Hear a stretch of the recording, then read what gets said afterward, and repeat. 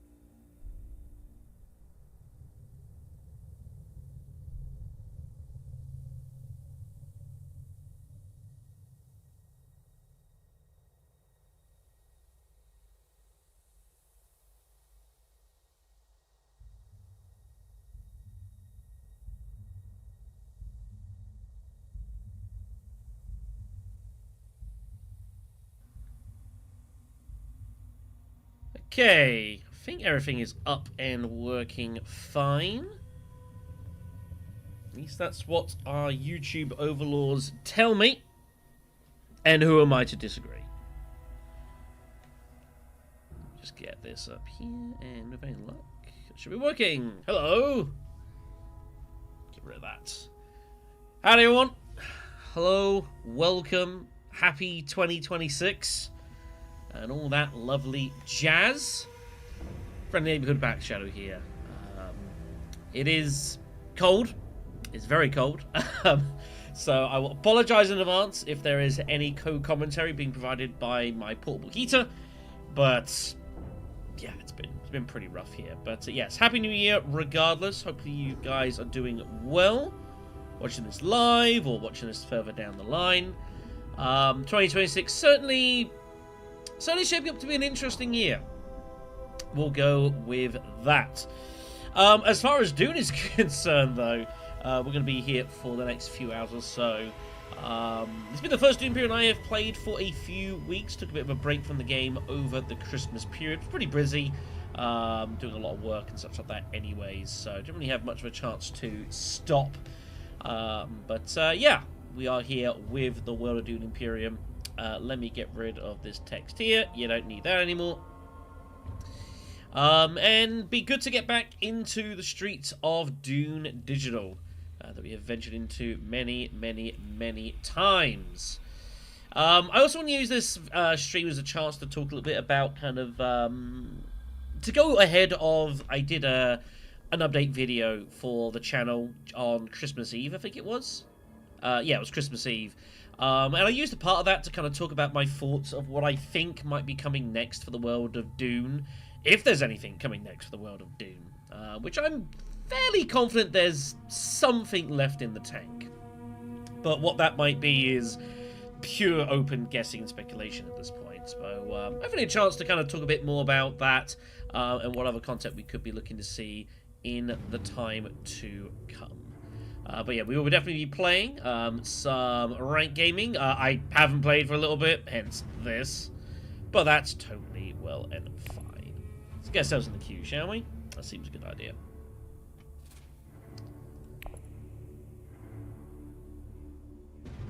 There we go. I have to see if I remember what the hell it is I'm doing in this video game. So yeah, the new year here for us, as myself and the channel. I've got a busy couple of weeks, and then I'm away actually from my place for a week or so, which I'll be using to kind of start putting stuff together for what I'm looking to do for the new year. I am still fairly confident at this point that we are going to see Uprising on Dune Digital in the not too distant future. I don't know that for any confirmation. I have not been told of anyone. That's just reasonably logical guesswork we'll go with. But I think it's reasonably likely that that is going to be at least on its way. So, assuming that is the case, there are plans to do a couple of streams dotted about, playing Dune Uprising of some form or another, which will be done via the Tabletop Simulator mod, because it's the only one that exists currently. But I'll worry about that. That'll be in a few weeks down the line. Yeah, all in all, I think Uprising being on digital will be a good thing. I have spoken about my tendencies towards wanting to play digital rather than TTS at this point in time. And I think Uprising being on this would definitely be a good place to start. It's been a while since I've just played base Uprising. It's a decent enough game mode. It has its pros, it has a couple of cons to it as well. It can be kind of swingy. That definitely is a thing, but most certainly if that does hit onto the world of digital, we'll be playing plenty of that. But for the time being, it's the XMO streets for us. What I'll also be looking to do in a couple of weeks or so is finally start putting together bits and pieces for if I am intending to run this one big XMO comp, to start trying to put some groundwork down for that. And I'm going to need some time in order to kind of get that all together. It's a pretty big job, all things being honest, and I need to look around and see if the resources are going to be available for putting that together. How you doing, Carol? Yeah, much appreciated, man. Best wishes for, frankly, everyone for 2026. Let's put it that way. Oh, holy goodness. So yeah, I don't know when the last time it was that I streamed playing Dune Digital, but it feels like it's been a few weeks, so I could be a little bit rusty at first here. That's never happened before, so I'll try and play to the best we can, but we'll see. I think the last digital I played, actually, was the Bludgeons tournament, actually, thinking about it. That might have been the last Dune Imperium I played, and that was base Dune, so XMO, yeah, I haven't played it for a hot minute. But we'll see how we go. I've played plenty of it at this point, so I should be able to get fairly back into things. But yeah, hopefully you guys, are taking care of yourselves. You've got decent plans for the new year. Mine are a bit up in the air at the moment. It's going to be a few weeks until I kind of know more about what my plans are going to be for this year. Which is fine.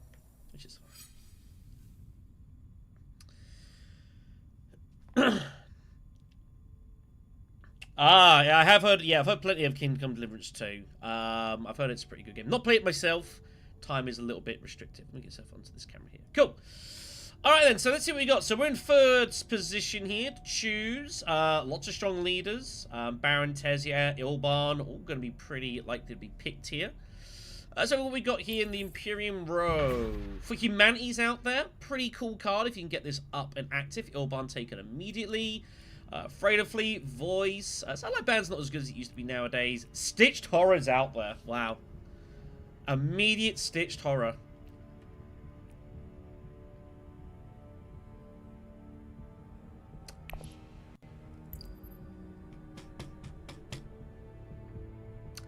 There's a line of thinking that says, still suits research station and use the ring to peel like full humanity or even full scale assault round 1.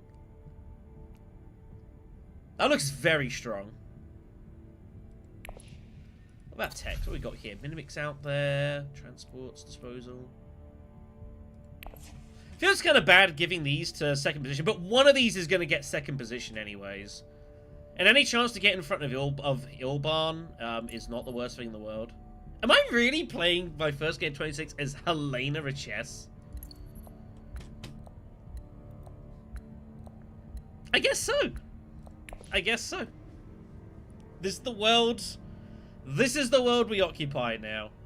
God help us all. But I think that's what I'm looking at here. Is some steel suits research station Stitcher obviously is a great card for Helena, it's a great card for everyone, but the city access we can infiltrate, and if we can get her ring, we can be very likely good chance of getting like For Humanity round 1, which is a great card, just giving you bumps where you need it. Baron in second, Una taken in first position is interesting. So Tessia goes unpicked here. It's the Spice Smuggling Skirmish to begin. That's not a bad hand.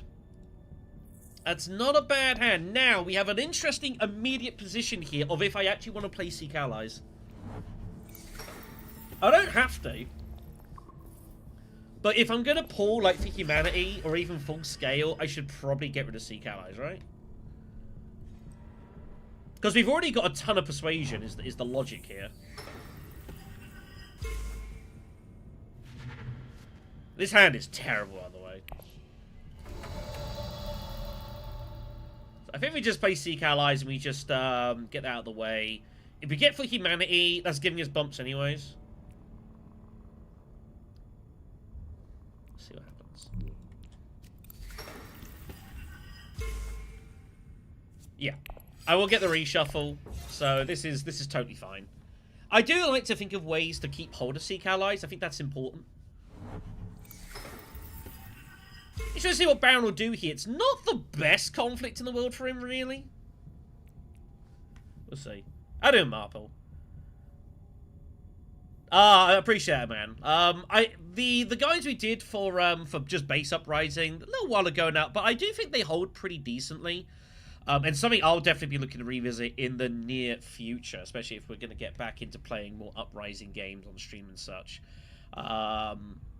They weren't the easiest things to put together, but I like to think there was some good stuff there, and also some interesting little scenes, especially with Margot and talking about the value of the Arrakis spy and how important that is for her game. And how important it is when, say, someone just blocks it for the hell of it. That caused a lot of damage to her, so no, I'm really glad to hear that, man. Much appreciated. Oh, woman. Not judging. It happens. So, Una Arrakins it. So, not much going on here, but she wants some spice. Hard to really commit heavily here. Bit awkward as well, because I've limped in here, and obviously I could go in. Baron could steal Hardy Warriors. So, she does put in 2, which is not a surprise. Just calls it Basin. Now, I would be totally cool with taking the bump here. Because we would likely get the smuggling bump. Because Baron's just going to go fold space instead of shipping. So this is a combat we definitely want to win here. So let's get to work. We pull Convincing, Experimentation. Oh my god, we can go round 1 full-scale assault here. Oh my god. That is hardcore, and I don't see how we don't do this. This is a disaster for the Baron, by the way. An absolute disaster, because now his his ability to like masterstroke with Hardy Warriors and win the fight is a bit awkward now. Ilban could still win the fight by going Carthag, assuming he has his other dagger, but there's no guarantee of that. Chome Delegate picks up here for Una, so she's got lots of unload potential. But she goes Satellite Man instead, which I don't hate. It's a good resource card. Baron with his couple of daggers is going to tie here, so he'll just take Choem and call it a day for infiltration to shipping. And here we go. Round 1 full-scale assault. I have never done this before in my life. This is a first. I have never done this. We do not get Stitched Horror, which is unfortunate, but I can live with that. We will hold on to the resources and the specimens. No reason to get in front of Stitched. Ilban's got his dagger, looks like, so he's going to win the fight. But the 2 spice is good. We can still use that to, like, selective breed, get rid of some daggers. Especially, we're going to have both daggers in this hand here. So we can trash that in round 3. So that's totally fine. Is he going to get... No way he's going to get round 1 for Humanity. Oh my god. Wow, that's insane. Right, let's see how we spin then. Oh, he did it just to tie me? What? I don't agree with that. I think that's crazy. He's put in 3 just to tie me here. I don't know if I don't know about that. Whatever, I guess. Okay, Carthagid is next. We do pull double experimentation. But we can pick up Minimic Film round 1 here. And that will be strong for us. So let's go ahead and do that. We will get to Basin, almost certainly. Let's go and pick up Minimic. Get that away from our opposition. So +1 for everything. Our hand is like, this is kind of a wild hand here. We need to make sure we don't draw off anything, but I gotta get rid of these daggers. We'll see how we go.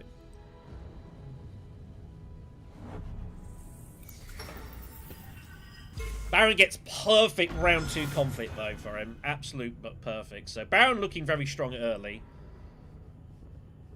Yuna will get her Swordmaster. I could have blocked it. I think Minimic's more important to us. Oh, tell me about it.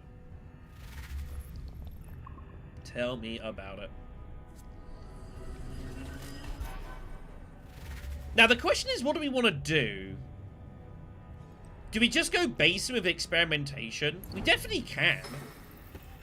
We've got the specimen coming. So I can definitely bump down here.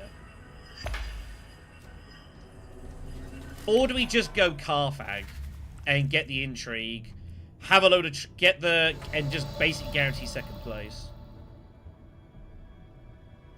I don't know what's better here. Yuna's got, I think she's got both daggers in hand. So I won't be able to beat her, but she'd have to put in all her troops.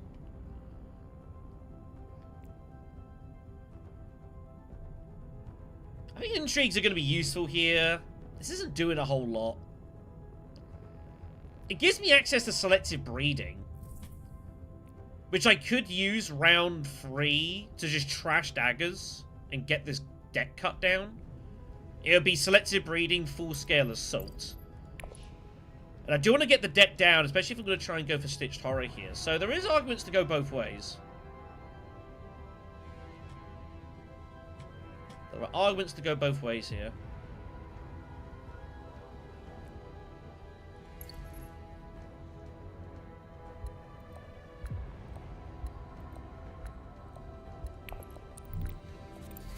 Go this way. I think that was a legitimate call. And we can now just harass people with this Dreadnought as well. This is just going to bring us passive income. So we don't really need, we're not as reliant on cities because we've got the immediate Dreadnought. So we can just passively put this in and cause people difficulties.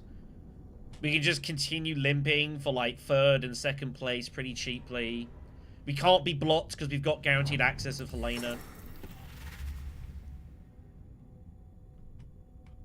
We do have atomics here if we want to blow the row.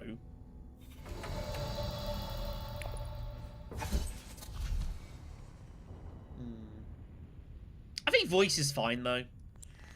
We'll take voice. Oh, Firm Grip's out there.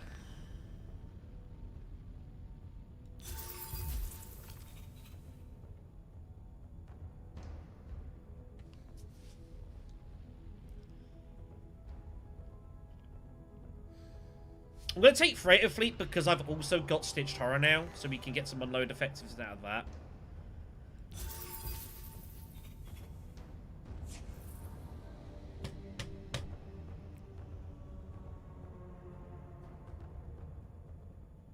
Am I happy to give that up to Ilbarn? It feels pretty bad.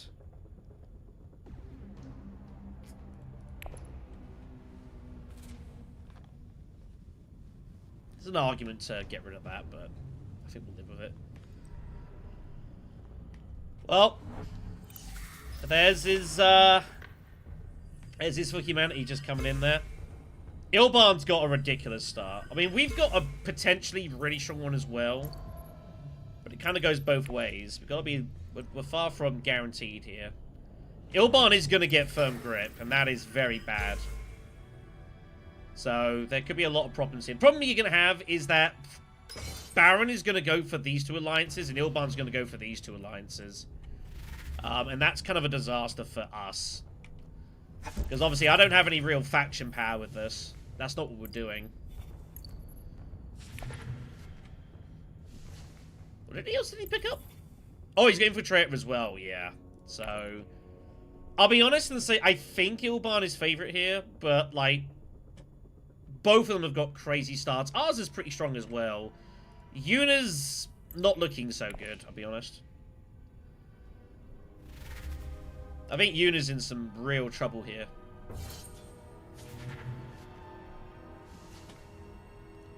Pinning off Infiltrator for Ilban as well is kind of disgusting. So I fear these alliances could be locked up very quickly in this one. But we find plans, which is great, although I don't see how we're really ever getting anything with it. So that's the plan, right? I have 9 persuasion, by the way, out of this. Holy God. That is crazy.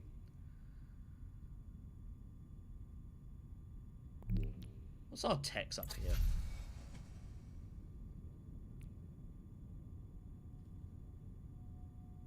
Is disposal facility better than selective right now?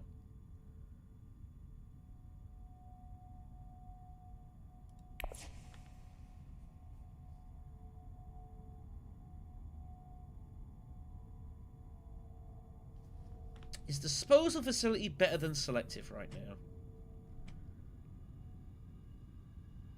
I think I have to try and find Stitch Torah immediately.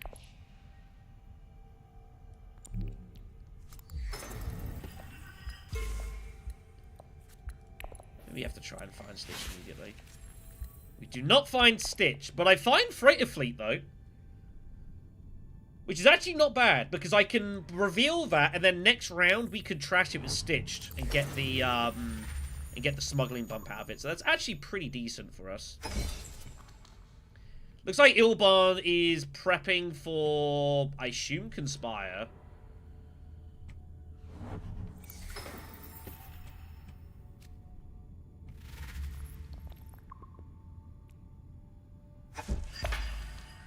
He might also highline. That's also totally possible.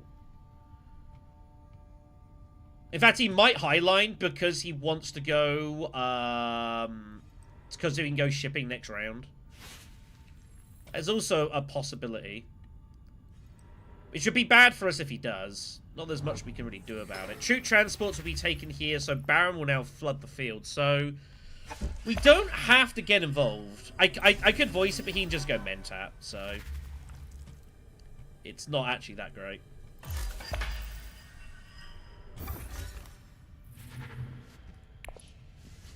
I can't go Arakeen.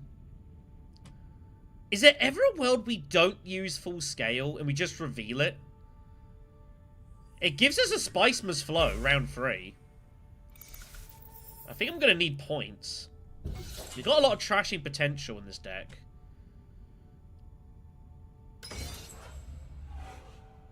And I'm going to get caught in with, like, this, and this is possibly coming as well.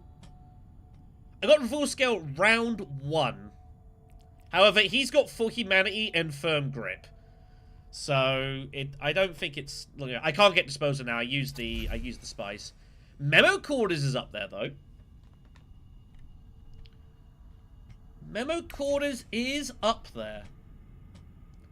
I've got to get troops in, though, right? Not using full scale seems kind of crazy. I've got plans, but, like, actually getting anything out of plans is really difficult this game. It's really difficult this game. Basically, I've got to work out, is Ilban going Conspire or Highliner? That's what I've got to work out. I think going Carthag can't be a bad move.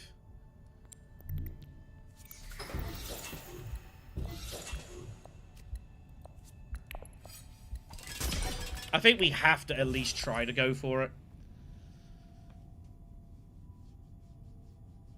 We'll see what Ilban does. Ilban already has once, like, put in troops just to tie us in round 1. So I think it's very possible he goes Highliner here, especially with the water here as well, but we'll see. Grand Conspiracy comes off is not bad. I mean, that's actually pretty attainable to get a point out of that.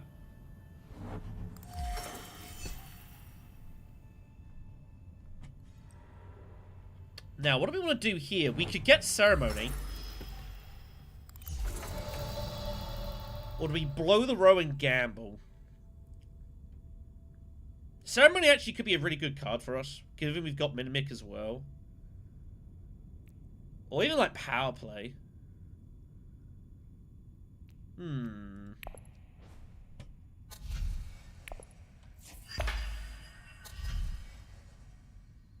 What would I be looking for if I gambled? Like, basically a massive card. Like, this is pretty good.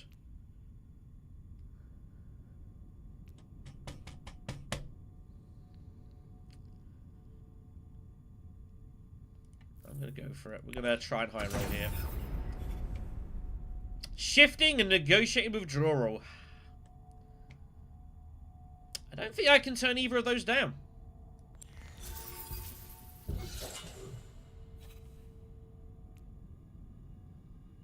I guess that also works. We'll take it. Alright. That will help with plans. That will definitely help a lot. We do need to get this deck down. He does conspire in the end. Ilban goes for the conspire move. Okay. Fair enough. Now, it is worth noting, if I just use Stitched on its own to trash Freighter Fleet, I will not get the... What I might actually have to do is possibly play Experimentation and Stitch to Smuggling. And the idea being is that I get a bump, I get the third coin, I cash of 8, and I also get this as well. Whether I'll be allowed to get there or not is another question, but we'll see. Now, if we win the fight, what do we trash, actually? I guess we trash Freighter Fleet now. And then I could just trash the dagger out my hand. We'll see. It's a weird game, this. It's a very weird game. But yeah, we took Helena for position round 1 to get Stitched Horror and to get, like, Evil for Humanity or a round 1 full-scale assault. Which, again, I've never got this round 1. This is... I've never had this. To have a Dreadnought this early in the game is... I'm not sure I've ever seen anyone get a round 1 full-scale assault. I think this is a first. I don't think I've ever seen this. But we got it.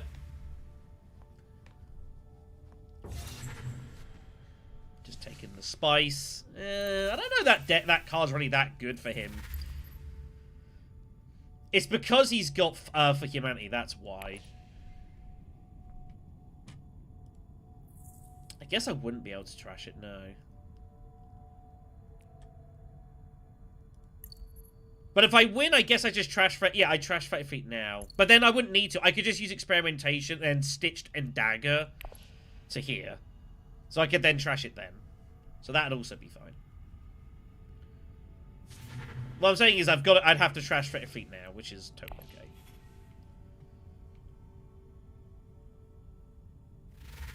But we'll see what happens. Oh my god, show him directorships out there now. Would you look at that? Jeepers. Does Baron have swords? He does not have swords. Okay, that's an important point for us here. That's a very important point.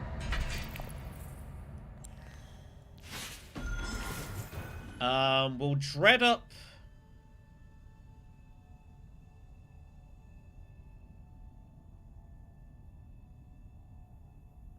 Ah, here's an interesting point. So, we could do this and actually hit a city for our coin and just take the money now. That would take pressure off of smuggling. Problem is, I don't know that I'm getting to smuggling here. Am I okay with just taking Mentat, though? I guess that's fine. I guess Mentat's fine. I got Minimic. I never got Memo Quarters. Memo Quarters is still there, I think. No one's taken it yet.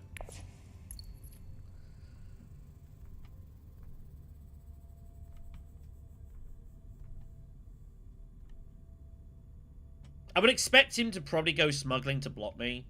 But if he does, like, I'm happy to just to grab Mentat here. Second Conspire. I mean, I guess that also makes sense. He'll just be able to do whatever he wants here. His garrison is getting huge.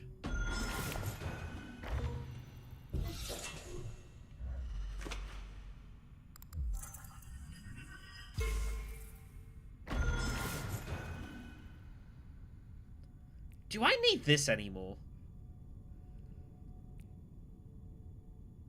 I'm actually thinking of a world we trash Signet Ring instead.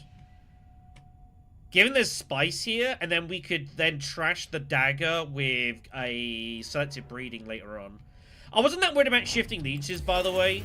Just because there's so much factions to go. I don't think we're ever getting any alliances this game. So, I'm not really worried. I mean, we have 2 faction bumps in this game. We'll see what happens. Yeah, I'm just thinking aloud, like, in future moves. I'm expecting not to get here.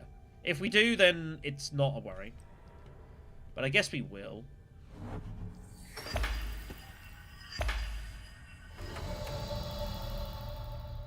Do we bump Fremen for siege access, I guess? That seems logical. Seems logical. So we won't use Stitched right now. There's no need to. Carol! Carol, you are far, far too kind. Well, I hugely appreciate that. I think we trash Signet Ring. We don't need to go bumps. We've got Stitched. I think we trash Signet Ring. I don't think it's... Charm is out there. I guess Chom is out there specifically, so there is some potential still value, I guess. Let's get the intrigue. There's still spice to fight for, too. You can go both ways, isn't it? But we got strategic push, which is okay.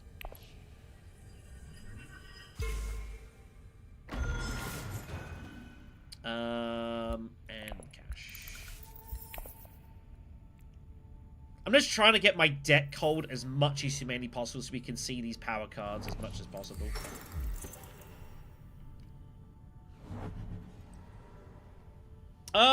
Is stream lagging? I have not dropped any frames, so if it's lagging on YouTube's end, not mine.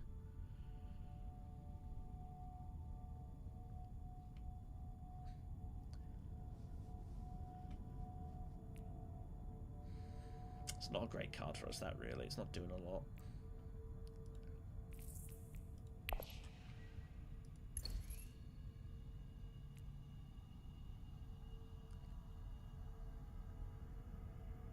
I mean, I'd rather play that, I guess. Is there a world we bump up for the specimen to get hold of Face Dancer? It seems to be kind of defeating its own point, though. I might as well just go here. There goes Memon Quarters, finally. So Baron looking very strong.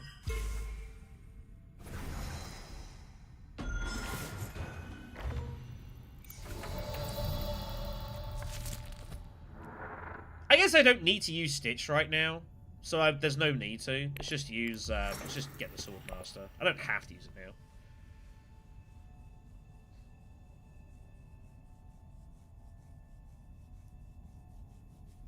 I guess given we've got these, like, logically, I am meant to go just here and go down for that, and then trash, and then grab that.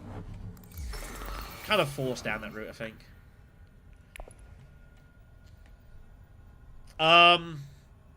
I'd say it's pretty unlikely. But with your Signet Ring, you never know.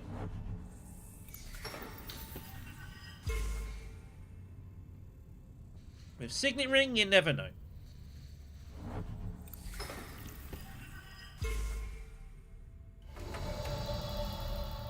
I guess you just do experimentation then. Seems better for us.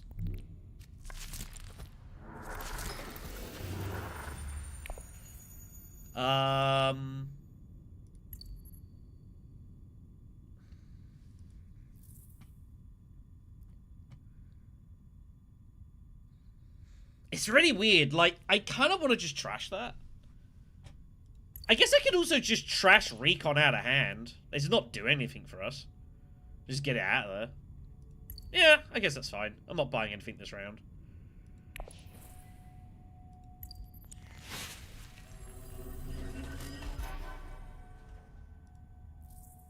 Oh, of course, I played the dagger, didn't I? You are right. That's why I did it this way, yeah. That's me being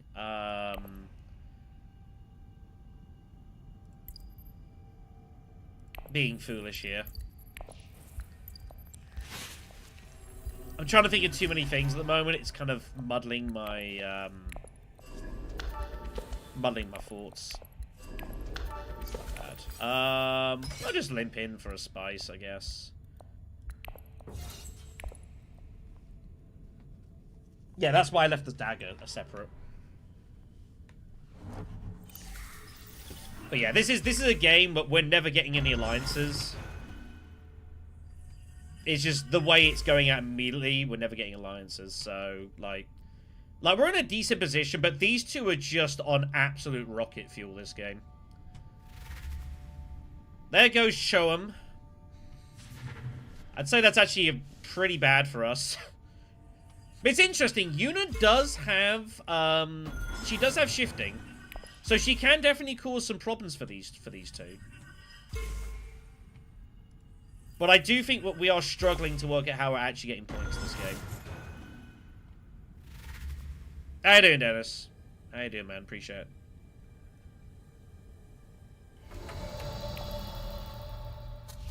I wouldn't go that far. Given that's the case, I think now we do actually top deck Initiate. We need to get some faction going for friendships and whatever else, so I think we will actually take this.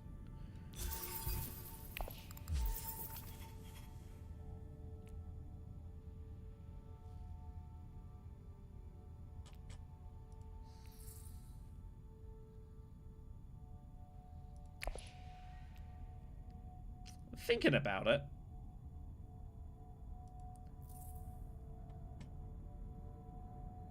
Thinking about it. I think we need some help this game. It might be worth taking a gamble. There's only one reveal behind us. He's got atomics anyways. And I have no bumps there. I'm going to go for it. Give him planned. Oh well.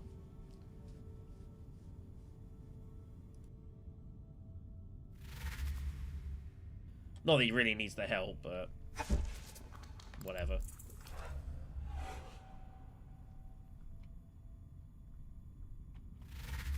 I think you just misclicked that. So the deck's not bad. I mean, we've got stuff going on.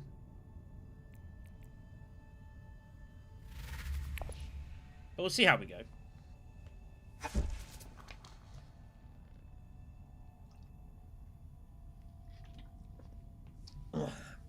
Guess I'm just giving you the win here. He does atomic anyways. Oh my god, give him replacement eyes. Ah. Or even Esmar. Yeah, he'd take replacement eyes. He needs the help, that's for sure.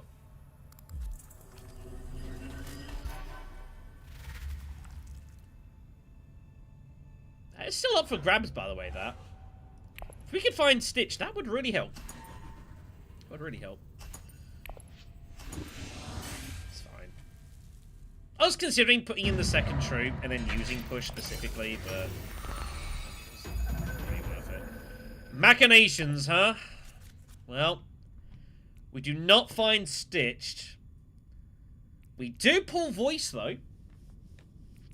So there's definitely some wealth mentat plays here we can look to get involved with. Ah, but the annoying thing is court intrigues there.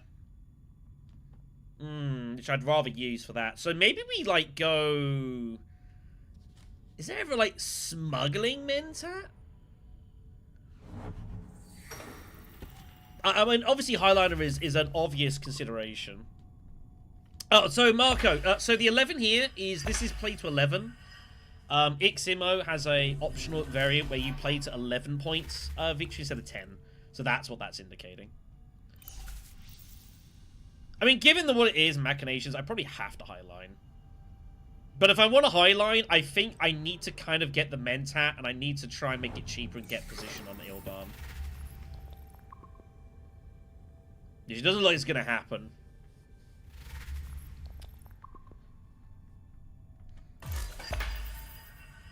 So now it's a question, yeah, do we just rip Highliner in?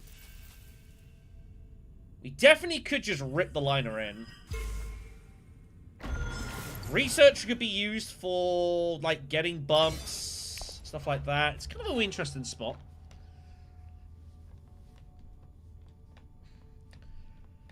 I don't really like highlighting immediately. But I don't really see what else there is to do.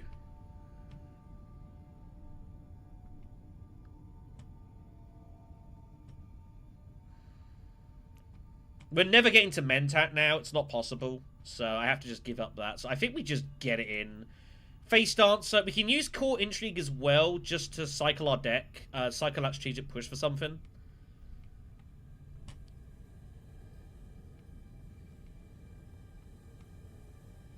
And then just like signaturing Research Station and maybe like pull something.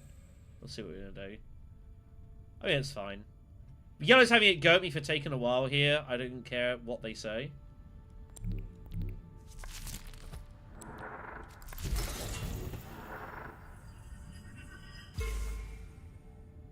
Let's get this cycled. Secret Forces is found. Is not good for us, unfortunately.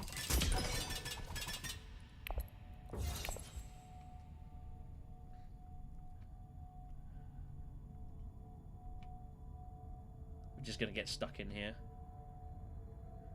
I don't think those two swords are normally gonna be that important in this game.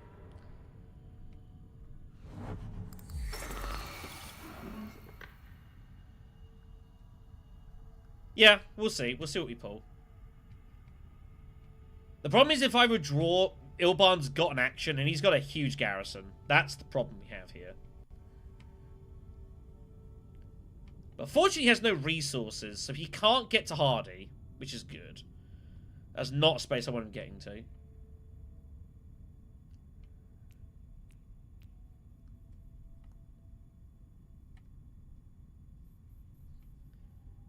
And if we do use Signet Ring, I'd probably just pull Esmar. Esmar would be a great candidate just to trash with Stitched Horror. Just to get those resources back. It is. It is. I mean, I'm not saying I wouldn't use it. Interesting Conspire from Yuna. Now, that's an interesting move. There could be some shifting plays going on here. We should be concerned about this.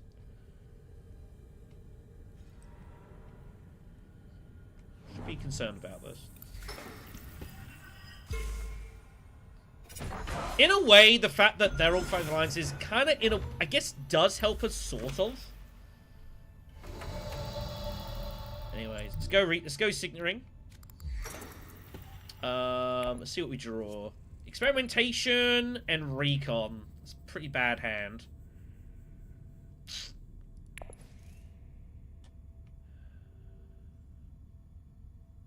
We have to go bump, right? We have to go bump.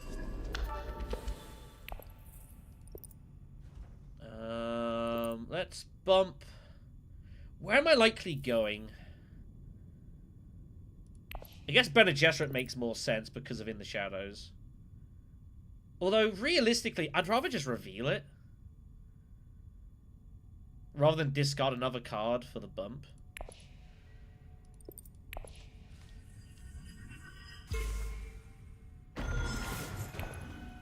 Set that aside. Put that in.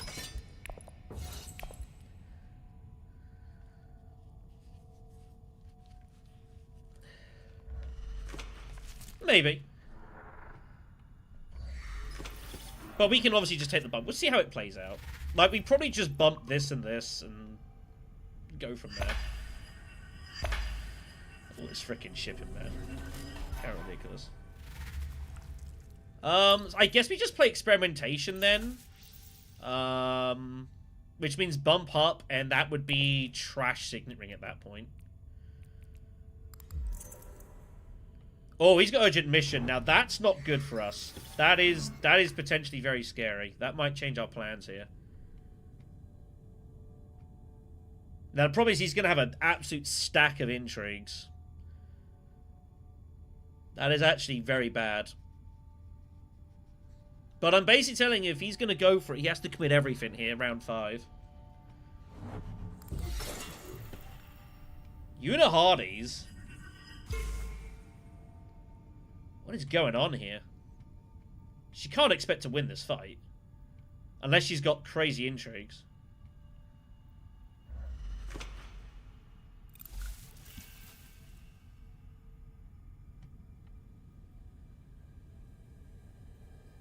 No, she just garrison and just discards to get the water back. This is the third... They've all hit Insular shipping this round. It's so ridiculous. Oh my god. So, we have decisions. I go recon. I obviously risk getting secret stolen. Which I imagine is actually fairly decently likely. Because I can't offload any of this. Well, what else am I doing here? There's no point voicing and blocking that. It's pointless. It does nothing. We could just go basin for another ship for another bump here.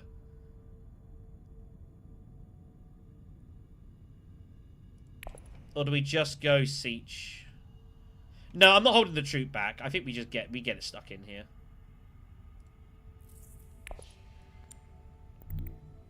I can get water from Stitched Horror. But no, I'm putting... I can get the troop from Stitched Horror as well. We have to cement this. I've committed way too much to this to... Yeah, here comes secrets. I've committed way too much to be playing around with that troop. I'm just putting it in. If I want the troop, like, I can use Stitch to generate it. I can just go bump troop, get that from Negotiator draw if that's what I need to do. Full Scale Assault also produces 1,000,000 troops. So, like, we don't have to worry about the troop for Negotiated. We can produce that.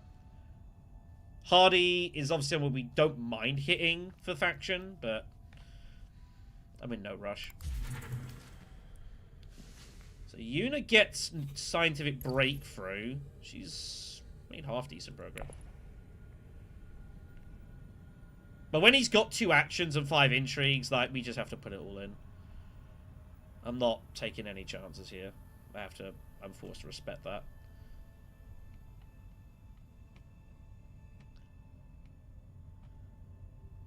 This is why I was really wanting to find a way to Mentap, but it just didn't exist for us, really.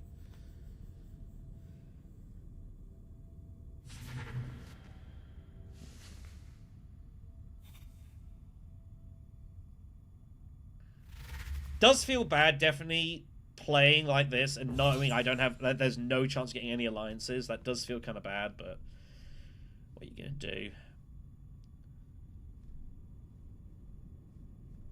What are you going to do? Let's grab Esmar. And that'll do.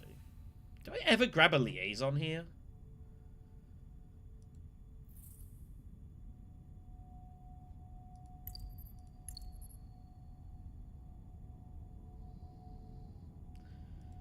I shouldn't think grabbing a liaison is that bad an option.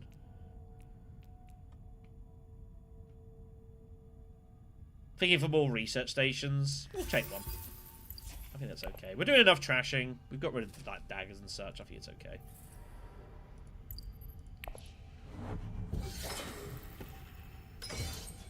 Yeah, here it comes. This is why I just chucked everything in. He might have stage as well, it's possible.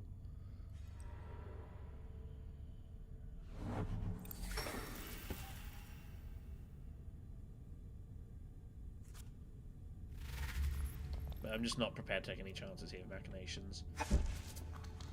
Like, if he wins it, like, he probably, like, I mean, it's not a huge deal for him, but we have to win this.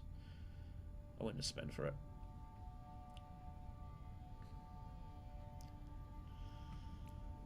This is a pain in the ass, though. Like, my hand is stuck. He does have staged. Okay. Cool.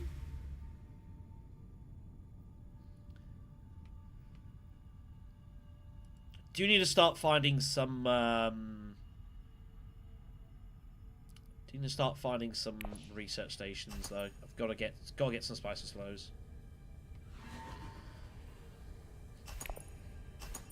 It's a big commitment, but wow, he did that just for the money for Mentat. Okay. Sure. Sure.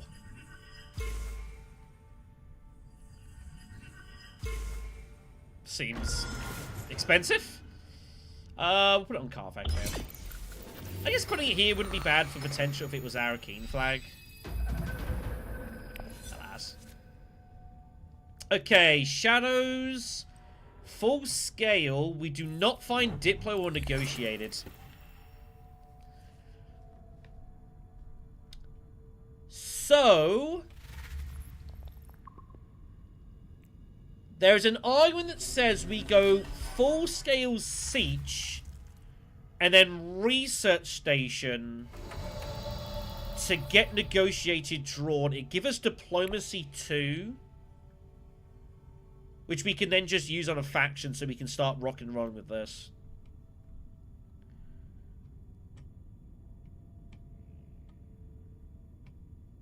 I don't care about this. This is... I don't know.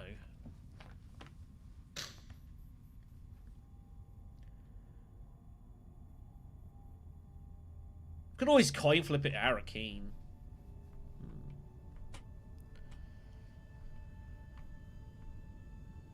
There's also just a load of spice there.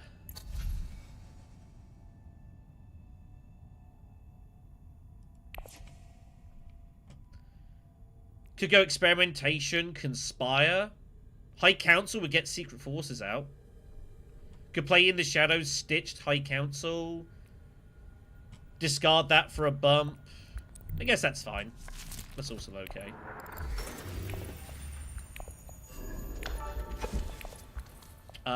We'll trash Esmar now. That his work. That's what I got him for. I guess this is totally okay. I think we have to plan this game going 8 rounds anyways. If it ends in 7 rounds, we haven't won the game. And High Council and Minimic was obviously going to be great. We need Spiceman's Flows. 100%. This gets us to play, just play everything. The money's not bad. The intrigue can still be useful.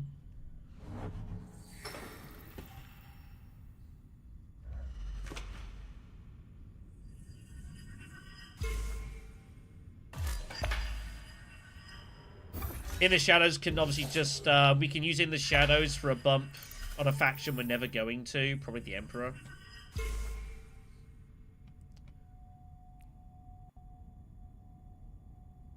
Ah, here's an interesting play.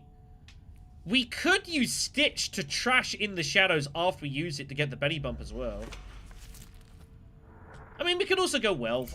If Wealth's there, we'll probably keep Wealth there. Obviously, because we have got Highliner. I guess that's also reasonable. But I do want to get High Council this round. That's the only thing.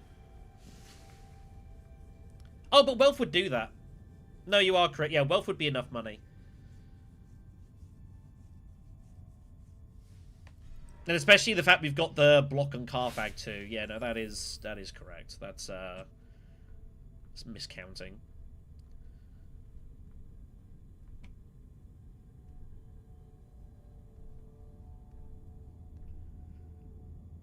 Yeah, full scale, In the Shadows, discard Convincing for, like, the Emperor bump.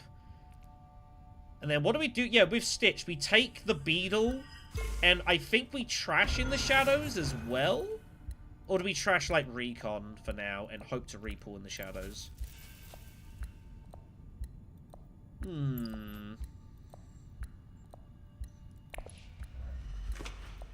Highline has been blocked. She's concerned. Obviously, there's a worry of people that I might go there. She might be looking to go there herself.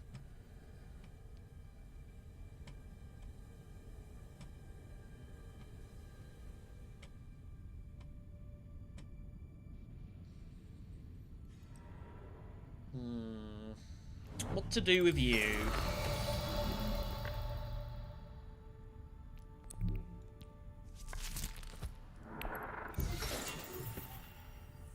What to do with you?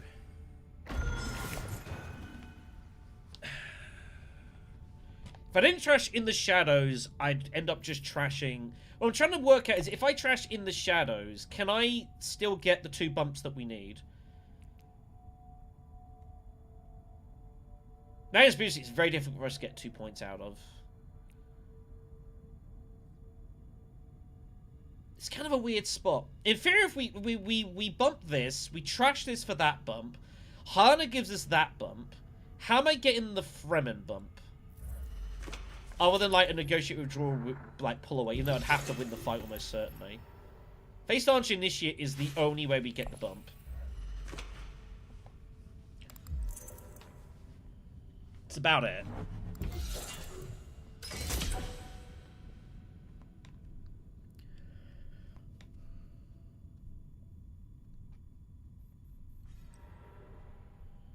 But also, given the fact I've got secret forces, like, I can lob that in, which makes Negotiate Draw, like, potentially playable. I'm only effectively losing 1 troop for the bump. And that would also give us the Fremen as well. Yeah, I think it's time to trash it. Basically, what I'm just trying to identify is, can I get enough bumps without in the shadows? And I think the answer is yes. It's the only other card in our deck that doesn't reveal for Persuasion, which is always important. Once you get to a point that every card in your deck is at least 1 Persuasion, that makes, like, Spice of calculations much easier. So I think it's the... She is going to put it in. Court Intrigue is also an option. Now that we've got the bumps. But Court Intrigue does pair kind of nicely with Face Dancer. It's a nice little cycling card. It's okay. Given what our hand was, I think it's time for the cycle. And this we will get use out of. It's okay.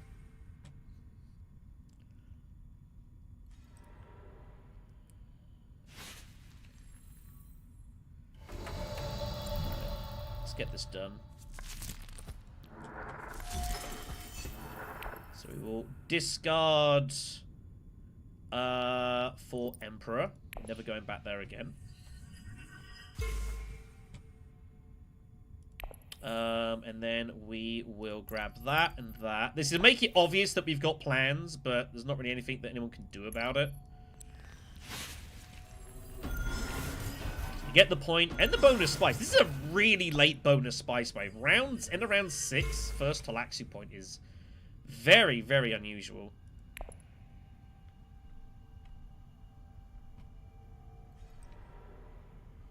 Very unusual. But again, yeah, all this faction warfare is something that we don't have to worry about.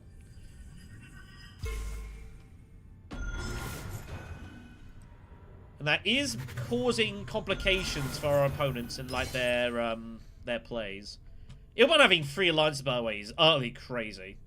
Also, bear in mind with Full Humanity, he can reveal it to take a double bump anywhere down for a point. I don't know if he's ever really using that, though. But Ilban is definitely fair to win this game here, no question. Okay, so with this, is there ever a world I get to this? It's on. With that reveals specimens and frickin' Stitch Horror does get us to that end point, but it's very unlikely.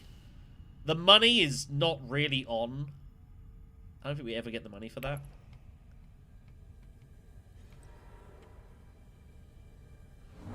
Now, the other good thing as well is, oh my god, look at this deck.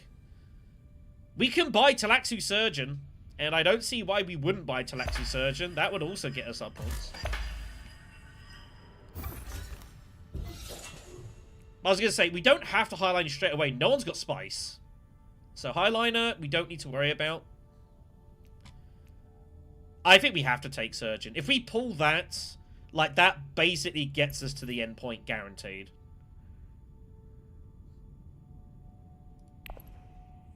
And I don't see how we don't do that.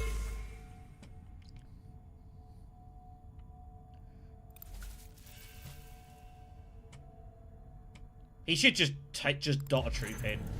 Spy Satellite's taken by Baron. He's taking... I mean, it is worth a point. Sai's just a limp in for the troop, for the coins. Nobody's got use for that.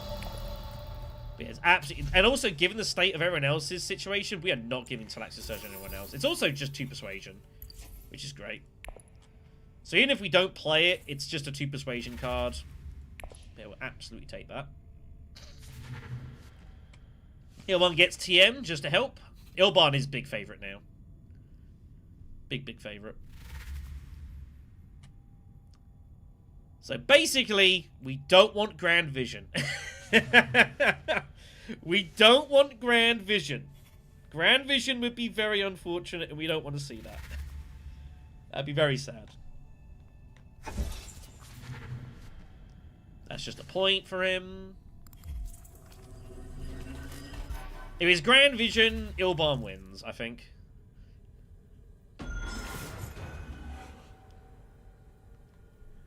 I think Grand Vision puts pressure here, though. Here comes second wave. I don't think Yuna can defend this. I don't think she's got anything. Oh, she's in ambush! She's got swords! Oh, war chest. Oh, that's sad. That would have been a huge victory for us if Green was our proxy, basically, there. But Green was not successful. That is very unfortunate. That would have been really useful for us. What are you going to do? Basin it is! Bonus troop for yellow. Oh, that's a big deal. Yuna's got 21 money, by the way. That is crazy. And that's our hand. So, what do we want to do? I can't really justify going here. We could definitely highlight immediately just a research station and draw cards. Is there anything else worth doing here? I think that's the logical route, is just highlight a research and just get to work. Yeah, I think we just do it. We need to draw better cards than this. Everyone's got tons of water, by the way.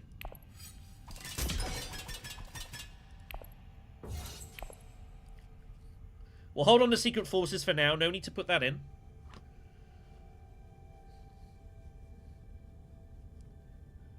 This is probably enough to win the fight, actually. But...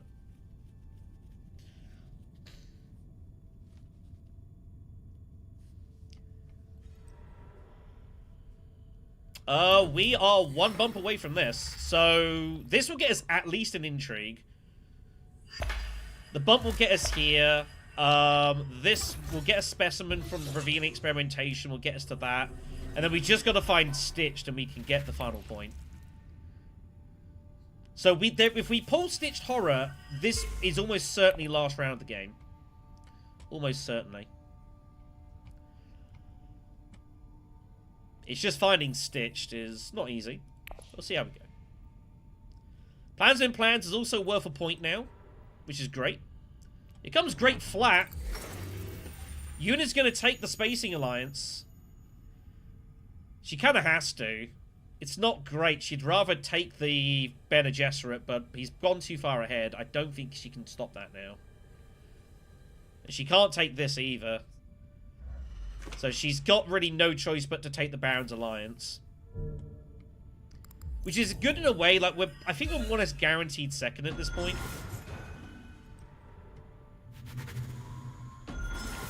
More or less guaranteed second.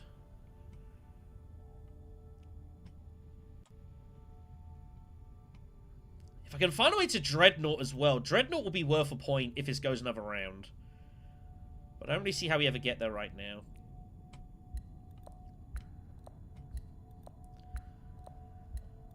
I guess pulling Appropriate's fine, just to get the shipping bump out of the way. Don't want anyone messing around with that. Negotiating will give us this as well. So we will be on 9. If we can win the battle, that's 11. Spice's Flow would be 12. Is 12 points enough to win the game? I don't know. How has no one gone Mentat here? I guess everyone's hand was kind of forced. You didn't need the spice. He wants the research station when he still can. Yeah, I guess so. I guess so. People might forget I've got negotiated, by the way. This has not been seen since I bought it. Really? I think it got revealed once, that was it. So people might actually forget that I've got negotiated withdrawal. I feel like I would have forgot I got negotiated withdrawal.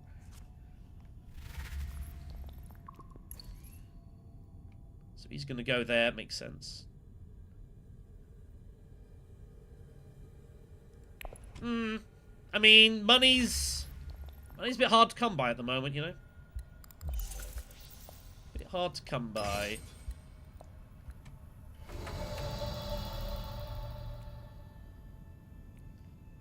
It's not great. But we might be able to cycle it. You never know. Let's play Secret Forces.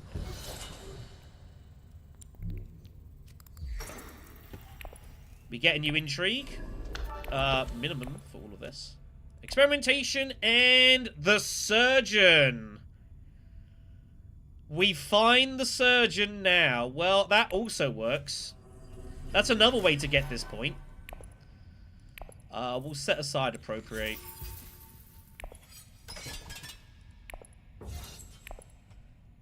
We have our 2 cubes, so that is that's the Talaxu point done. I know, it's like we almost need an 8th round, but if the game goes 8 rounds, we probably don't win. It's kind of the weirdness of it. What did he use to do that?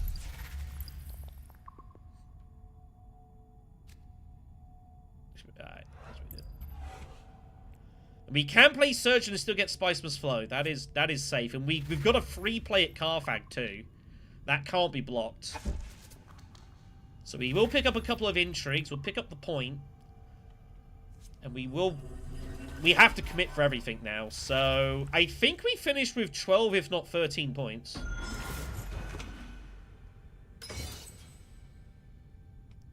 I think we finished with 12, if not 13 points. It's the last round for sure because he's got enough for Spice Must Flow. That's never in doubt here.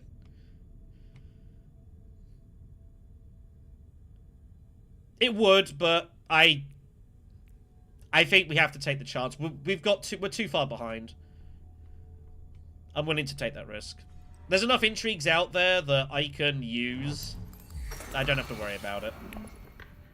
If it happens, it happens. I could go Wealth, but Wealth's doing nothing for me, really. I'm not worried about Baron going Wealth. The money's not helping me anymore. I mean, that would be funny. That would be funny. It's also... Oh, no, it's already been played. Ilban already played it. So I can't. Ilvan already played it earlier. Advanced Weaponry. It's already been played. That's why that Dreadnought's here.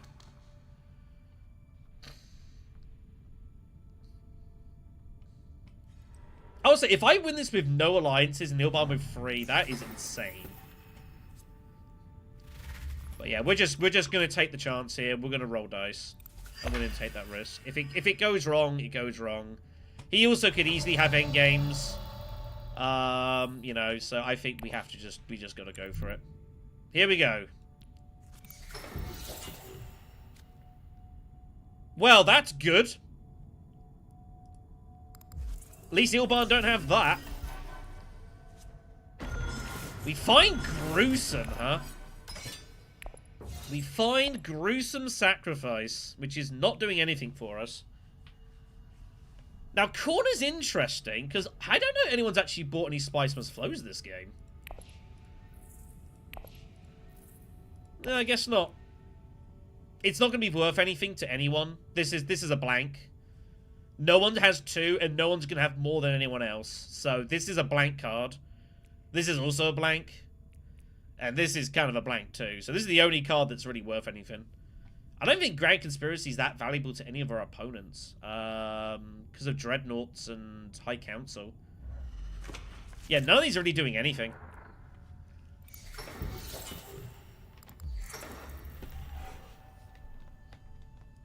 So, yeah, not much going on there, sadly. Like, even, like, Grand Conspiracy is worth nothing to Ilban. Corner Market's worth nothing to Ilban. Gruesome's worth nothing to Ilban. Yeah, these are bum cards for everyone, really. So, Spiceless Flow is 9. Win the Combat is 11. And then Plans Within Plans are 13.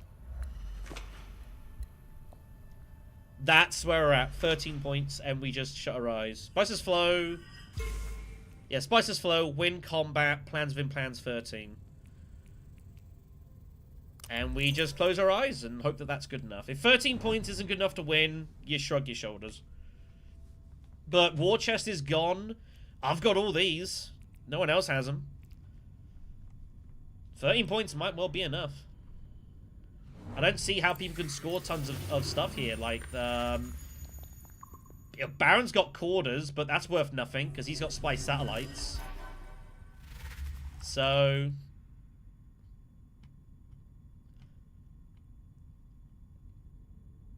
Yet. I don't think anyone's going Secrets. It's just like a nothing move. Baron might have Bribery. No. There's only point to do that is you've got, like, Bribery or something. I don't really see what else you're doing.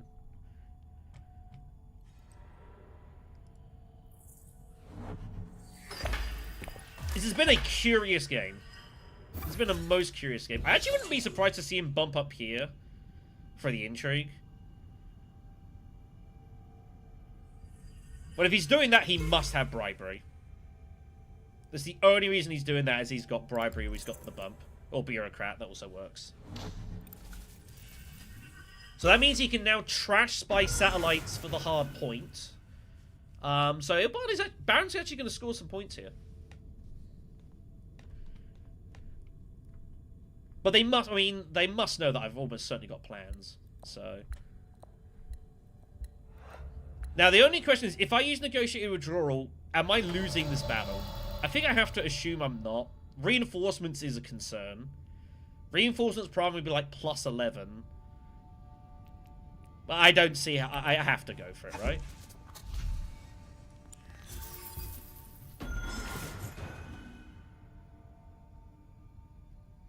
Like, I have to go for it, don't I? I have to go for it.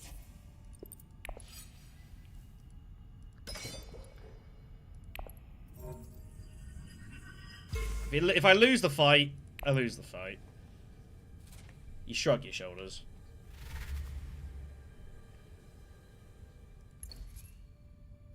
So Ilban's gonna dig for 9. He will get some intrigues. Because I assume he's going down here probably for that as well. Well, wow, he just top deck Firm Grip, so that's a point. He's continuing digging for intrigues here, so... But second wave is gone.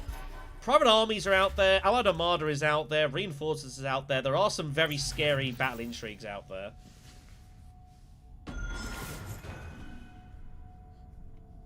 So, we just gotta hope he don't have them. If he does... Shrug. The way it goes down. I can't feel bad. I think we've played a pretty good game. It's been interesting. Round 1 of Fate Full Scale has really, like, warped a lot of things. There's the first. That means he doesn't have reinforcements, but now Allied Armada forces a tie. I don't Diz. I appreciate it, man. Yeah, I appreciate that. So Allied Armada is basically the one thing we don't want to see now. If he's got it, then we lose. We lose on Spice Tiebreak. We've only got 2 points.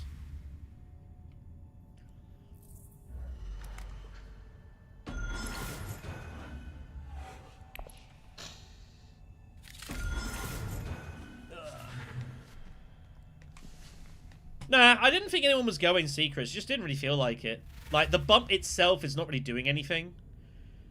Ilbon, Baron maybe for... Because you get double intrigues. Like, that would be okay. But this was a sad pull. This is a really sad pull. So, we're a bit unlucky there. So that's it. Basically, it's... Has he got Allied Armada? That's the only card we lose to, basically. Ambushes are gone. War Chest is gone. We haven't seen any private armies, but he'd need both private armies.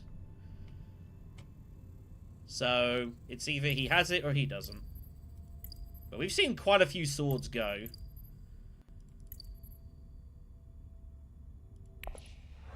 So, out of our hands.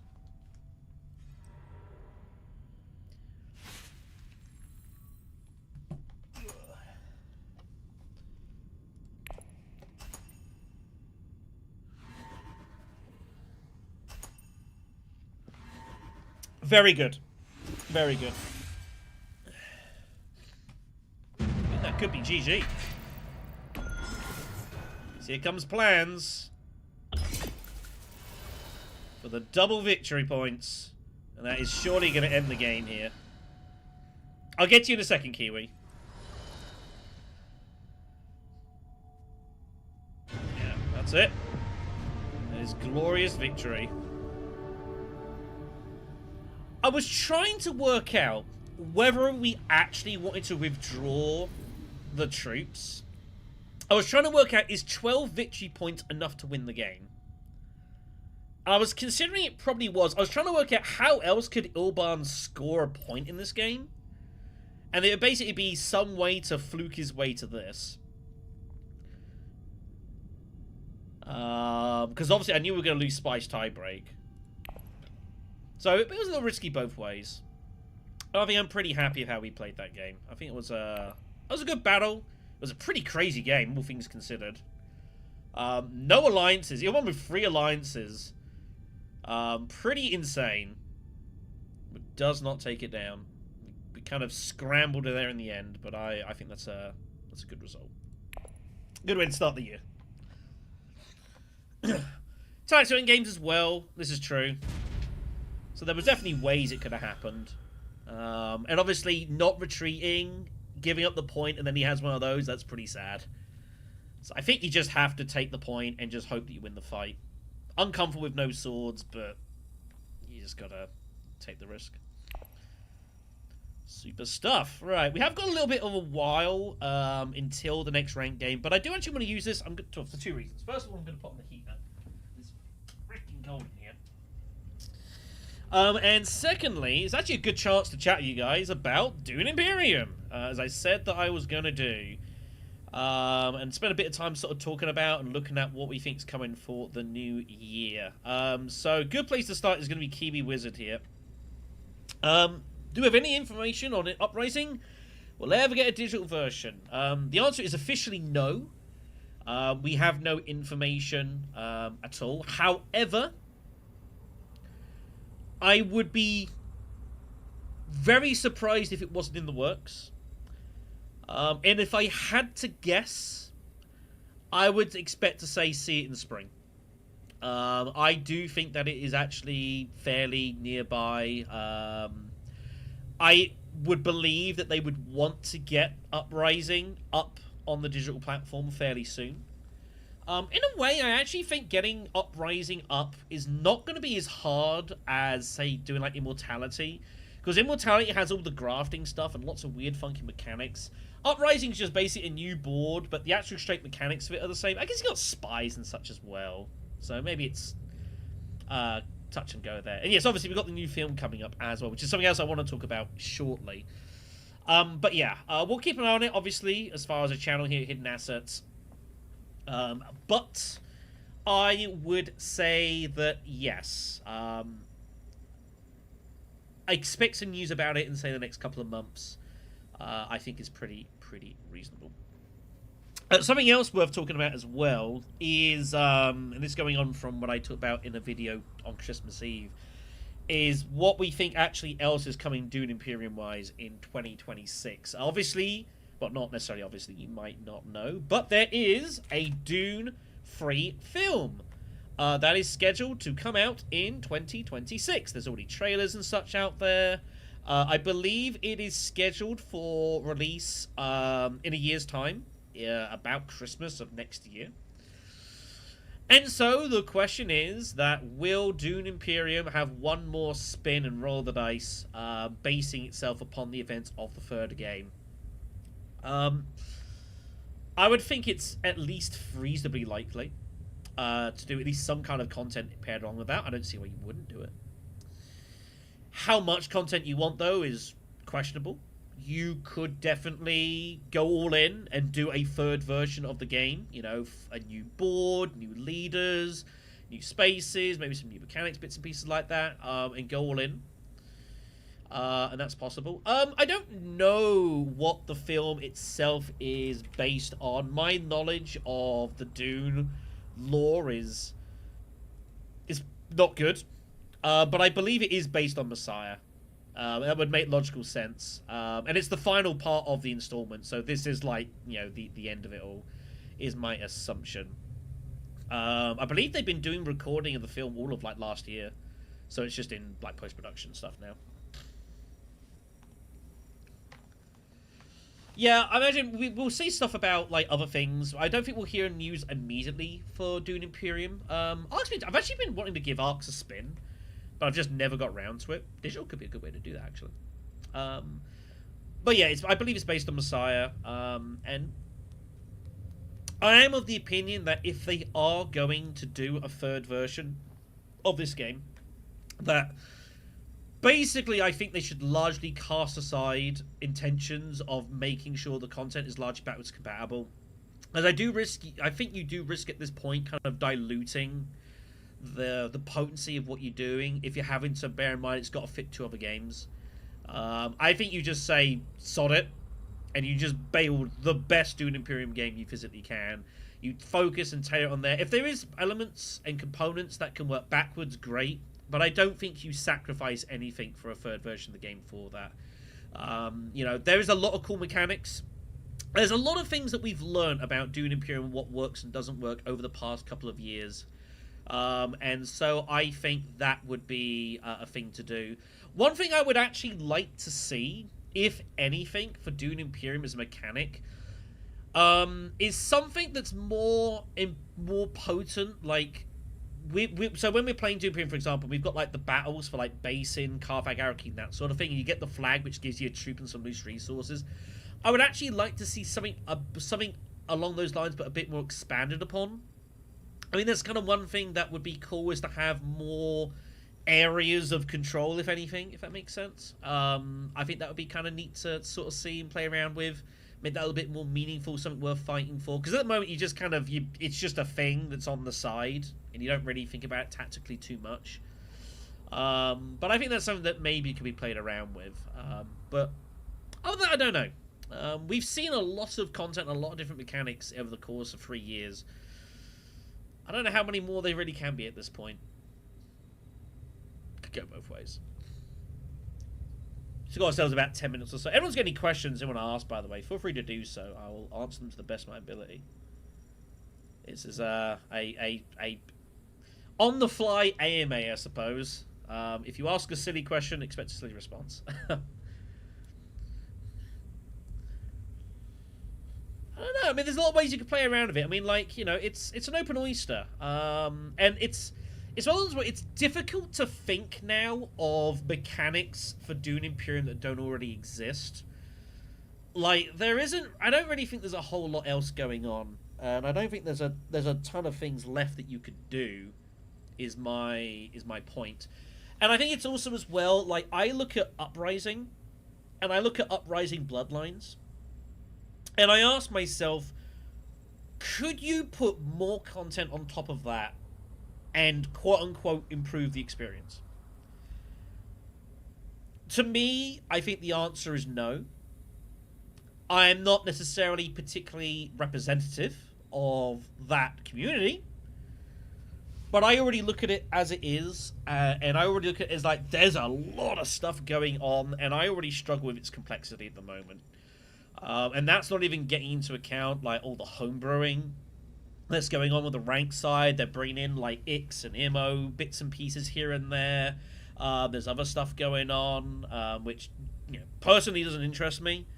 But that's fine. Board gaming, you can do whatever you want with it. If you want to play around, add stuff and remove stuff, that's fine. But I've never been one that's particularly interested in homebrew. It's never been particularly exciting for me. I'm much more of a rules as written person. There can be occasions where you might add a bit of piece here and there, but generally speaking, like I'm not ready for like cross-pollinating a lot of stuff. It just doesn't interest me. But maybe there's also the argument, and this is just me being a bit honest with myself as much as anything else, that how am I to word this?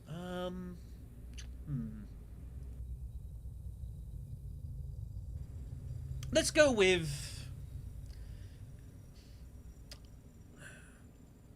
I don't know exactly what I'm doing with Dune in 2026. With 23, 24, and even going into 25, like, obviously we had new content coming out, new version of the game, I was playing it a lot and kind of wrong with there.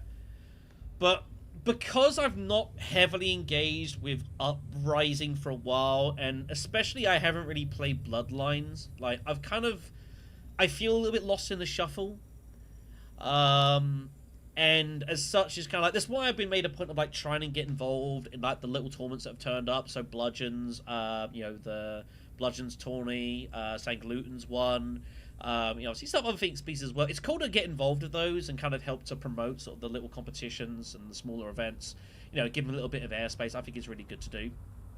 But I don't really know at the moment what I'm really doing with Dune in regards to like myself. Like, maybe for me, I need one more version of the game and like a really focused version for me to apply myself to.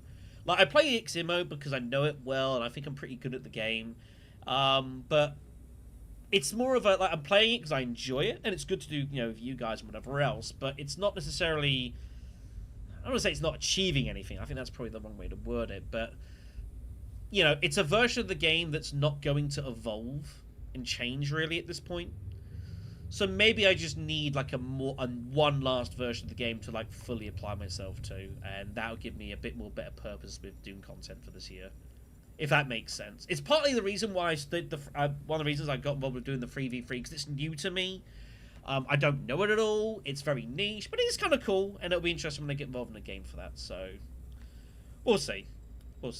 There we are. Sorry, more questions here. Apologies. Have I played the original? Carol's played. I'll quickly note, I have once played half a game of the original Dune. That was at one of the North Carolina events with CJ. CJ really enjoys playing Gale Force Dune. He tries to get games that played whenever he can.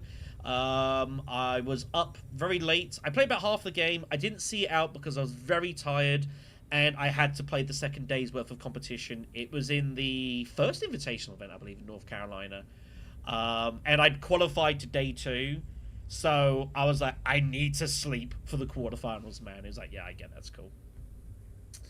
I mean, 3v3 it's its own version of the game. I've not played it yet. I think it's not something I would normally go out and play. I'm not really a big team board game player.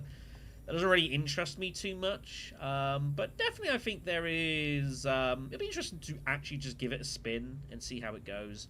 And it's been cool to do the content as well, just because there is no 3v3 content out there. It doesn't exist. So being able to kind of give it its space to present itself and show off its best version, I think it's just a nice thing to be able to do. Looking at any other digital board games coming out, I don't really know is the problem. It's not really a field that I'm particularly knowledgeable on. I will say that I am kind of... I do want to, like, get my teeth into something. And that's something I do want to do. I definitely have that in me to, like, find something this year to, like, really have a good go at and try and get good at. But what that is, I don't know. I don't really know what's out there too much. I don't know what's kind of looking to be out there. It's also tricky as well, because Hidden Assets is a very heavy Dune content stuff, and whenever we do stuff that isn't Dune, it doesn't get seen a whole lot, so it's a little tricky in that respect. I have played Twilight. I've played about 6-7 games of Twilight Imperium. I will say that was enough for me. I enjoyed it as a concept, and I feel a better person, like, for having played Twilight Imperium a few times. But ultimately, I don't have 7 hours to devote to a game of Twilight Imperium. I personally prefer to play it and get it done within a session, not spread it out within others where I can help it.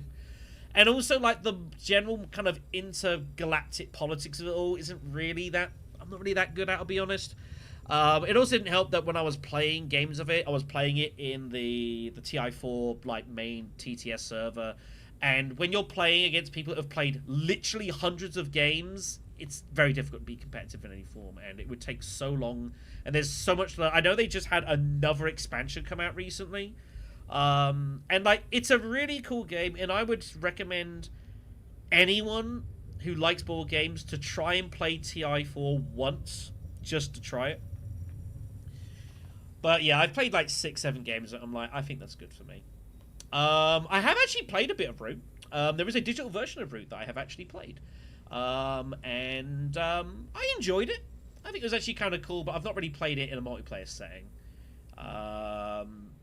It's a curious game, but it's not bad.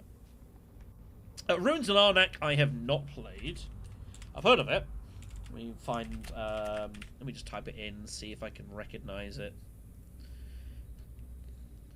Ruins of Arnak. Give me some images, please.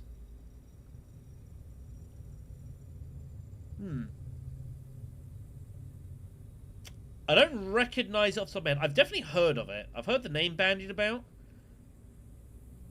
I feel like I must have seen a video of this somewhere. Maybe like on Sit Down and Shut Up or something like that. I would have seen the video on it somewhere. But yeah, that's just kind of what I do want, like, to... Let me just get in the queue here. You know, like a competitive game to have a proper go at that isn't Dune. Would be interesting to do. It's just finding the right one is something I've got to work on.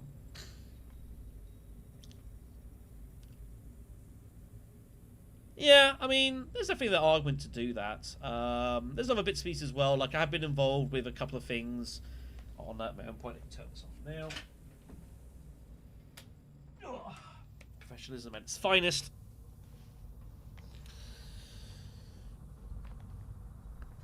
But yeah, it's just one of those that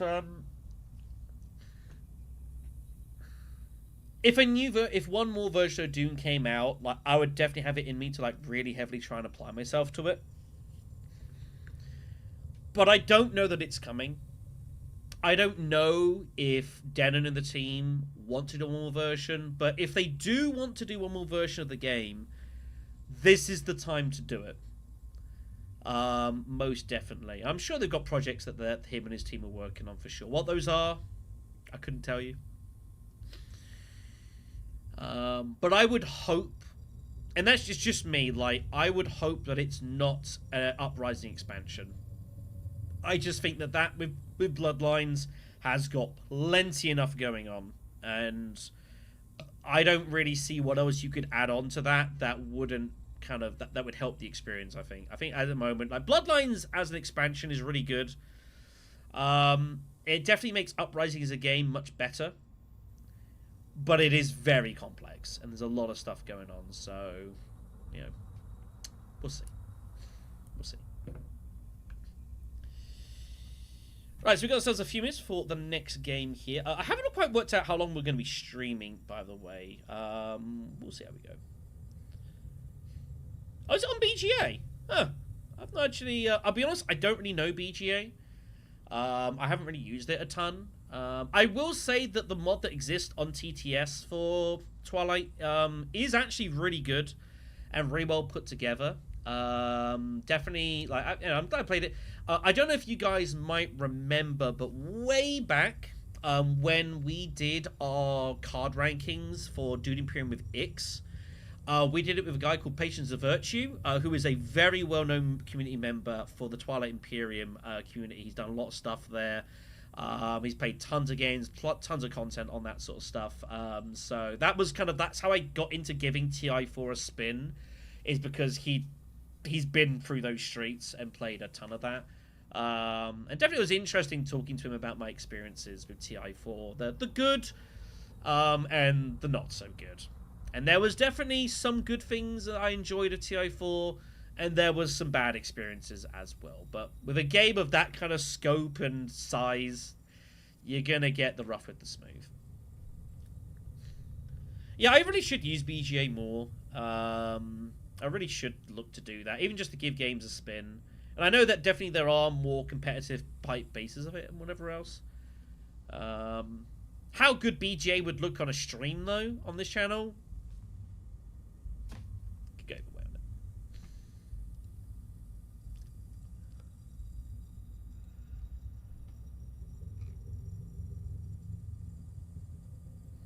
So I'm just getting some messages I just need to look at. I apologize. Yeah, I mean, that's something you have to... And again, this is why, like, in regards to, say, like, with TTS, with the Uprising mod, I'm never that keen to stream it, because I don't think it translates very well for streaming, because there's just so much happening. It was an occasional issue. If you think back to, like, the early versions of the Dune Imperium X mod, and even XMO mod, like, you could still kind of fairly reasonably distinctly see what was going on, but because Uprising is more zoomed out, because there's just so many things happening, like, I am always worried of streaming that, because I know there are going to be people watching the stream that have absolutely no idea what's going on. And again, while digital doesn't always have the prettiest layout in the world, it's very effective at conveying information. And that's probably what's more important. Certainly on a live stream, that's for sure. Right then, let me get myself down over here. We get us ready for our second game. I should just spend some time chatting to you guys as well. Like, I don't get to do that a whole lot often. Obviously, we're here to play Dune Imperium, but just you know, shoot the wind. Yeah, it's pretty good. That was a wild Helena game as well. Round 1, full-scale assault. That is crazy. I've never done that. It was fun. It felt like a game that was going on, like, hyperspeed, though, for a while. Because not only did we get a massive power card, so did everyone else. Yeah, but it was a deliberate plan, you know, and that's something, like, certainly, and again, like, Stitched Horror is a card that you can absolutely justify going Stilted Booster Station for. And when you've got Hyena's Ring as well, and like a card like that out in the row, definitely is a vibe to have. Right, let's see what we got then for game 2 for the day. Second position for us this time. All the big players are out there. What's the row? Oh boy. He's there. Keys to Power is also a fun card. Negotiated Dissect. This is a very good row. Cards here. Chair Dog has potentially really powerful synergies. Twisted Mentats, it's always an okay card, but it is pricey. Beast goes as well. Tech-wise, Snoopers, Artillery, and Flagships are out there.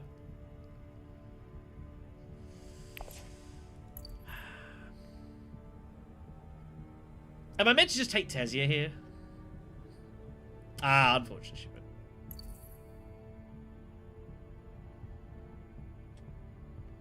Only that's out there for actual faction power. Like, taking Tessia in second position is probably what I'm meant to do. Baron's across from me, which is okay. We'll take Tessia. Tessia is my favourite leader in the game. Actually, I don't know. Beast is probably my favourite leader in the game. It's pretty close. I do enjoy playing Tessia. Hundro would be fine in first. Ilban also totally fine. Both of these are okay. Ilban can... Interesting, if you have Ilban in first, you can ring... you can ring smuggling and get enough to get Mentap, which is pretty cool. A laser Ecaz taken. Okay, respect that. A laser at the start of the round puts a card down, face down, and then as she uses it, painting the icon, she gets resources. She's pretty cool if you've got the right graph cards. Cherdog's not bad. And here's our opening hand.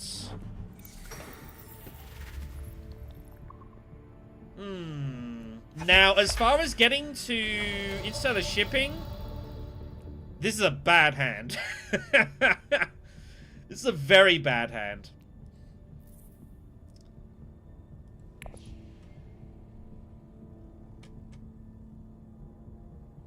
Am I having to do this again? Giving Baron this sucks. Beast is also out there as well. It's either Hardy or Steel Suits. Hardy is kind of scary to give up. The logic would be Steel Suits Research Station. I would play Diplomacy to do it, and then swing the Influence and try and pull one of these two cards again. Or even, like, Keys to Power. You know what? That's what we're going to do. I'm going to let this go. This is a bit tenuous, but it's the world we're at here. Also, again, with Beast and Baron out here, like... This is ugly. This is really, really, really ugly. I think I'm happy just to give it up. The loose spice wouldn't be bad. Our first token lets us pick up another spice for a discard. So we can actually get that, and then we can use that either for, like, attack, maybe like Snoopers, or even just for an early selective breeding. But no, I think we can still get here reliably enough first, before anyone else. But yeah, deliberately not using Seek Allies here for this. Tessia, Ilesa might well have 5 Persuasion for TM here. Might well have 5 Persuasion for TM. Seems fairly likely that she does. Just grabs artillery for later on. Alright, here we go, everyone. What do we pull? Convincing! And the dagger. That's a good pull. That's a good pull.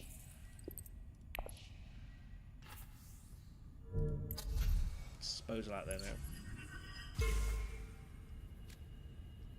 So there's no need to deploy. There's no need. Get the loose spice, call it a day.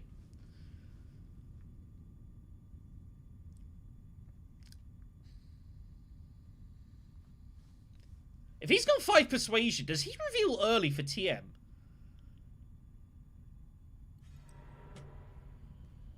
Don't know. No ring, though.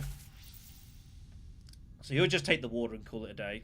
So he'll probably be looking to go Great Flat Conspire next round. Would seem logical.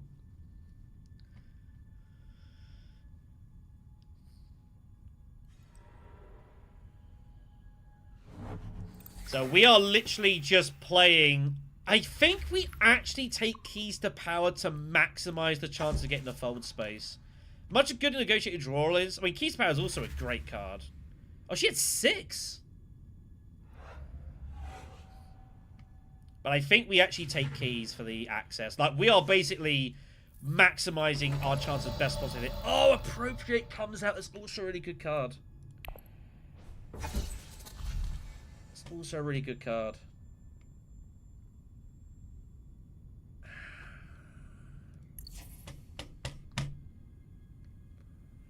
The Gambler would say take Appropriate, and then if we can get here and here, we cash in immediately. That would be the real Gambler play. But I think we just take keys and call it that. It's good access. 2 persuasion. That space, like the spice later, will be really good for us. And we can shift our persuasion here early if we want to get the spice going. Yeah, it sucks, but interesting. Takes chair dog.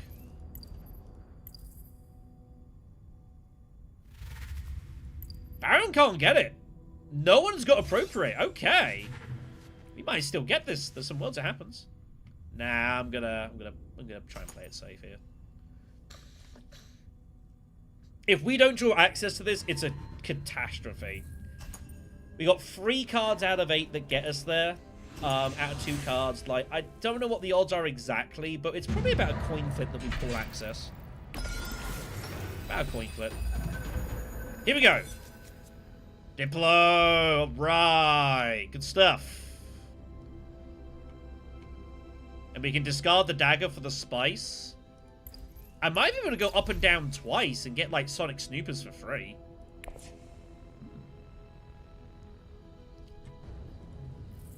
Okay.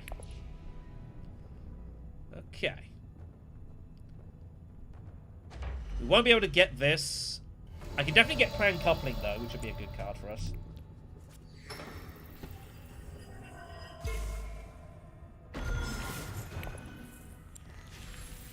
So we will get ourselves a couple of rounds of shipping, which is enough. I would thoroughly expect him to go Great Flat Conspire in the next round or so.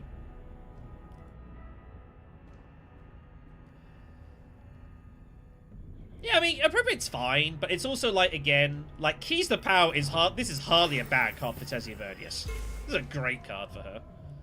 So I'm happy to just grab that. If it was a debate between Appropriate and, say, Space Travel, I'd probably gamble, but Keys is a really good card.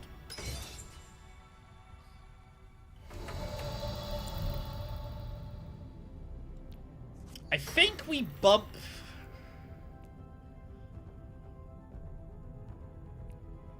I don't think we play for either of those right now. I think we just take the Talaxi Beetle. I think that's fine.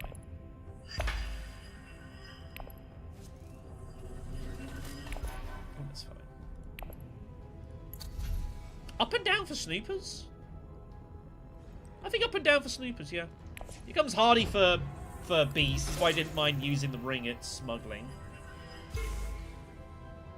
But this doesn't get him to Great Flat, by the way.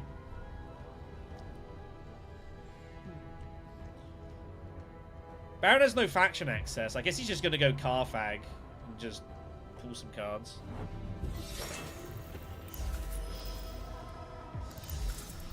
Now, here's a fun question.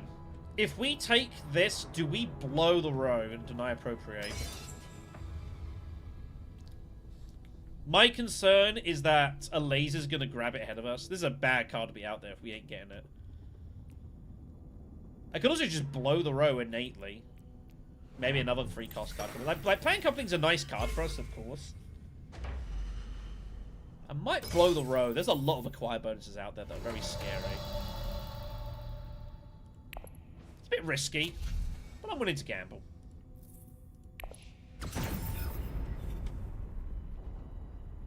Well, guess we're getting Plan Coupling. What much is out there is interesting. I ain't getting it in enough time. Yeah, just get faction. Grafting faction access for Grafting faction access for Tessia Vernius is always great. Couple of daggers for the Beast. I can only assume that Tessia well, she can't have both daggers though. I think she's miscounted. Unless she's repulled it, that would be pretty sick.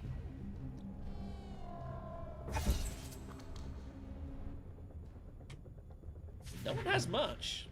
Baron gets shifting, which is bad. That is bad. There's no debate about that.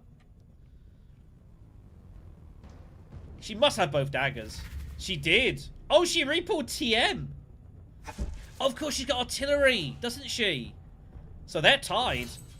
So Carfag's going to go open here.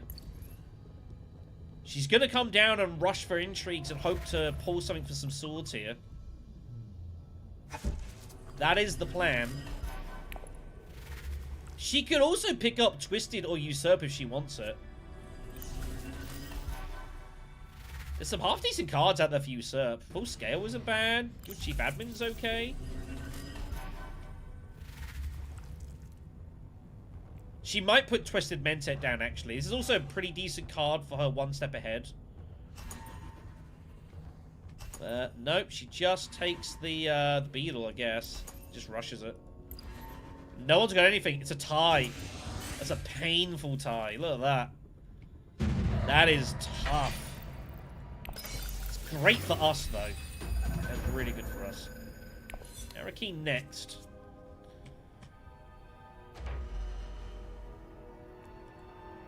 I wonder if it was our ring we didn't pull. So Beast will just get his Swordmaster and call it a day.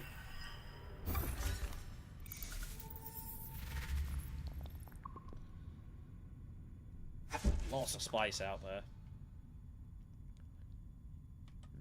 Do you have faction access? Doesn't look like you do. Okay, Highlander's not a concern, I don't think. Just thinking, can she go Highline here? But it doesn't look like she can.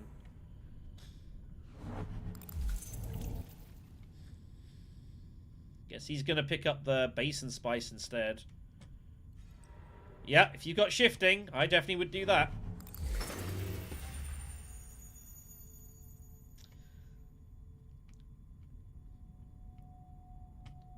So, are we going Sonic Snoopers? Or are we... What are we doing? We're bumping up to trash the dagger, right? Surely bumping up to trash the dagger is the right thing to do here. I feel like that's got to be correct. We don't need to rush the Beetles. It's not a big deal. Go up this way. Trash the dagger. I think we still pick up Sonic Snoop as we go up and down. We ain't going to get much shipping. Wow! What is this?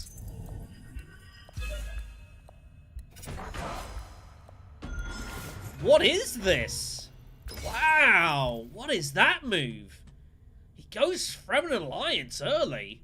He gives up the bump here to do it as well. Now, that was not expected. Well, in that case, then, I think we change plans slightly. I think we just hard hit Fold Space with Seek Allies, and then we ship here. That gives us our 4th bump, and that gives us our 8 money for Swordmaster. I think that's what we do here.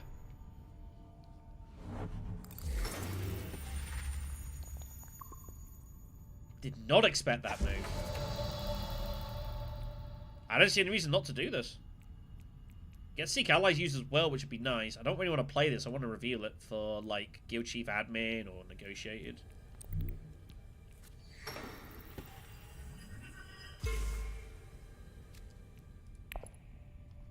Yeah, I don't see a reason not to do this. Especially with shifting out there. Any alliance we can get early would be very good.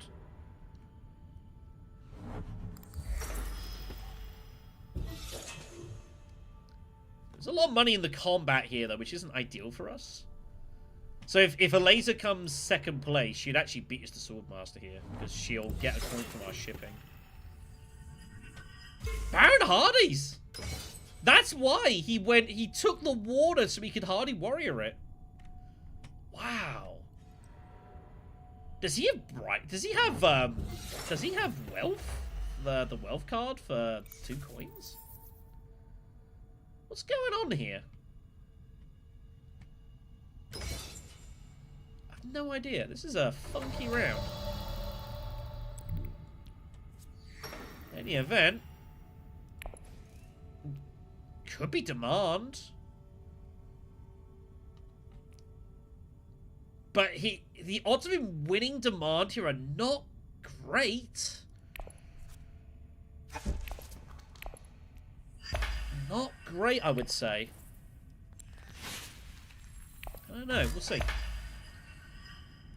Well, anyways, let's get this done. Either way, this being free for us is very good for us.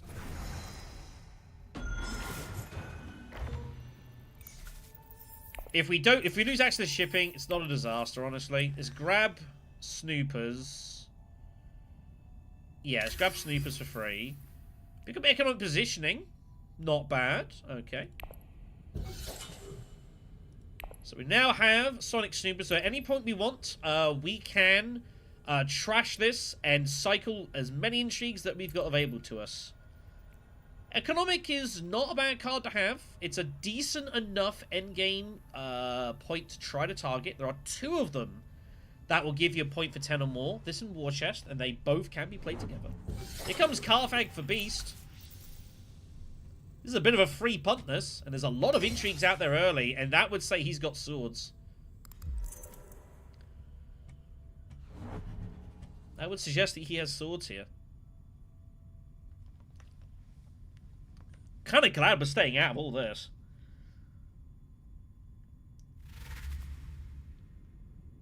But whether we actually have it, whether we're going to get the Swordmaster first here is a little bit out of our control. There are definitely they could both have the money intrigue. I can't think of its name. It's really annoying me. 4 swords for Ilesa. Oh my god, she drew both of them.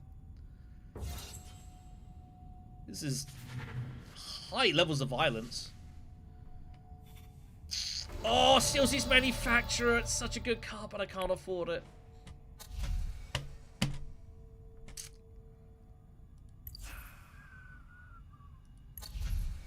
Let's go get a beetle. This will give us a second intrigue. I'm not worried about these cards. Expedite! Ooh.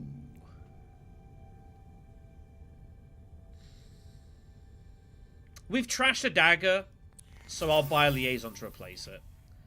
I don't think I'm buying 2 right now. Although saying that, I'm just using fold space cards, so having high persuasion cards right now is actually not that bad a thing. Yeah, I'm going to be largely using fold space cards for actions. And that I want to be revealing as well. I will buy 2. I'll buy a second. We don't buy any more, though.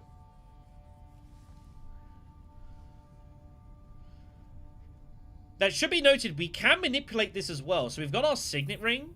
So we can definitely, like, go down here with a bump, give up the alliance, and then pick it up later with shipping to get more money to pay for, like, economic. We could definitely manipulate that. We are also definitely incentivized to go Emperor next to get keys to power active. So I probably go here next. Normally you do Fremen second and then these 2 last, but keys to power does make me kind of want to go for this. We get an extra bump here. I'll find a use for it. Anyways, Sayadina, Treachery, Talax Researcher, Throne Room. Lots of good cards here. 2 swords for Beast. Here comes sword. Someone's got swords here, right? Someone must have swords. Here they come. Ilesa the Tactician. 9 strength with 1 troop is going to get this done here. That is huge. That is huge for her. I think this is a good result for us too. It means we are getting Swordmaster first. No one can beat us to it. So I think I can live with that. Chaos's next Mentat fight. It's not a bad one for us to go for. We pull both liaisons now, interestingly. Would love to get to selective breeding.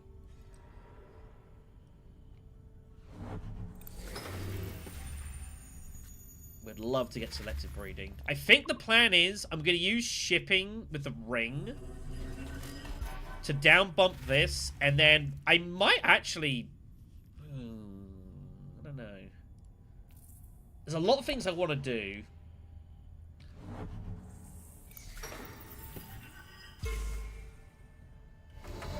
This is in no danger right now.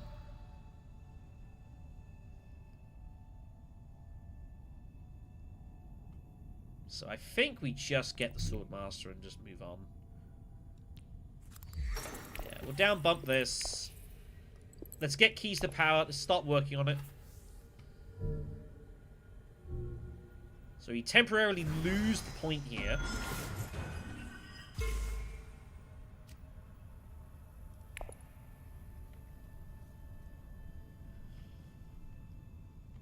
This is a fight I would like to get involved in.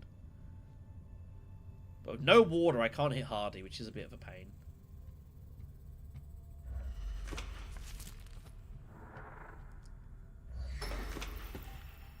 Seems an automatic move.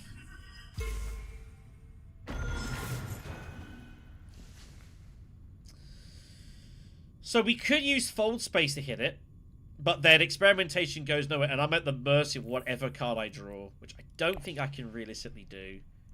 Also, what we could actually do is we could go here, and then we can go Still Suits, use Expedite to cash in the shipping, produce troops, and go for the fight. That's a totally reasonable route for us to take here. I don't know if we get here in time.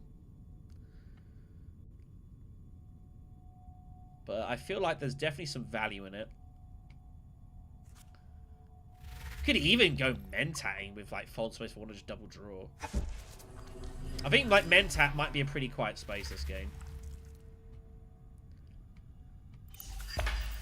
And I would expect... I feel like Beast might well be going High Council this game. He's got money to spare. He's got his daggers lying about.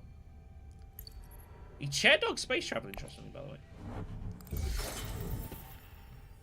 Inspire.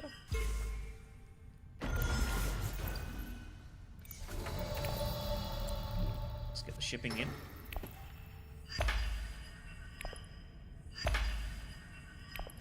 We'll bump up for beetle number 3.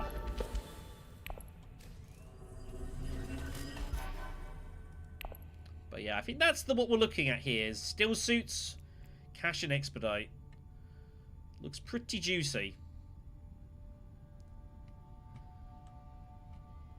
Don't know if he's got his access. He's used space travel already. So unless he's got diplomacy, he ain't getting there. Yeah, here's the High Council move. I figured this was coming. No one's yet to deploy anything, by the way. Baron went base in, but didn't put the troop in. Ilesa just hit the Emperor twice. Big race for this point here. We're not likely to win it, I'll be honest.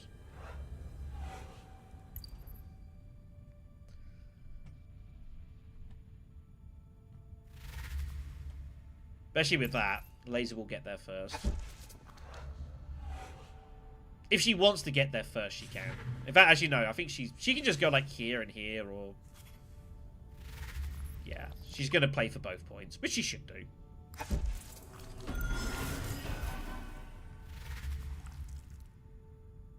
I don't expect her to go spice. Yeah, just rush in beetles, as you should do with TM. Long Reach is out there, by the way. My god. That's a massive card if you can get hold of it. Alright, so Expedite. We will recall.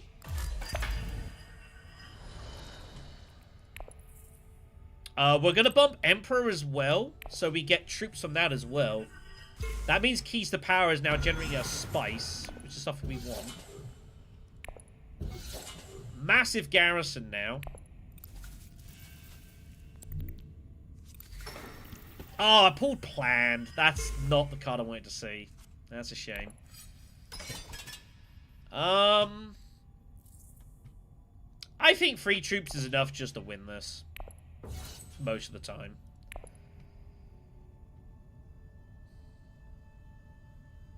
Shame to pull that. But at least this is now generating a spice. We do need to hit the Bene Gesserit. I will want it, maybe even... Oh, he's going Hardy Warriors. Yes, he wanted to get some troops in. Fair enough. He might just limp in the 1 troop here. I don't expect him to put in both.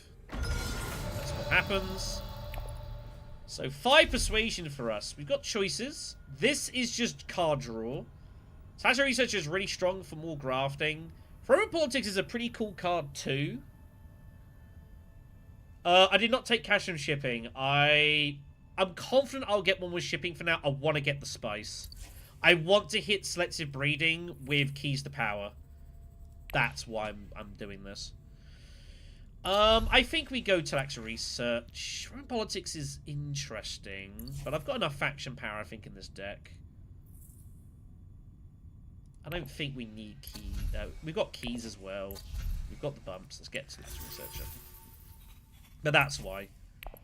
I am conscious of getting the money. I'm very confident we're going to get one more shipping for cash. I'm also getting cash here as well. So that's, in theory, 8 Solari. I just got to pick up another couple somewhere. But I'm fairly confident. Wow. B said 9. Treachery it is.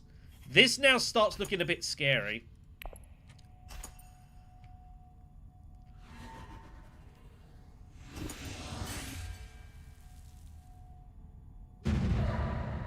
I've got Swordmaster. I got it this round.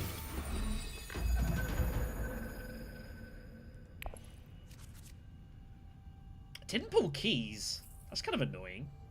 I mean, I could draw it, but it's a bit aggravating.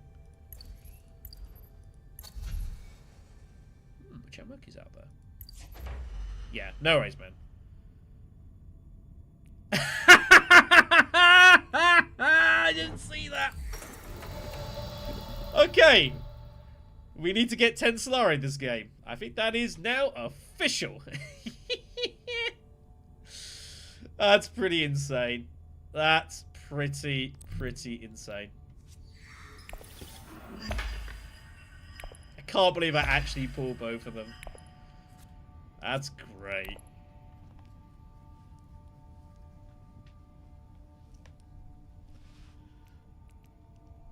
I can't remember the last time I had both. This has been a weird stream. First game, round 1, full scale, and now game 2, I've got economic and war chest. This is a really curious stream so far. It's good times. Cheers.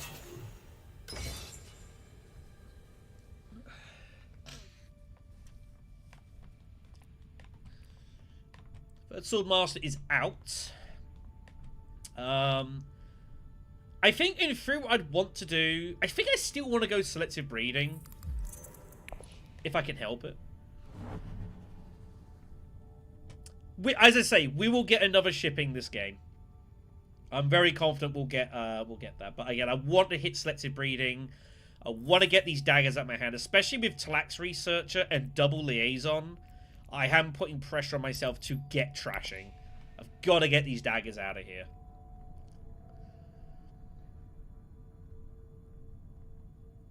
Now, unfortunately, we didn't pull... Another route we could have taken was experimentation to Hagar Basin and then Highline, win the bat when trash the dagger that way, but we did not pull it. Conspire with... Wow. Conspires with Shift Allegiances. This is very unusual. He should conspire away with this. Is he going to go... There's his bumps. Okay, he takes a bat now. Ooh, I don't think that's a good move. He should do it with that. This is just a loose bump. Whatever, I guess. So we're going to get one more round of shipping and then we're done here.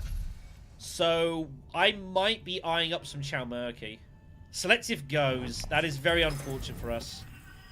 Nothing we can do about it. Nothing we can do about it at all. We're now actually struggling to get enough actions. I might actually have to go Stillsuit's Research Station now. We've still got 3 actions to play. We do need the bump anyways. That gives us there. That draws us keys, and I can still play it either here or here. And I do want to get troops in to fight. We have to try and, like, at least proxy battle this.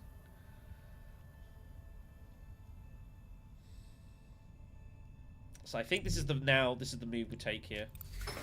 And the research will be good. We still want to do that. This bump can still be useful to shift somewhere. That's fine. Does Keys have... Keys does not have access to that. So this is what I've got to work out now. Am I actually committing for this fight or not? He's got 2 actions. He's got his ring. I think we stay out of this. We'll limp in. Okay. I mean, it doesn't really matter. Like, as long as you get to a deployment zone, it doesn't matter where you use the ring. We'll just stay out of this fight. And again, like though we've got 2 intrigues and there is swords, realistically, we don't want to use these. These are just in our hand. So we'll just stay out of trouble for now. As far as our research bump, I'm probably just going here. Try and make more distance. Vault space is taken. That is unfortunate for us. It's one less space we can go. Which is a bit worrying.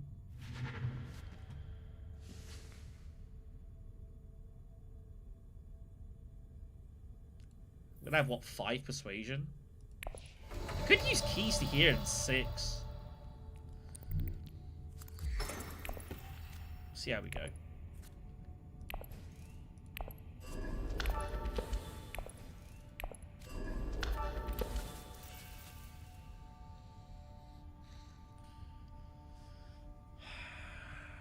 Is it worth putting in troops to fight for this war? I just don't think so. I think we need to protect our garrison. He's got an action steal as well. I just can't get involved.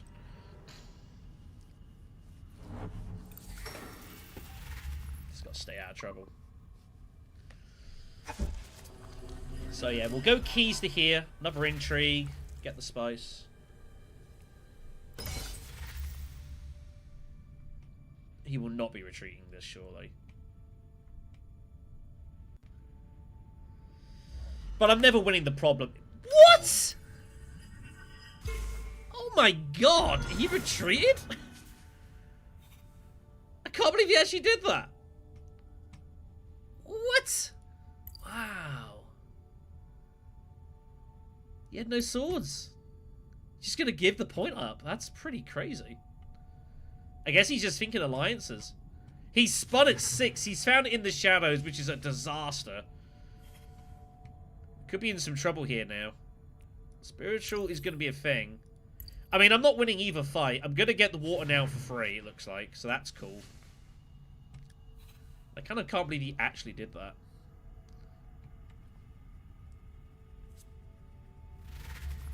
Yeah, but I mean, I want to have a healthy garrison. Because I know I'm going to have to battle Baron here. And we don't have intrigues to give us swords. He probably does. So I'm kind of like needing to... I have to win with numbers. That's kind of the problem we've got here. I know I have to win with numbers instead of intrigues. So I'm at a big disadvantage. We'll see how we go. Either way, let's head to here. It does give us highline, by the way. Cannon turrets. I think anyone's getting dreadnoughts this game, so that's probably just 2 swords. Twisted Mentat is taken. Infiltrator is revealed. We have enough for power play. Oh, we have enough for Liat Kynes. Wow. We have liaisons. I kind of have to take her. That's a big card. That's a very big card for us.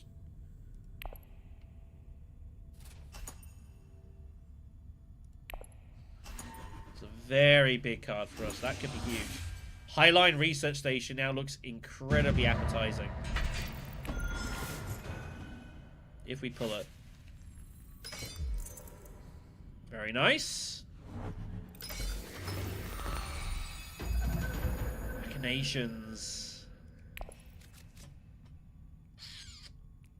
Ah.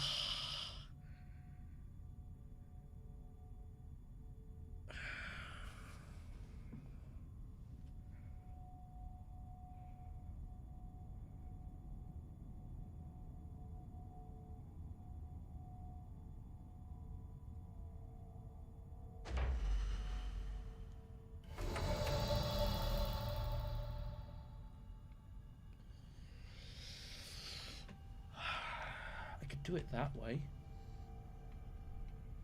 That give me all 3.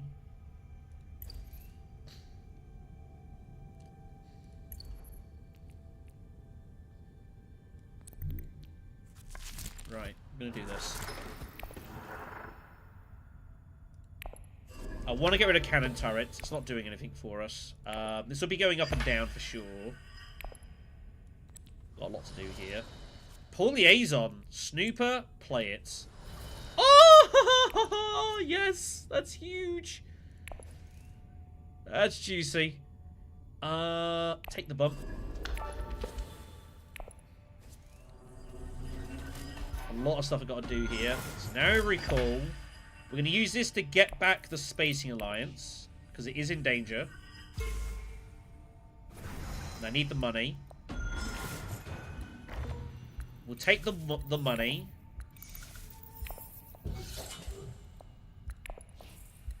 And we'll grab Chow Murky. Yes.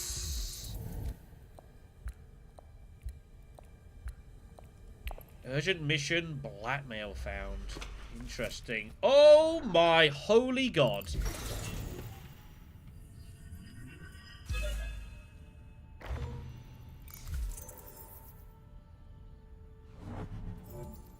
Okay. Okay. Okay. Okay. Okay. It's fine. I don't think anyone's going secret. No one's going secrets here. Also, I don't want to play Urgent Mission right now, because then I give shipping up. I kind of want to get back there. So this is really weird. I want to go selective breeding. The plan is basically to drop a bump like here, and I can triple bump this alliance. Because I can drop down, go up to get the bump, take the faction bump, gets me to there, and then the snooper bump gives me another one. So I actually triple bump the alliance here.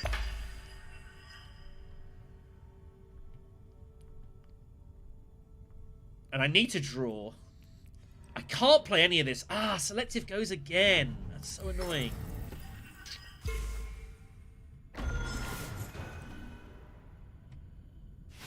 I guess I'm going to secrets myself then.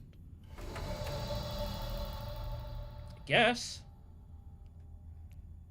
I do draw a card out of this. But this is getting a little tricky now. We still do the same plan. Show him. Can you believe it? Freaking Choem shares. What?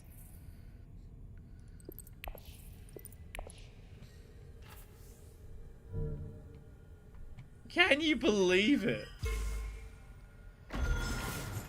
That is crazy. Harvest cells. Remember, I've got Sonic Snoopers as well, so we can trash any of these that we want.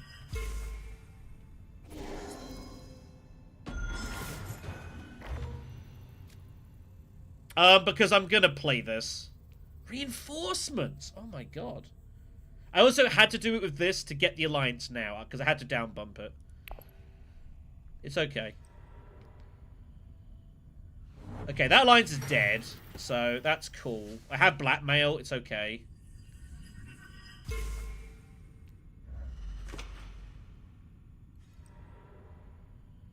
What on earth am I doing with this situation? This is crazy.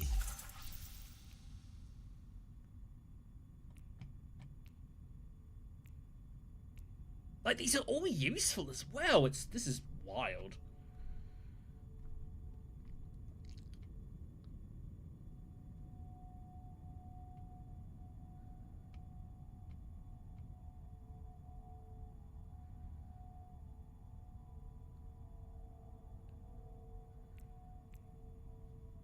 I'm trying to work out a snoop. I'm trying to work. Do I snoop reinforcements? How useless machinations for me in this game? It's not that great. Quiz's Haderach's out there, by the way. Ilesa burnt it early. I think she was thinking of early revealing here. How am I ever going to get Choem shares off in this game? I would have to get more money. And I don't see how I'm ever doing that. But anyways, we can play a liaison for free. Because we've got Troll Persuasion.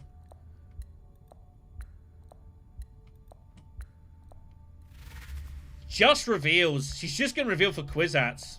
Wow.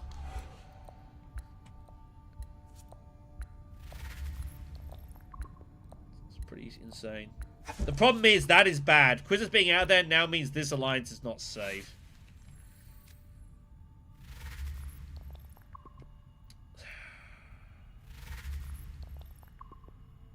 So, what do I trash here? Do I need Harvest Cells? Honestly, no. Harvest Cells, I think, can be sacked. She doesn't go quick, just goes Spiceless Flow. Interesting.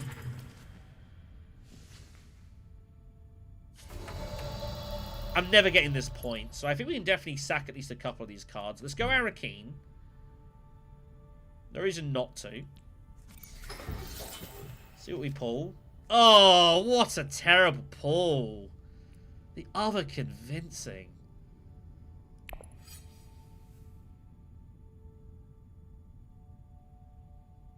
That's an atrocious pull.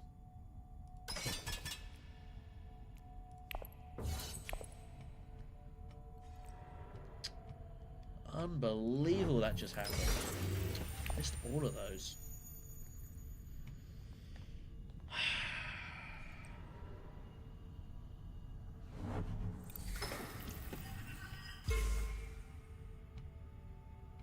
I guess I'm going Carfag. And I'm just going to get more material to Sonic Snoop here. I guess I'm fighting for this. The bumps aren't not useful. Still got this to battle with. The problem is he's got freaking shifting. That is the problem. And I can't really compete with shifting. But I have to try. I'm kind of forced into it. What a terrible pull. Do I Mentat? And try and pull one of these? I need money. Oh, I need money, though, so desperately.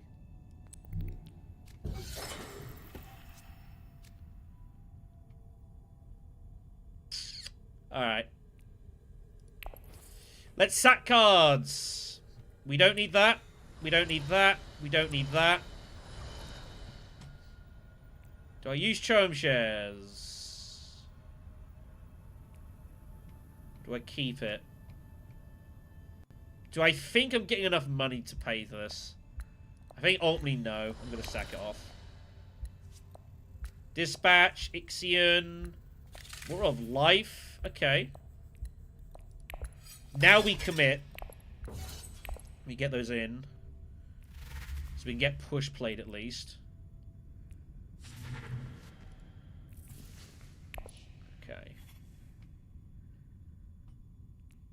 Is Kwisatz better for us? Nah, it's Spiceless Flow at this point.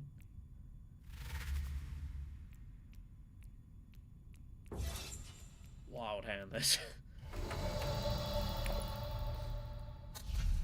We don't play anything else here, do we?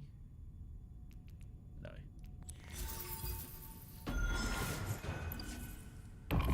Not interested.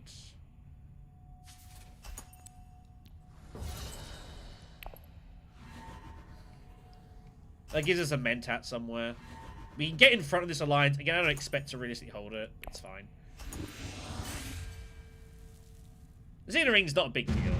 Like, the bumps are still fine. So let's bump that. Bump that.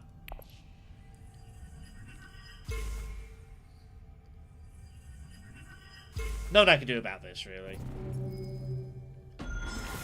Like, having this extra bump here compared to here makes basically no difference.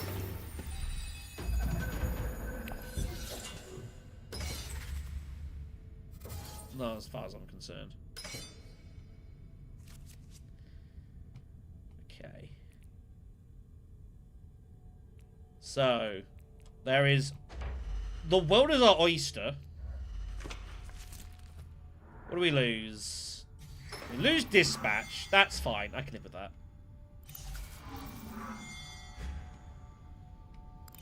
Dispatch being gone is totally okay. Although that does put it back up here. He actually plays Puppet. Which I guess, fine. I see why the AI would do that. Yeah, it's reasonable.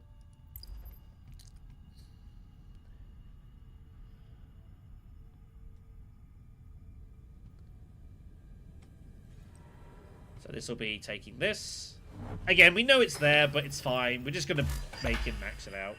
The troops aren't bad. Gets our garrison back here. So, I think the plan is Water of Life. Then I'll probably just use Ixion immediately. That gets us down to 3 as well. We can get rid of that, get the recon. Try and pull Leet and some cool stuff. Tax Research is now worth 3 Persuasion as well, which is cool. Scenic Ring is just an access card. So yeah, we got a lot of potential here.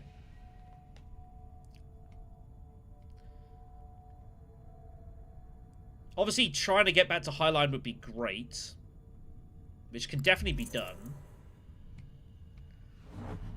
The problem is if I go here, I then don't have the Water of Life. But we can go here in Highline.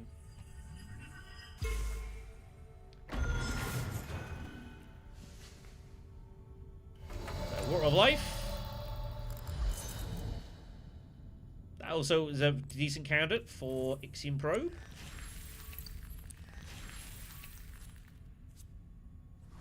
It's not bad.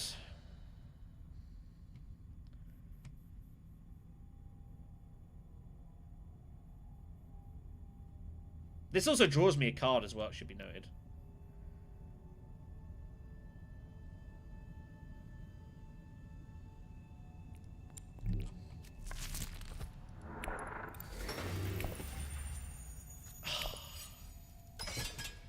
Of course. Where are you?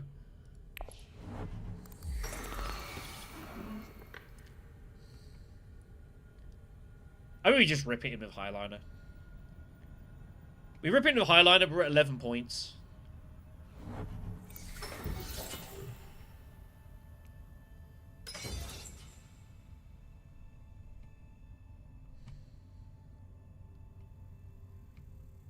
I don't think we're ever getting to here in time, sadly. Interestingly, when Arrakis. We got the 5 swords here, which are free.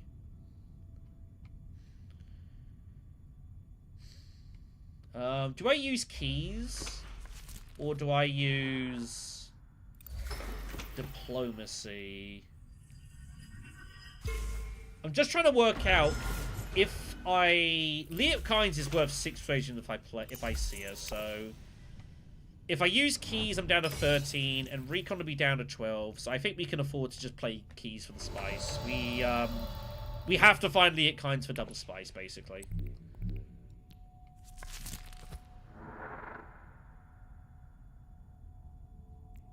Yeah, this is fine.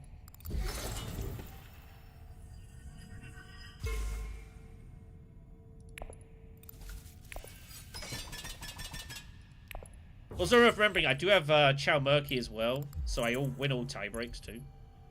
How you doing, Elliot? Hello, hello, hello, hello. What am I looking for in 2026? A world that's not ripping itself apart would be great. But Dune-wise, I actually would be okay if there was a 3rd spin of this game for Dune 3 Messiah. But probably more immediately, news of Uprising coming to digital in the next couple of months. I'd say that pretty grand start. What about you? What have you got hopes for in 2026? I'm never getting here, sadly. It's a shame. But either way, though, I think this game is over. I don't see how we really lose here. Bar something crazy happening. He just gets spice. He might need it for, like, private army. Arc Digital, yeah. Someone else mentioned Arc Digital. I've not played Arcs yet. I really ought to give it a spin.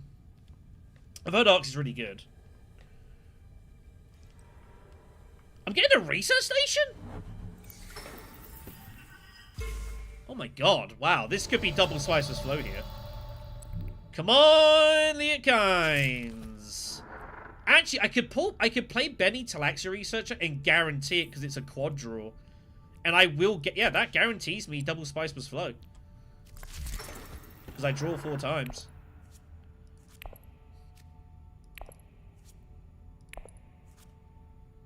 Very nice. Very nice.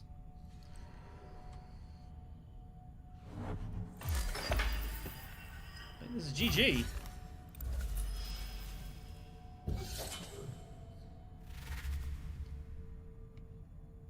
Is that a taxi point for him? It is indeed. Really weird playing the researcher there when it's worth 3 persuasion, but specifically, like, gives me everything. Also, our we have drawn our entire deck this round. That's pretty awesome.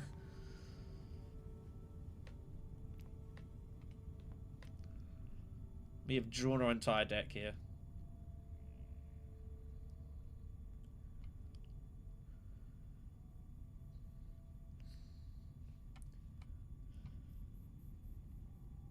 Bit of a funky game alliance-wise. Won't lie. Teddy had 2 alliances stolen from us, but I think we're still going to win this game. Show of, like, the power that we had. We took a risk early, round 1. Still search research station in 2nd position to risk trying to get to shipping round 2, but it paid off, which is great. So that was cool. So all in all, I can't really complain. I think we played pretty good here. Took a chance here and there. So this one is signed, sealed, and delivered, I would imagine. Double spice must flow by. Don't get to do that often. There could still be problems, but we have 5 swords. And I can always throw war chest in if I need to cement this victory. But it doesn't matter. It's over. It is game. G's. Pulling both of those I was talking about, it's kind of wild.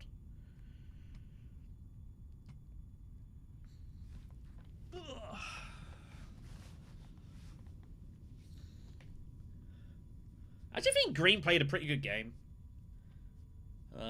Just need a little something extra to get him over the line here. Obviously, getting TM early helps a lot. But I think they played pretty decent. If they get 2nd place, I'll certainly say they probably deserve it.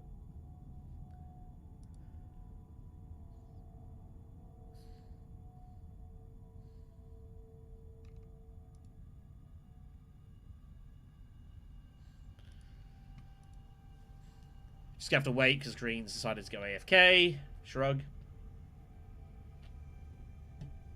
What are you gonna do?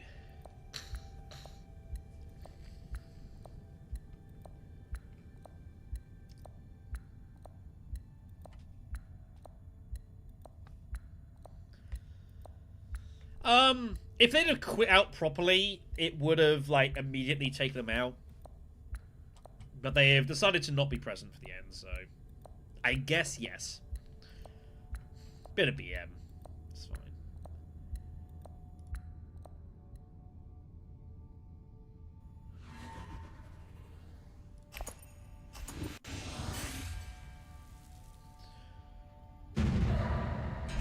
GG's.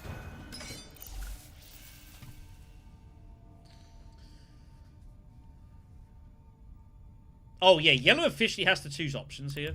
Yeah, 14 is pretty strong. You played a good game.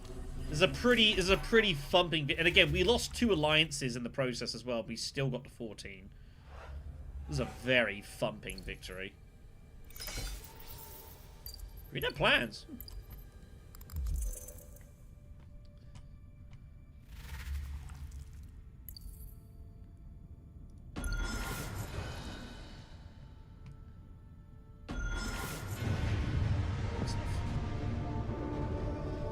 Yeah, Took the risk early. And yeah, keys to power. Very, very, very good Tessia Vernius card. Obviously finding Leah as well towards the back of the game, like that really forced us over the line. But we were already in a pretty decent position, truth be told. But having bought the double a liaison with the trash and then finally that was kind of very, very painful for them. So yeah, very, very good stuff. Very good stuff. Look, I mean, it is disgusting, but for those of you who saw the finals of the bludgeon tournament, I don't feel so bad about that. I don't feel so bad about that at all.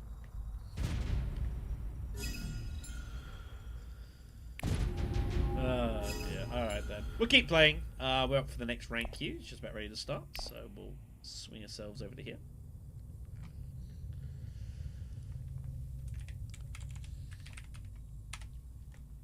So, yeah, Arcs the board games has come up a few times. My assumption for Arcs, and please correct me if I'm wrong, from what I've known about it, I've kind of looked at it as like it's miniature Twilight Imperium. I know there's a lot more to it in regards to like there's some complexity stuff going on, like the ambitions and such. But that's how I've kind of looked at Arcs. It's like a mini Twilight Imperium.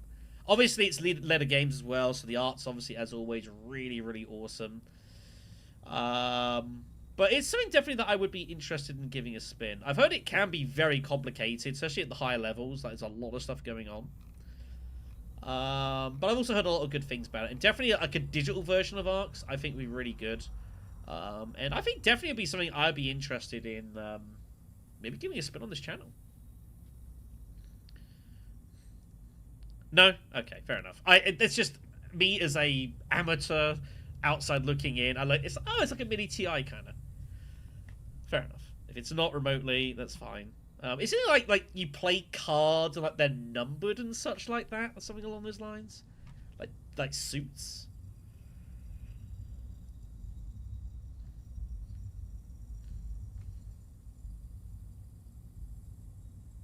Jeez. So I'm just looking at something here.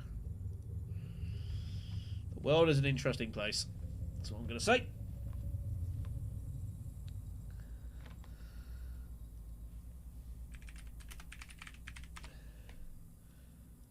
Let's have a look at this. Direwolf's website. Arc Digital is scheduled for early access on Steam the first half of 2026 and focus on the base Arcs game. Alright.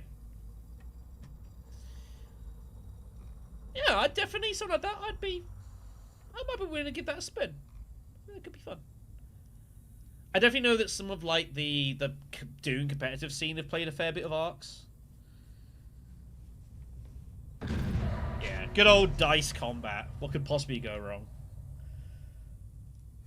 Alright, here we go then. Our third game of the day. Won our first two. Second one pretty convincing. First one was a little bit dicey.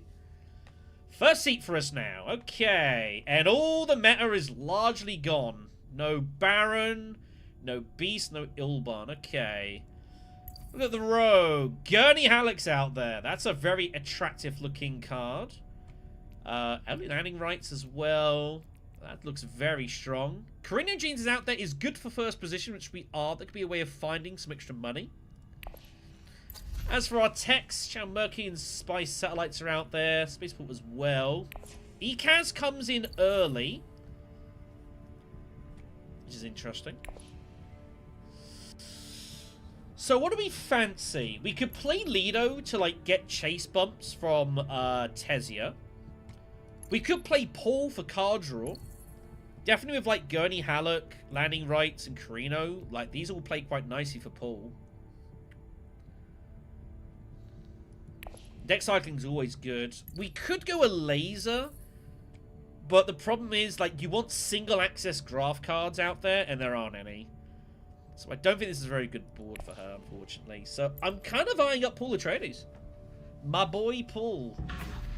And I think that is what we're going to pick. The extra card draw is nice. And always being able to see what you draw into is always nice. Okay, spice smuggling conflict stirred up. We do not draw our ring. What a hand!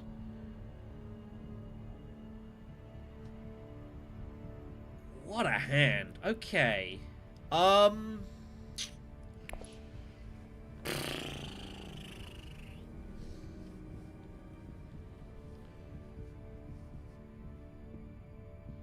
You have to go experimentation. Smuggling first, right? I've got a plan. I have a plan. It's a good plan. Maybe. Maybe. So.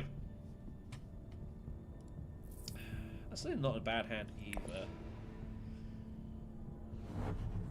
Let's see if we can make this work. There's a very interesting plan here.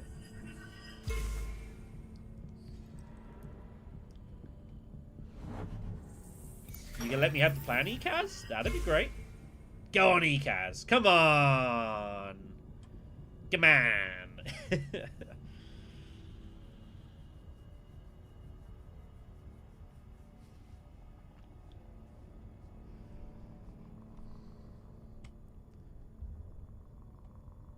What's he gonna do here?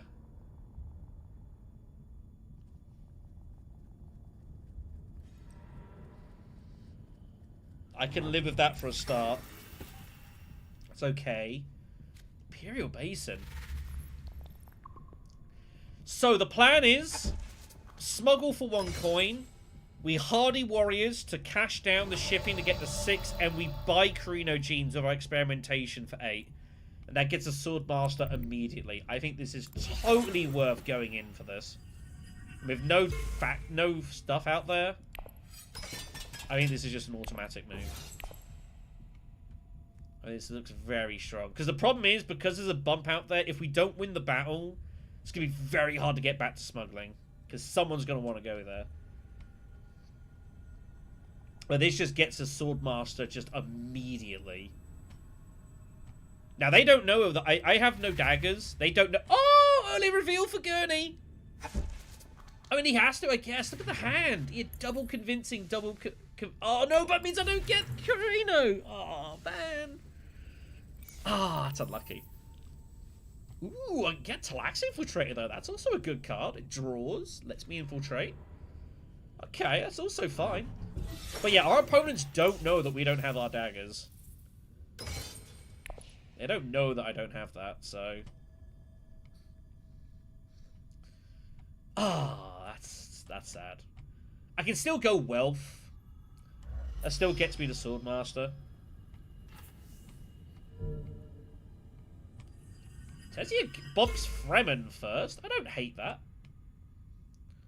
She's going to look to go probably Still Suits, Great Flat, Conspire, something along those lines, I imagine. I think that's the plan she is eyeing up here. Assuming that Leo's just going to go Fold Space shipping himself. The problem we've got is Leo can also just go up and down for money and he'll be there. So... But last right next round, so the odds of actually getting a wealth aren't great. Just tech negotiation for Ecaz here, so very passive early round. So we are going to win the battle. He takes Chris Knife. We're going to get landing rights as well, which is... Ooh, no. Roman Politics comes up. I think that's actually better for us. I think that's actually a better card for us. We can manipulate where that is in our deck for trashing, or just reveal it for bumps, which we do want. I think it's actually a better card for us. We're going to take it. And Infiltrator makes it... And its access is a bit awkward sometimes, but Infiltrator makes it so much stronger. And the thing is as well with a card like that is we're going to play our Signet Ring next round. So we're very likely to like get this round 3 and we can use that to trash daggers. So this is a pretty useful start for us. We get the troop back 2 off the battle, which is nice. So it means our garrison is kind of stopped back up a bit. So this is a good start. Just the free for Ecaz. Wow, he gave up both faction cards to go here and here. Wow. Wild. I mean, it depends. Hondro also can make great use out of it. People forget landing rights also just as a 2 persuasion reveal. It's pretty good. Like, when you get that in at the right timing, to get those shipping bumps cashed directly into combat, like, that's really powerful. Throwing Politics is just a cool card. I like his design. I like the stuff that it does. It's useful whatever you do. But yeah, we'll recall. We'll just take the money. The odds of getting to smuggling are not high enough. Trade Monopoly. Oh, man.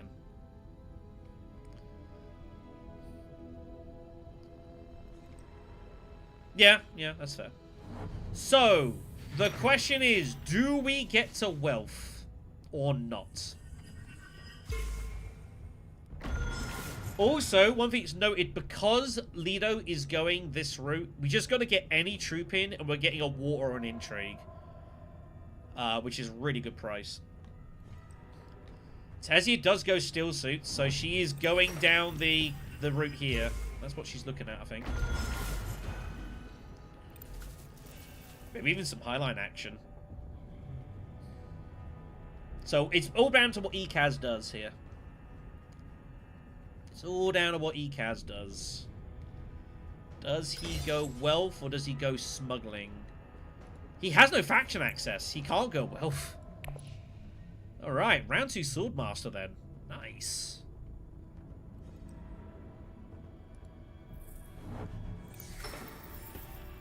Now, the only thing I've got to be careful of here is what... Do I use the ring to go Swordmaster, or do I use a dagger? I might actually use a dagger, because there are worlds where we draw cards that we can't actually play into combat, and we really want to. So I think I actually just use the Signet Ring. We use the dagger and then the Signet Ring. If I pull Infiltrator, you shrug your shoulders. It's the only card I don't want to see. Any of these that I pull is fine.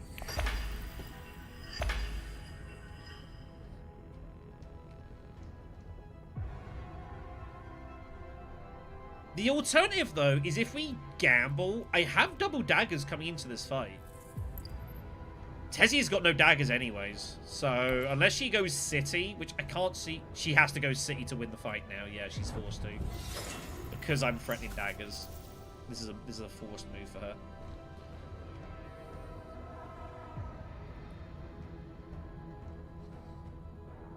Also, she wants to just go up and down for her own money as well, for Swordmaster, so that's what's going on here.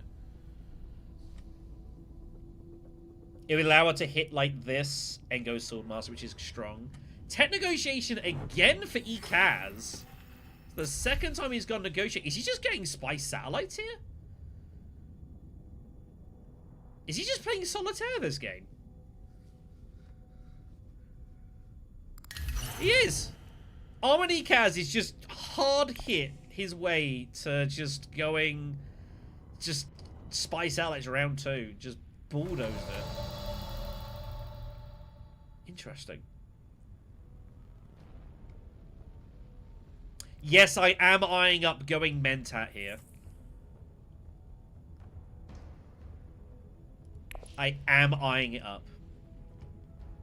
I could also just go Arrakis and just attack the combat and try and win it outright.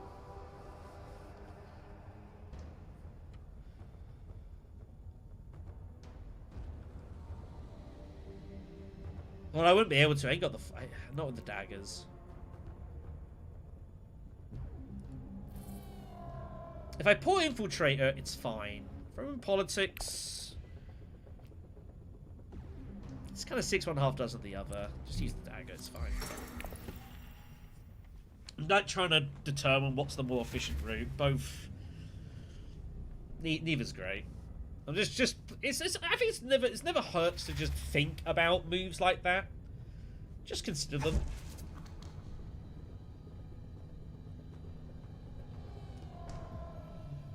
I don't know if I actually want to go Arrakis though. I actually don't think I do. I think I'd rather just go Basin. I only want to draw one card so I can get Politics to trash a dagger.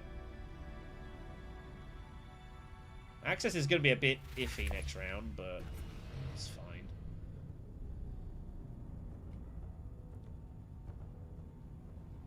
Might be blowing the road too, because I can't really afford any of this.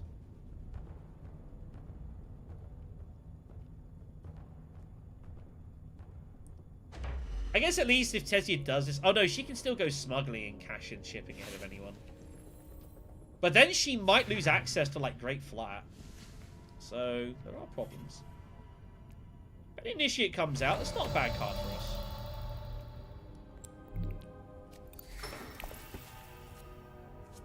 us. Okay, we pull it now. Okay, fair enough. We can't be double-crossed. So we're just safe here to get the goods. It's not a bad pull. I would have preferred to trash, but yeah, it's fine. We will definitely take the Initiate, though. It's a good card for us. So what are we doing next round, then? I don't know what we're doing next round here, because I can't get to this yet, and I can't produce the water.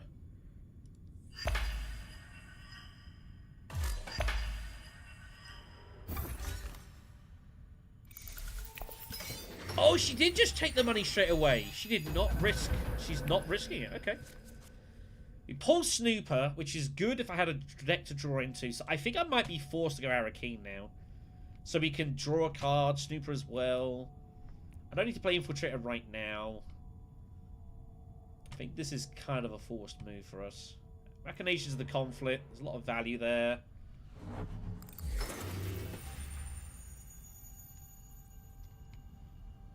She has faction access, possibly.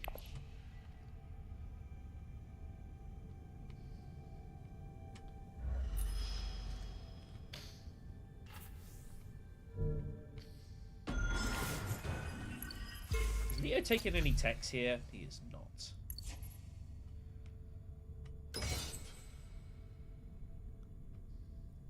Ecaz yet to trash anything though. Ecaz is well, he has. He's been going just here. So he's gone Spy Satellite. So he's at +4 points, basically. He is abandoning faction this game.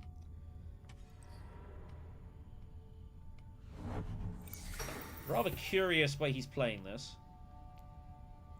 I guess I could play Infiltrator just to graph experimentation. What else am I going to infiltrate this game in this round? Not a lot, really. Yeah, let's just draw cards. Let's get the grafting, get that played at a city. It's always good. I am eyeing up potential Mentat. If we pull a dagger or like a ring or Initiate, I can just go Mentat as well and just draw a ton of cards. Let's get drawing. Okay.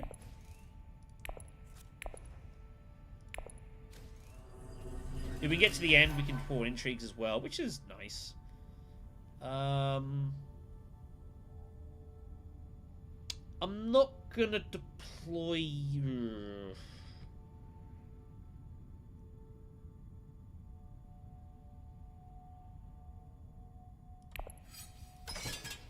Oh boy! I don't get another chance.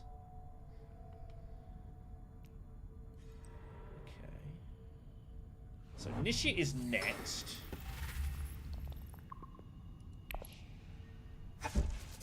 Our Signet Ring Initiate are basically clone cards.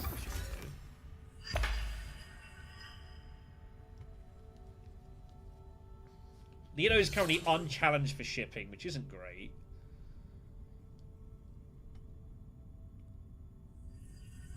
Yeah, me putting these troops in is kind of just basically us trying to leverage our action economy against people and tell them to not get involved in the fight. That's basically what we're doing here. He takes Spice because he wants to use his ring to chase bumps. Also, he knows he's not getting a Sword Master anytime soon. Which is another reason I want to go to Mentat. I do not want him ringing Mentat.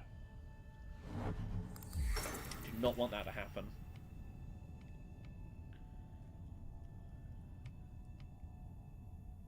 That'd be really bad for us.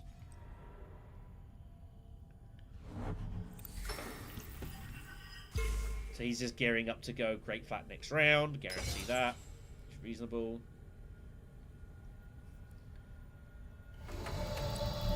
Let's go grab this. No Diplo. Man. How do we not... How is Diplo at the bottom of the deck? That's a shame. But it makes this a bit awkward for Lido here. It's not comfortable. I could have Hardy access. He's clearly building up to use his ring, which he's got in his hand, but I'm threatening Hardy here. And threatening just to go over the top. I have an intrigue, he doesn't. So it's pretty unpleasant. Just fold space. Stays out of it, okay. We'll find out if Tessia has Harlan access or not. If she does, she's absolutely going to do it.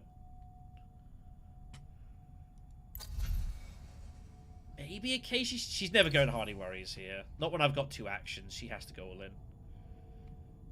I'm basically forcing her to highline if she's got it. She's not.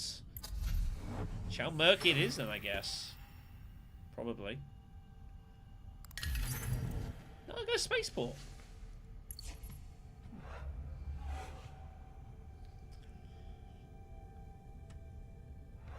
Well, this combat's wide open now. So, I think we use Snooper to pull this. I need to see what the next card is. We could definitely go Throne Room, Carfag. And I think that's the most logical thing to do, because we can go Throne Room Politics that gives us the troop as well. And that should be enough to muscle ourselves over the line, but I need to know what the next card is. And either way, I'm going to want to pull it. We've got a very big persuasion here. We'll probably blow the row up, look for a big card. Lady J, Kwisatz. I'll take Occupation.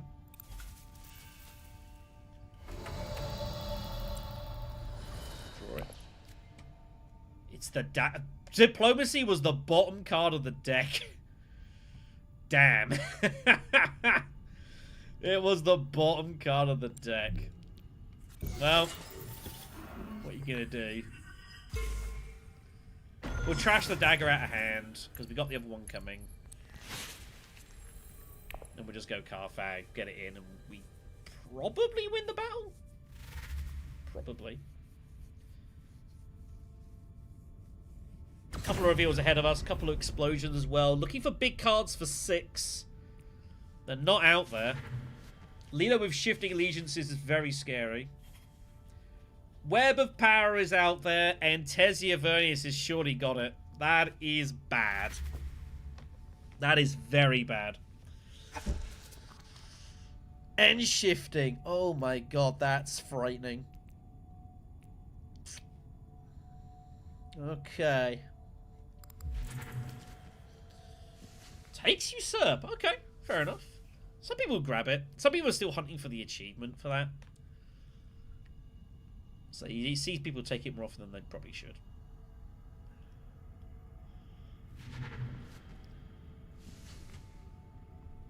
We should win the combat at least. We'll probably have to blow up the row as well. Look for a big card, but there's none out there. He grabbed Gurney, didn't he? Yeah, he's got Gurney. So he's absolutely geared for next round. She's trying to work out if she wants Shifting. I think you have to take it as Tessia Vernius, surely. Goes Local Fence. Ah, Imperium Ceremony's out there for 6. That's a decent enough card for me. Recruiting Mission. We could top deck it. Ooh, okay, now this is interesting. Do we blow the row and gamble? Or do we just top deck Imperium Ceremony?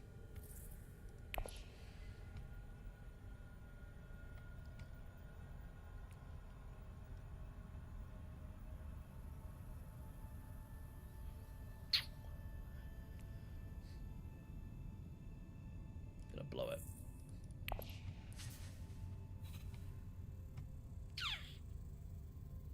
Not the best.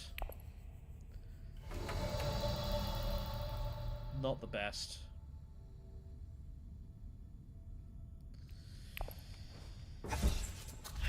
Well, took the chance. We're definitely taking test. It's not worth top decking that. I'll hold on to recruitment for when we really need it. That's a little sad, I'm not going to lie. That has worked out really badly. Take a liaison for the trash dagger and we'll you know, you roll dice. Sometimes it works, sometimes it doesn't. Imperium Ceremony was kind of weird. Like, because it give me... I can use it for fold space cards. I don't really want fold space cards in this deck. And the money's like, I think it was fine enough. It was like, kind of like, upper end of okay. I think it was worth spinning. Sometimes it doesn't work out. Bump this. Am I going Emperor Alliance? I guess.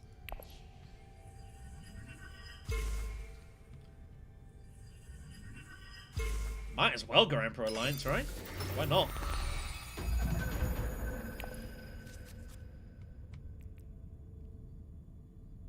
Infiltrator.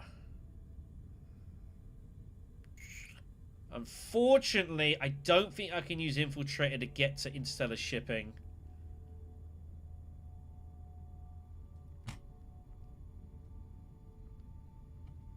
I guess I'm just revealing Throne Politics this time then for the bump. Which is okay.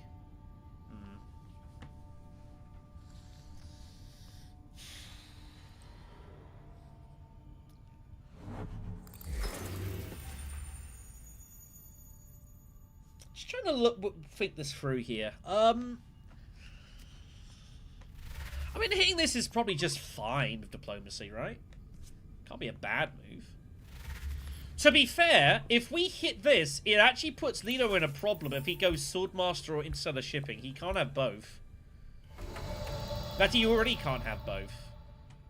So... I can do, but it's... We'd need some luck. No, I guess we could do it that way. Yeah, we got Recon. We can just hit that there if we still get there. Let's put Lito in a bit of an awkward position. See what he values more. Does he want Swordmaster or Shipping? What does he value more here? I think he ships. But he also needs to get troops in the combat as well. So maybe Swordmaster's better. He's got Gurney Halleck in hand. Almost certainly he's got Gurney Halleck in hand. So Swordmaster it is. That's why, because he wants to fight.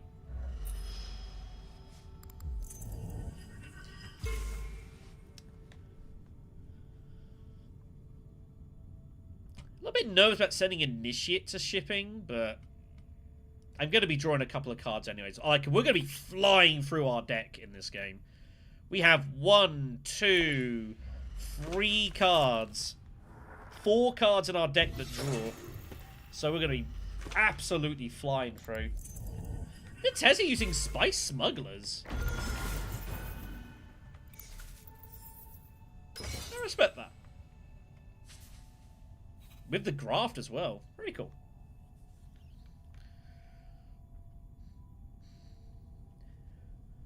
Where are we at with Talaxu?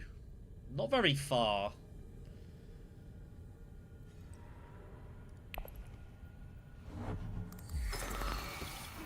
Also, Arrakis goes, so it means we can't get here anymore. Oh, well, we don't need to infiltrate, do we? Because he went that way. So, it's also fine. Sorry, I'm trying to think aloud here. Again, I'm trying to, like, rattle off a lot of things at once. Just gonna bypass Atredies.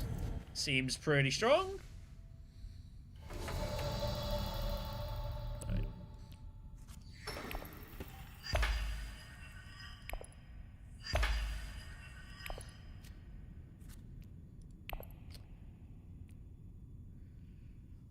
So I guess we just go wealth.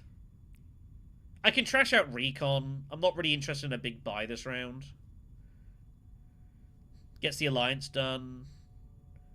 Like that, it's just done. I don't need to worry about it really for the rest of this game. Tessia Humanity's bet is going to help with the Benny anyways. And then I can cash in the shipping. That gets me Fremen access to Siege and such with that bump. Feels pretty efficient. I will still use the Infiltrator because I do want to draw this. I don't want to have this next round. Not want to have both there. I need cards that do things.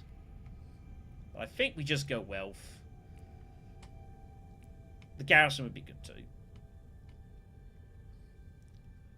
And if something interesting comes off, like we can recruit mission if we want to. I think we're in decent shape here. It's not been a particularly fast-paced game, this. Here comes the Carthag, of course. He has to do it now because there's only one city space, so he's kind of forced to use Gurney immediately. I don't think he really wants to, but he has to go for this. The experimentations are proving a bit tricky to use is the only problem. We got one card that will help us graft it, but... So Secrets is played. She has 2 Persuasion here, so she does get a card draw for Web of Power. That's how the card works. It gives you a bump, so there's... was it 2 Solari? Oh, what is it? I think it's a card here, water here, 2 Solari here, I think. Memory serves me correctly.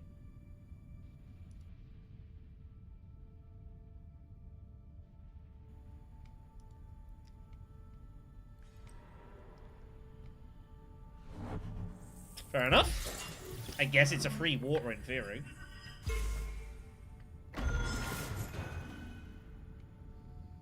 Is that his Seek Allies? It was. Didn't use it first round. Oh yeah, of course he didn't. Revealed it. That's fine. This is the thing with the colour is because you know what you're drawing into, it's a lot easier to use it. If I didn't know what I was drawing into, it'd be a little more uncomfortable, but knowing it's convincing, it's like, it's fine.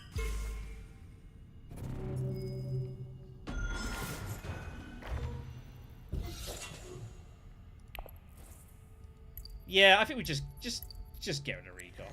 Get out of there. Now we've got quite a nice, pretty tight deck here. Nothing exceptionally powerful in it, but lots of it's very self-sufficient. It just keeps drawing onto itself. So I think it's looking good. We will need to get High Council though. I think finding our way to High Council and getting Spiceless Flows is going to be very important for this deck because we've got a lot of draw potential. Now, is she going to drop Fremen for like the Benny bump? Or is she going to just arm it up here? She is going to arm it up there. Fair enough. There's another reason I want to get ahead of this alliance. I know it's an obvious Tessia target, but like we're fairly comfortably in front here.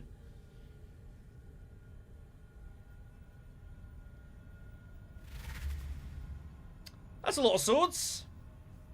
It's a Fremen bump too.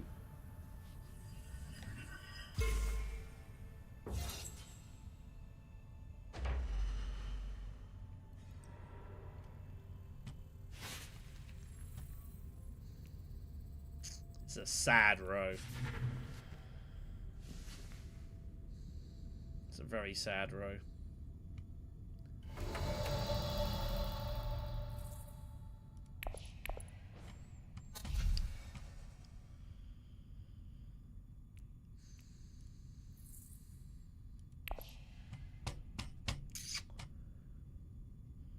How many of these have got left? 4. I might just buy one more. 2 liaisons, I think is fine. We got a lot of cycle power.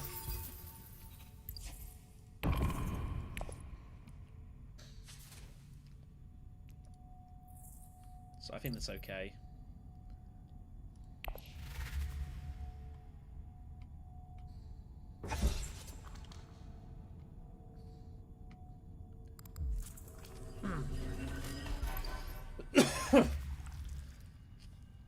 So I think we go down with experimentation. I don't know that I want to trash. Not really. Yeah, we'll go down, get the intrigue. Are we buying a tech?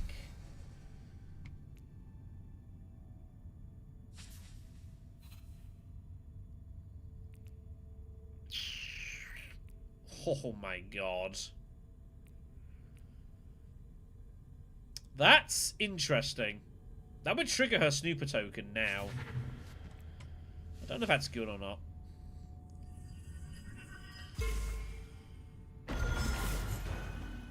Yeah, I'm kind of eyeing up holoprojectors.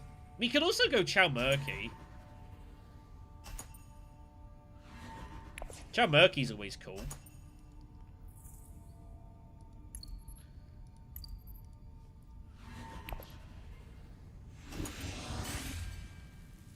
Holoprojectors is a really good tech for Paul Atredies specifically, because again, you're basically playing with a 6-card hand.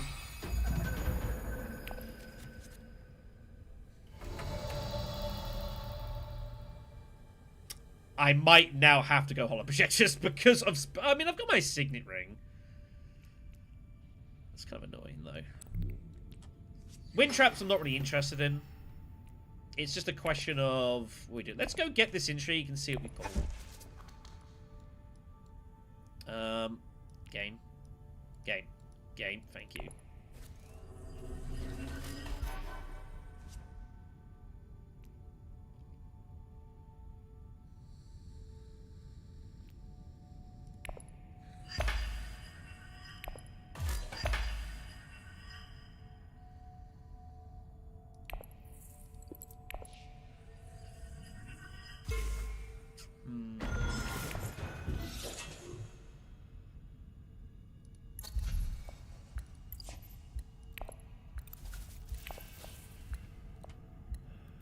It's close.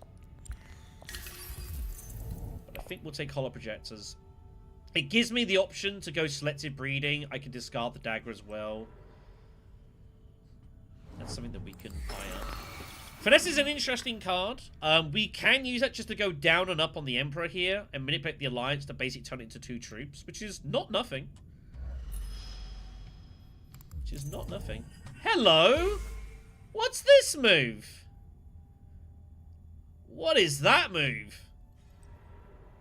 Dude, Leto. Hello.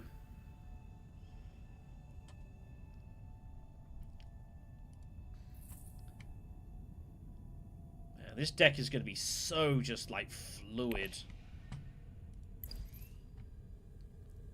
We will bump down here whenever we get there, because we need to get to the end, ideally, so we can start drawing intrigues with the Infiltrator. Though I don't really know if I'm going to ever get to the end. I don't really know that we will. Ecaz being put in an awkward position here. That was an incredibly aggressive move from Lido, and this is now really not nice. I think Ecaz had other plans. He did not want to be dealing with this mess, but he might be forced to go Fremen now. Leo basically just threatening shifting allegiances. This is the problem. Leo with shifting allegiances is so scary.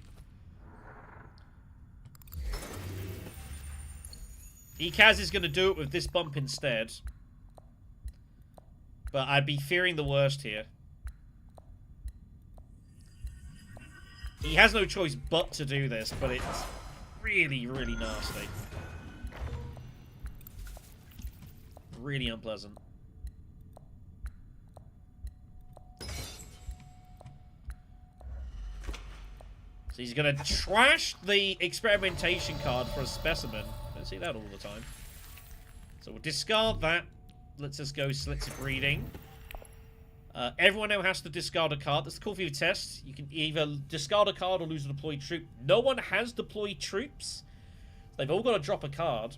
Interesting thing you can do this as well with test is that if people are in, if you can stall long enough, you can use test to, like, if people are revealed, to force them to lose deployed troops in the combat, which can win you some early combats very cheaply.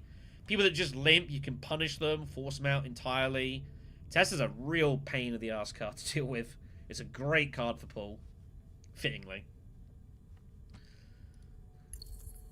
So recon, the dagger's not a big deal there.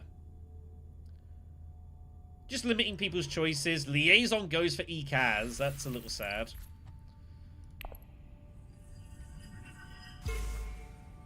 Let's trash the dagger, see what we pull. Diplo! And the Initiate as well. Ugh. Infiltrator is coming.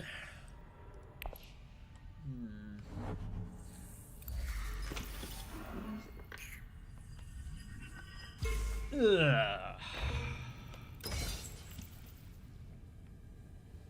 Yeah. 5 water. That is, that's bad news for Armored Ecaz.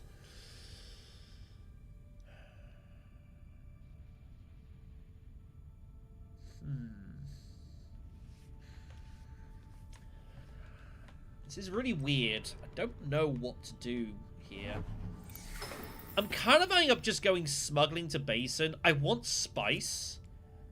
I'm eyeing up fold space to selective breeding, basically. I can draw an absolute ton of cards. And I can guarantee it with Infiltrator anyways. And we need to make progress here. If we do that, it gives us our 5th coin as well. And we need to make progress. It's important that we do. I just don't want to draw into this. I think I want to protect that for next round, so... And I don't really need the faction hit. I mean, I guess I could faction Hardy Warriors. Because I've got finesse, I can just throw that bump wherever I need it. I could use that to, like, charge this alliance and get ahead of Tessia.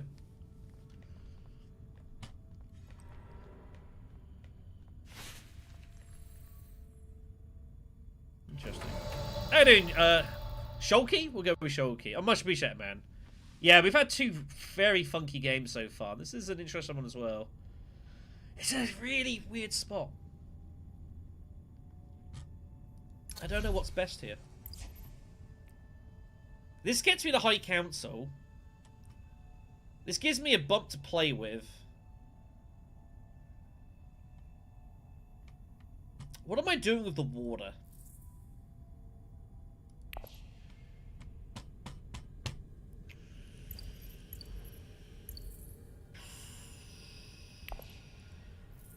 Am I going to High Council of any of these cards? Not really. This is a very awkward spot, and I don't know what's best. I think I'm going to go here because I've got finesse. And I do kind of want to win the fight too. And I want to keep a garrison about. So...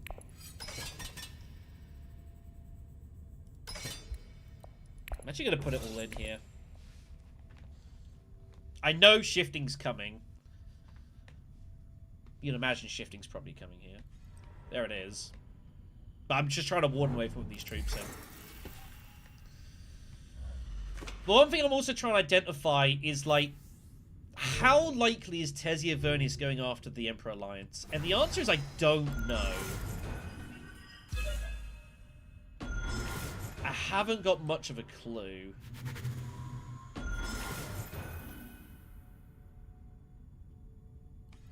If she wants it, she can definitely go for it. She can definitely go for it.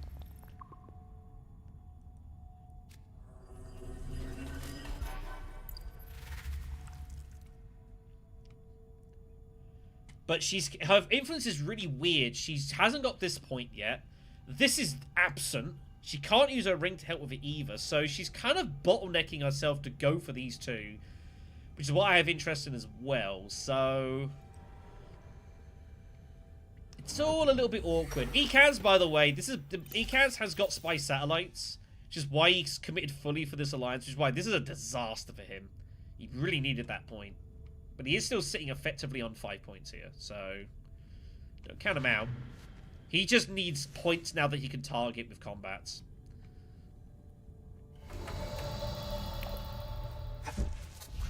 Right. We're going to use this for the beetle for sure. Again, recruit mission. Do we recruit mission a card on top of our deck here?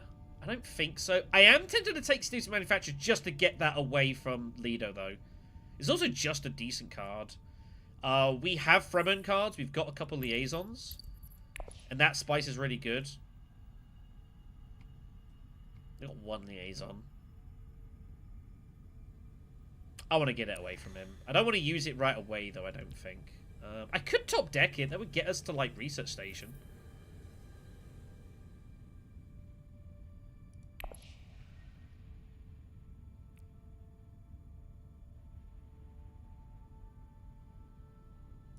I'm gonna do it. Gonna do it.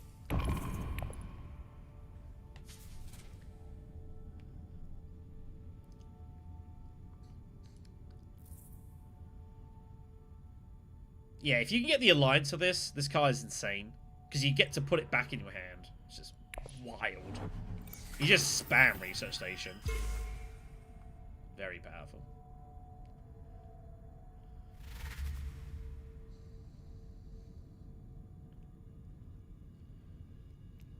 Coupling, couple of sisters out there. Sisters are totally fine cards.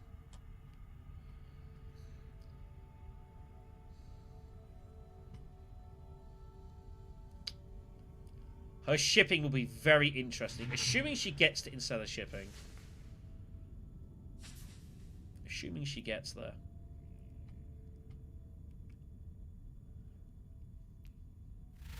I want to, like... There are worlds we get both alliances, but it's very difficult. And we'd have to rely on basically persuading Tessia Vernius to not go for it. Finesse helps. If she commits crazily to win this alliance, I might just give it up and go Bene Gesserit anyways.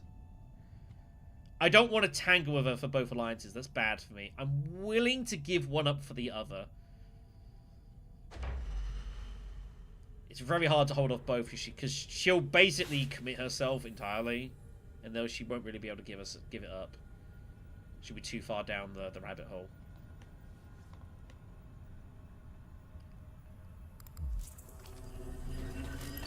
We do need one more bump for this. We will not beat Ecaz to this. There's no chance. The plan is probably go down and up here with our two researchers, and then I can always spin intrigues if I want to. That's probably the way this goes.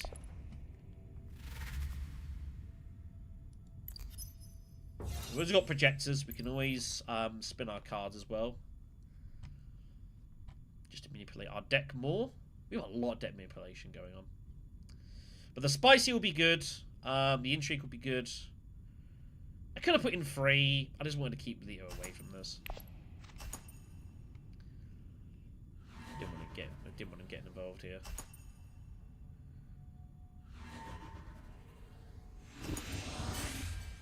Maybe get lucky, pull demand respect. That'd be something. No, but that's a really good card. That's a really, really good card for us. However, I have also not pulled Fold Space. Shoot.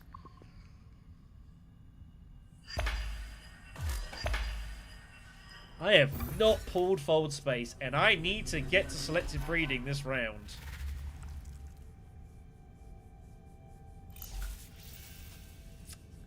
Okay. And I need to not use Infiltrate because this is going to get taken before I get there. So, am I just using Manufacturer to Arrakis, I guess? Money in the Conflict is not the worst thing for us.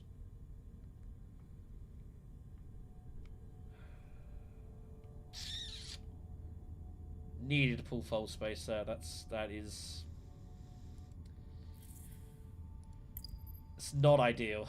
I'm not gonna lie, it's not ideal. I think I'm basically playing Steelseek Manufacturer, and I think I might actually be immediately trashing it. Here comes Selective. Yeah, no surprises here.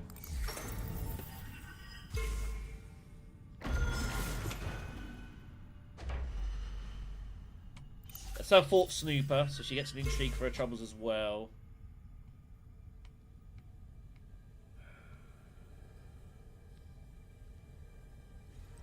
But I can triple bump this. With finesse, this, and hitting the faction.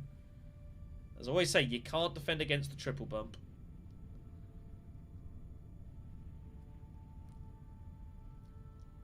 But I think it's Arrakis. Arrakis. Yeah, I guess I'm... Am I really trashing this card? I can also just play the liaison. And I can reveal this for spies. That's probably better. Give up persuasion for 2 spies. It's gotta be worth it. I'm gonna draw enough cards that I don't need to worry about Spicer's Flow. I will get there.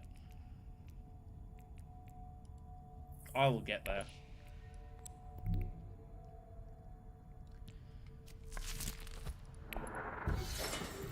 So not the best move this, but that's what we gotta do.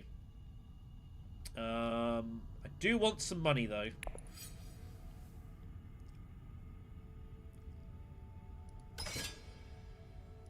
No, just limp. Do you want some money? Foreign politics as well is also going to be revealed here, so we can actually just completely lock up the Benny Alliance too.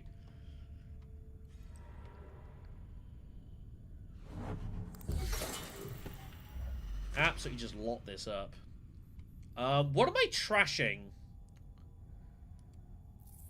Yeah, I guess I am trashing... Actually, yeah, what am I trashing here? Convincing? I guess. I kind of need the experimentation still, don't I? Do I need both experimentations? I do have hollow projectors, I know. I don't have to use it now. Because there's another liaison here. So I might cycle my deck and then use hollow projectors.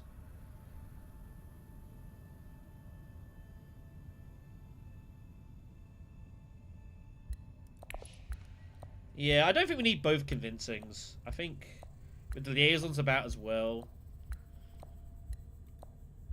I think it's probably okay to do that. Yeah. So I think what we might do is I think we trash the one in the discard and no, I've got hollow projectors. I'm about to draw like 6,000 cards, so like Spicer's Flow is not a problem.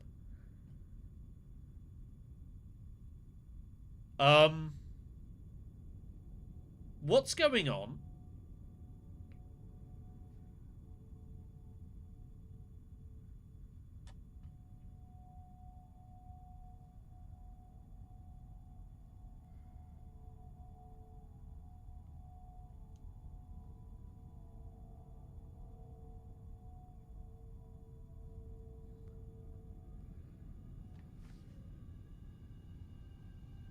That's not good. Help? Help? What's happening? Okay, good. Sorry, I thought for a moment, I thought the game had broke. I thought the game had broken. It appears it has not broken. Good, good. I guess he went research station and then just didn't, and just basically didn't do his turn. I wasn't paying a whole lot of attention. Ah. So he goes dreadnoughting. Chow Murky seems pretty good. Memo Quarters comes off. Memo Quarters comes off.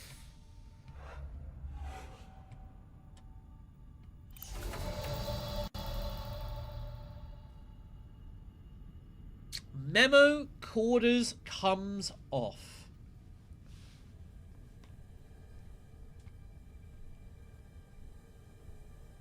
It makes finesse a bit awkward. But I kind of have to grab that, don't I? I can get the liaison to do it. I kind of have to grab that with my faction influence as it is. Alright, fine. Discard that for that. Let's pick it up.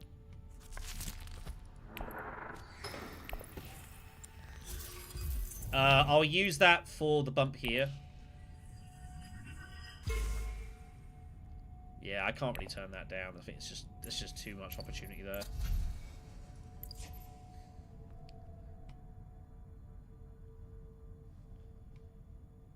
It's making this more awkward, but yeah, finesse is now like really strange card.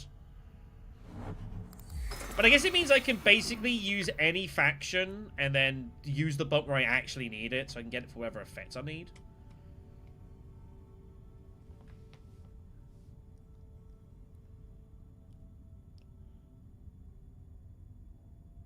It's weird. I feel like I've like absolutely just blown apart any tempo I had this round, but I've had justification for all of it.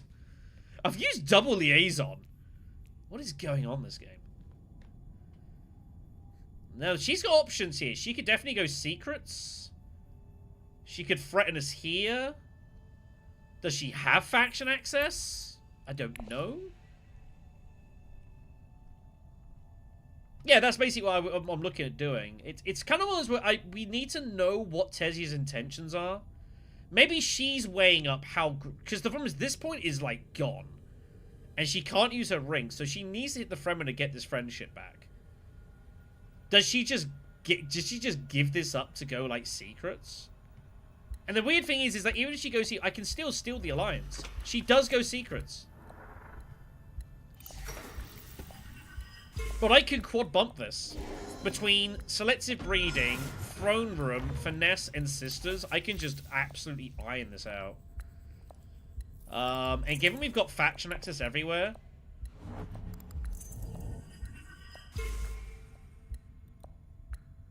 We're absolutely about to do that. Oh, she didn't use it! Oh! But now we know she's got quid pro quo. Now we know she's got quid pro quo. So, that is very significant.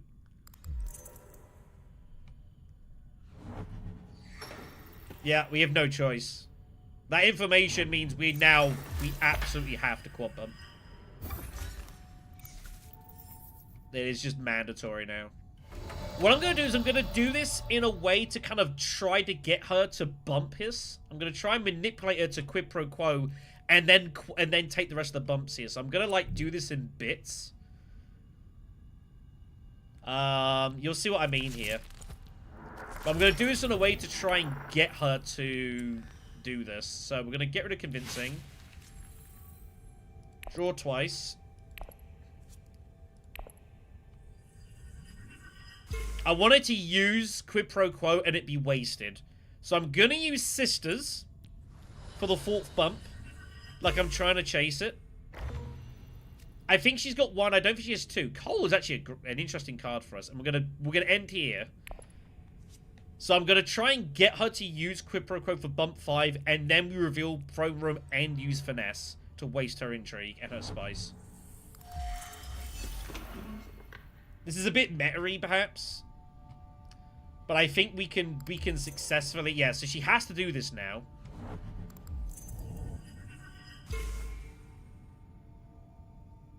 If she's got bribery, she's got bribery. If she's got strong arm, she can't use it. And now we just pure... And this is basically pure fucking with her. But it's fine. We can do this. So she's used up 2 spice and quid pro quo, which she could have used for stealing this alliance, and now she's just burnt it. So this is really kind of cruel. But this is the benefit of being in position. Is we can just manipulate her like this.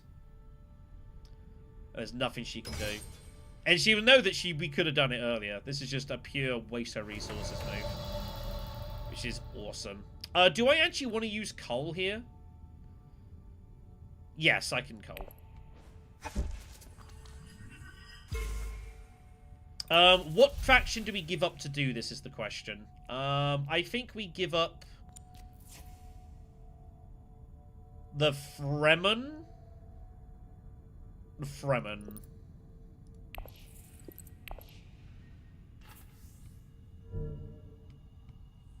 So that's cold-blooded, that move. And just lengthening it out deliberately. It's very cold-blooded. But also incredibly beautiful. We don't need both experimentations anymore. One is enough. Also, hello, Opulence. Oh, wow. Throne Directorship, what a card. What a card that is. So we will need to get this bump back for memo quarters, it should be noted. But yeah, we got ways of getting there. Tessia Humanity is probably just a reveal it card now. But yeah, that's nasty. I would be fuming if I was her. Be pissed.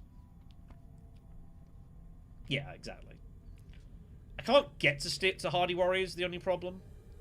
But I think I get to Steel Suits enough for the time, and I've got Garrison Troops.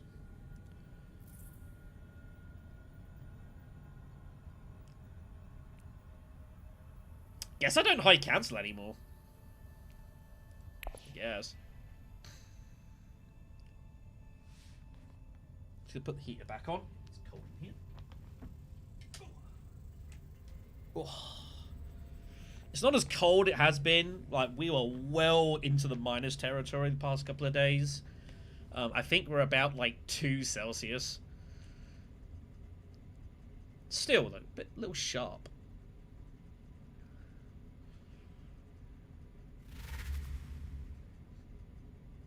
It's all sharp.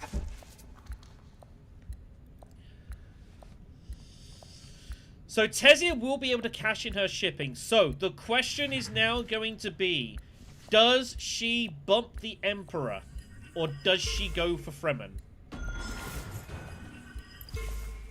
I'm going to be honest and say I have no idea. Leto takes Showroom Directorship, which is actually good for us. I was a bit worried about that card being around for Tessia. But Leto takes it instead, which is fine with me. I mean, that's totally okay. Leto's got shifting. He could cause problems here if he wanted to. I guess we'll see. Trashed a lot of cards this game. We've trashed a lot of cards this game.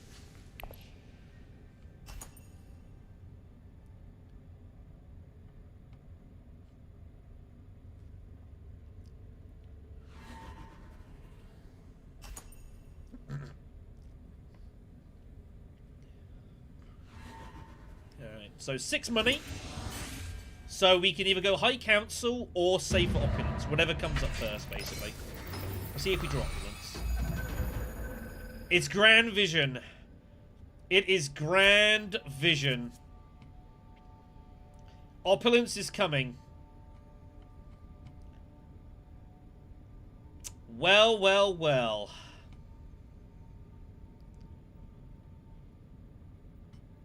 That is a problem. I'm the only alliance that's like really available here. And Leto is ready to go. Tessia has to bear that in mind as well. That might ward Tessia away from going Emperor. Because this looks really, really vulnerable. And she put herself in the same position. I think she's meant to just go Fremen here.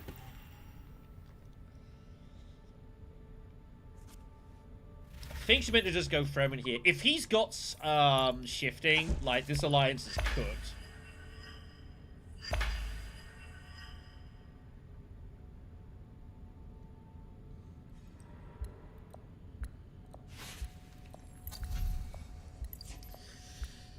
Oh, man.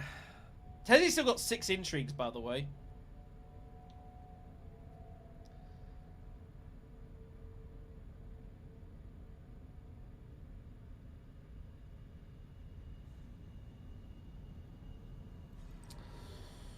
Do we go wealth?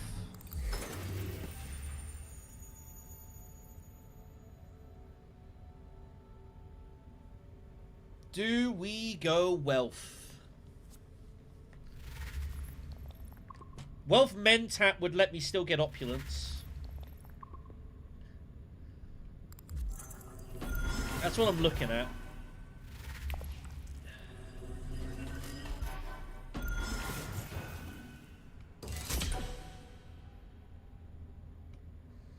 The problem is, I don't think I can give up.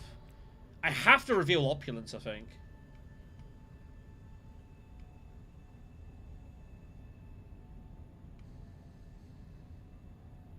Given that this is not a nothing move, it still gives me mental options, and it is preventative defense. I think we have to do this. And basically now, unless he's got shifting allegiances, he can't get this alliance. He has to have shifting, specifically. If he's got shifting, then we may have no options. And I might well be forced to go Basin, Conspire. Which would at least garrison us up for next round. There goes Mentat. I was hoping he wouldn't do that. Now, does he bump this or this? Surely he's gotta. He might as well just charge me down. He's got nothing to lose.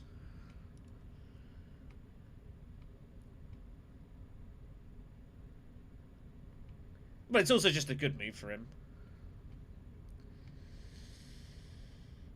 Oh, man. Using opulence to go here. Oh, it's kind of grim. That is kind of grim.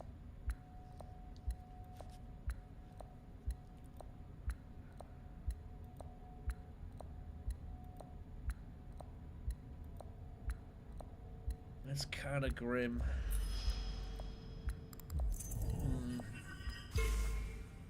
To be fair, he doesn't really need to bump Emperor. He's in no rush. If he's got shifting, this is the move to do anyways. What was his last hand? Did he have shifting last round? He did not have shifting, did he?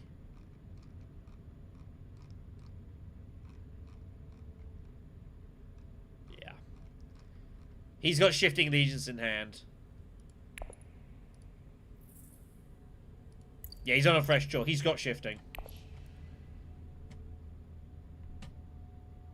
I think I'm forced to do this. It's disgusting.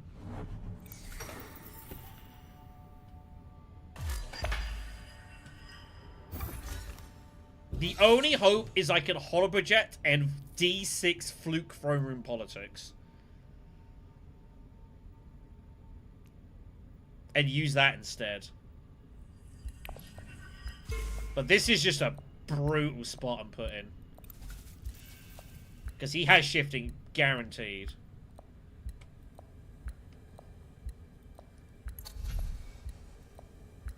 The only thing is he still has to win the battle though. So if we go Basin, he can't use shifting and get involved in the combat. He'd have to go to a council spot. He'd have to go tech negotiation. Which isn't awkward for him actually. He wants to like go here and here. And just win the fight. So us going Imperial Basin, he's only got one warlord. That does make it harder for him to actually win the fight in the first place. So that might actually buy us some time.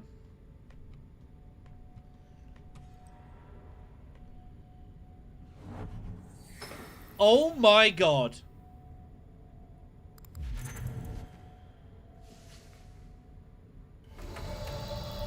He can't use it!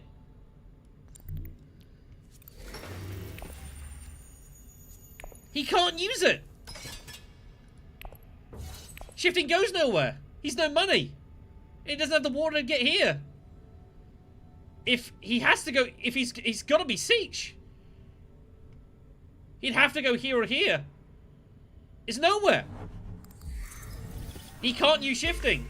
He's revealing it. He's not playing it. Well, that does us a favor. Yeah, shifting is gone.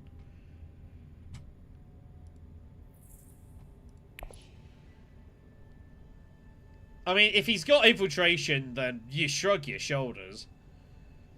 But that to me is a Spice Must Flow prep move.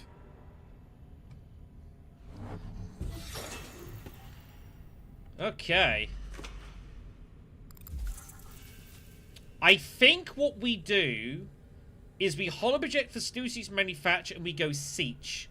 It gives us double water for research station. We still need to get this point. We still need to get this point here. And I think we prep up for that. I can't see how this game ends this round here. Ecaz is going to highline.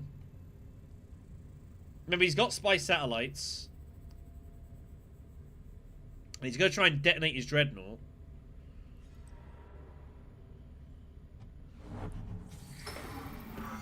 He's got spy satellites and he's going to try and detonate his dreadnought? Question mark? He might be just relying on Stilgar. He has got Stilgar swords. And artillery, so he might think that's enough. Any event, though. I do need to find the Fremen bump. This is true.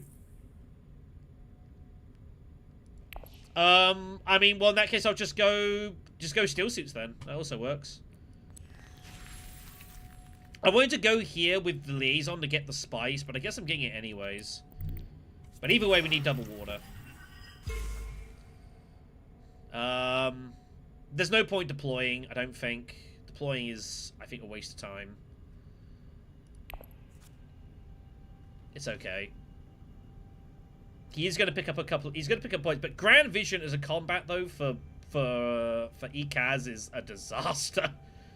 This is not the combat you wanted to see. He's going to get the Dreadnought point probably, but this is nothing for him. Weird game.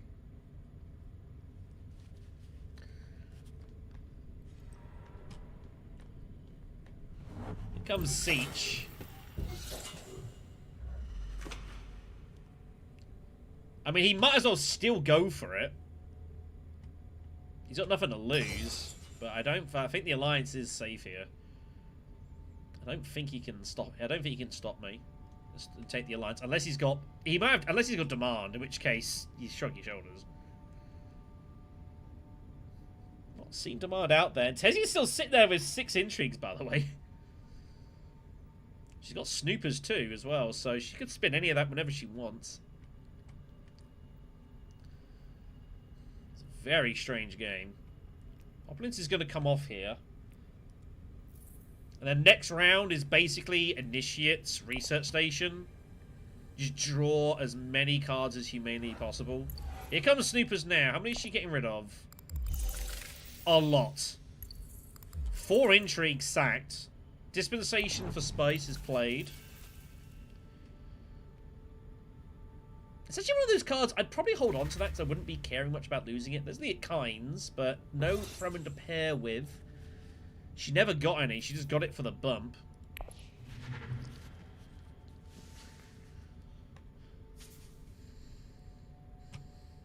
So I expect to see... No, he's going great flat with shifting! Oh, he's still going to take it. He's not going there for Research Station. He's going there for shifting. He's still going to play it, I think.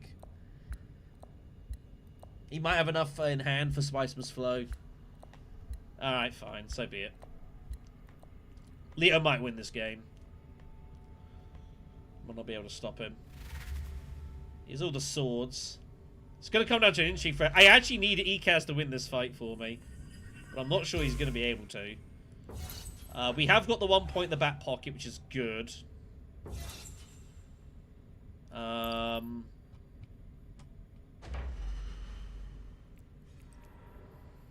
yeah, he's gone the water because he wants to go and still do this move. Double bump, take it. But I couldn't... going here and here to defend it, you just can't justify that. You just can't justify that. I might as well take high priority travel, I guess. Nah, take the Benny Sister. Take two persuasion card.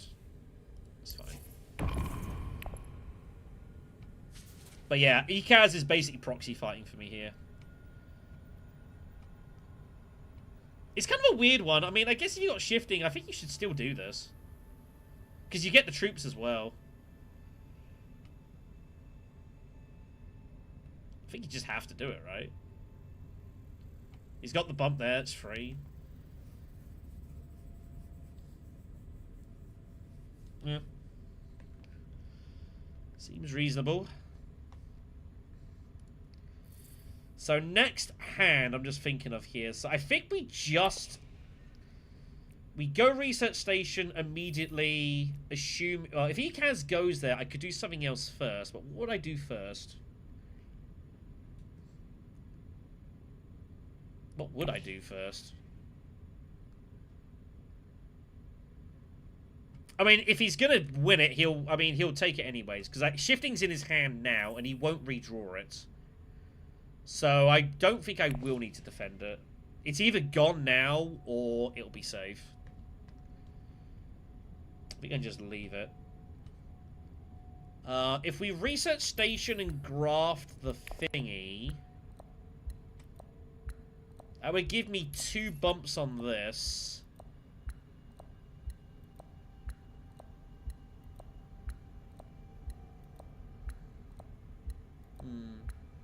I might even bump down. I might need to. Just reveals! Just reveals shifting was there. He decides just to take the spice must flow. Most interesting. Most interesting. Well, well, well. No spice for us. That's fine. We weren't going to get the spice. Oh my god! She had the speech, had intrigues and spice. I guess it should be a surprise here. My troops are just bystanders in the carnage. I feel like Ecaz must also have some swords, surely. He's gotta have something. He doesn't!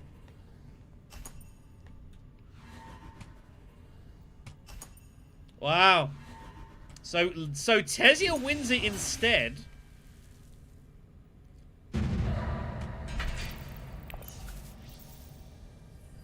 Does she have demand? She does not have demand. I don't think. Nope. So we have to now bump it ourselves. With throne room, which is fine. It's not the worst thing. I can use that to trash out a card I don't want. In fact, actually, I think we conspire.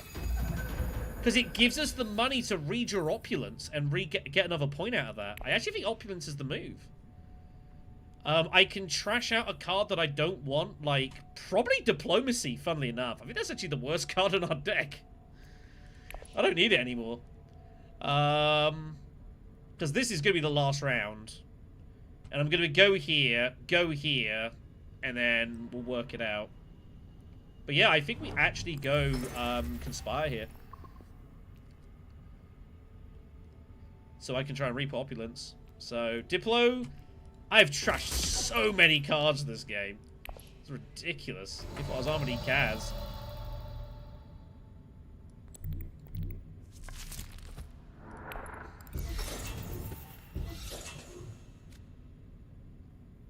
Damn it.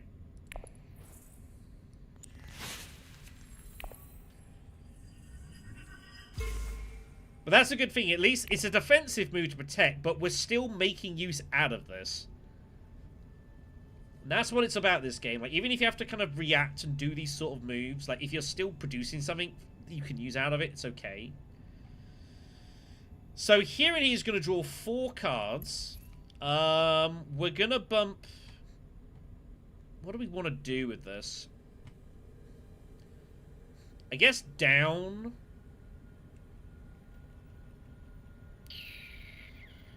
I don't actually know that we need the beetle. We could make that into money. Or water if we wanted.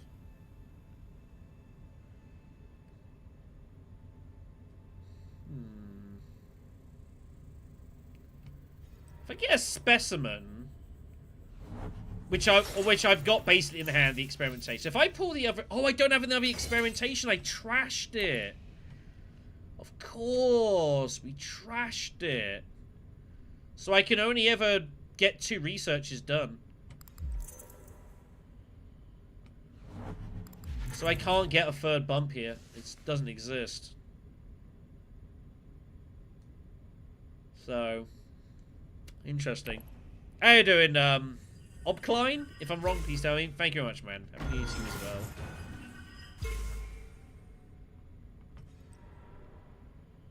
Attack goes.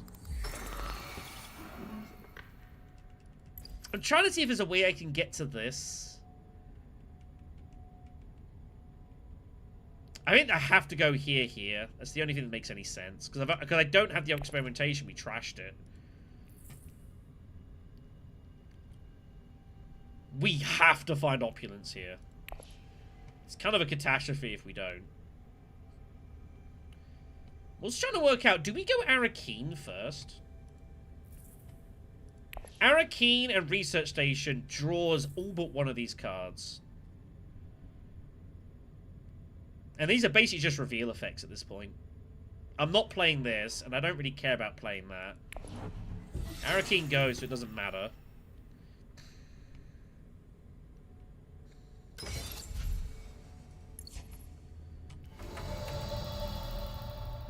So I think we just do this.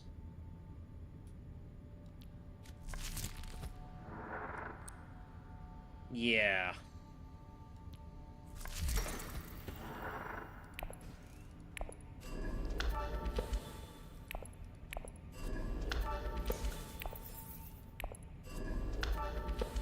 So there's the point at least.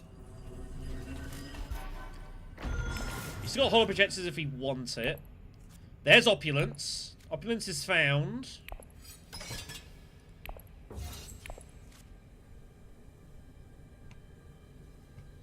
I think we just have to go here.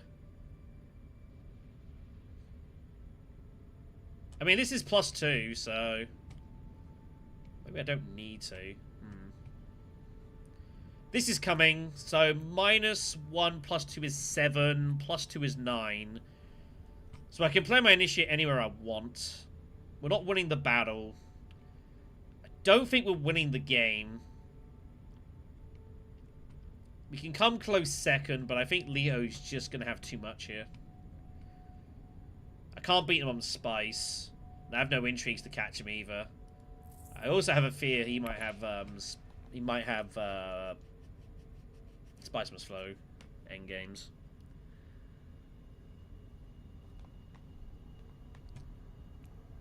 The opulence and that will get us to 11. So we can have a good 11, which is going to be good for second. But I don't think we can do anything to stop this. I don't think we can beat Lido. Yeah, just get Spice. Seems a good move.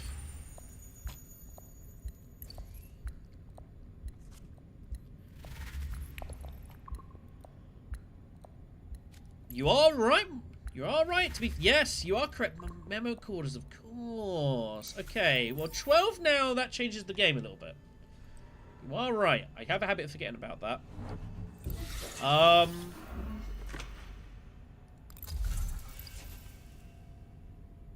Yeah, I guess we just go into Cellar Shipping and just take 2 Spice. We're never getting anything out of the conflict.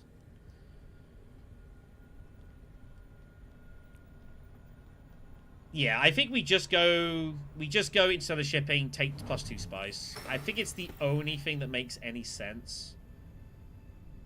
I can't go Secrets.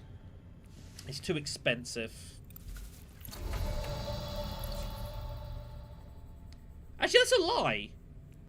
If I discard the Initiate for that, that gets me to 7. No, I can't do it. No, I still need to play this, though. I need the draw out of this. I'm trying to see if there's any way I can get an intrigue, but I don't think it makes any sense. I need the 2 from this. Yeah, I think this is the only thing we can do is just grab spice here. Yeah.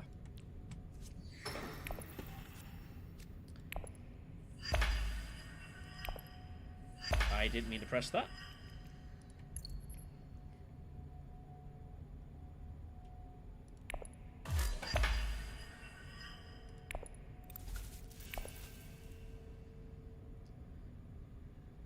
Best I can see.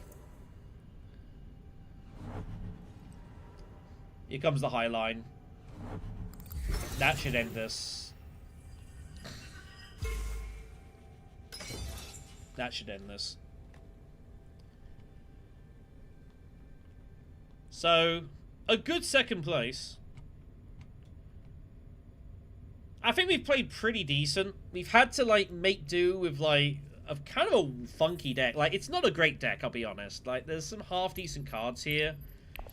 There's no real big power card that we got to play around. We got Opulence late. We're going to get 2 points out of that, which is cool. But there's no, like, real big, heavy-duty card to just maneuver your deck around. And, well, Lita had a couple. And that's going to make the difference here. It's going to make the difference.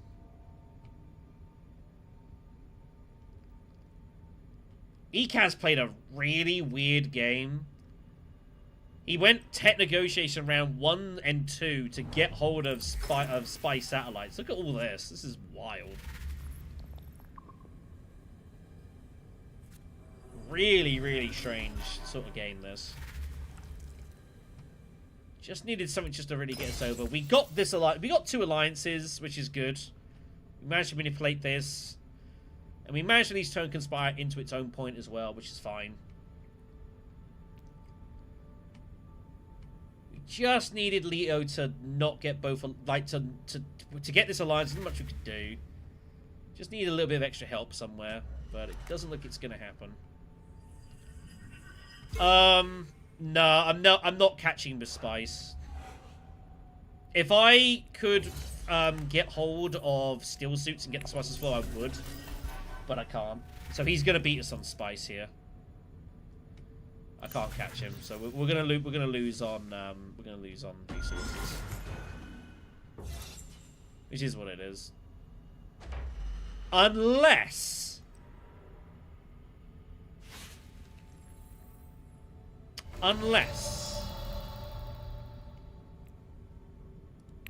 we'll see.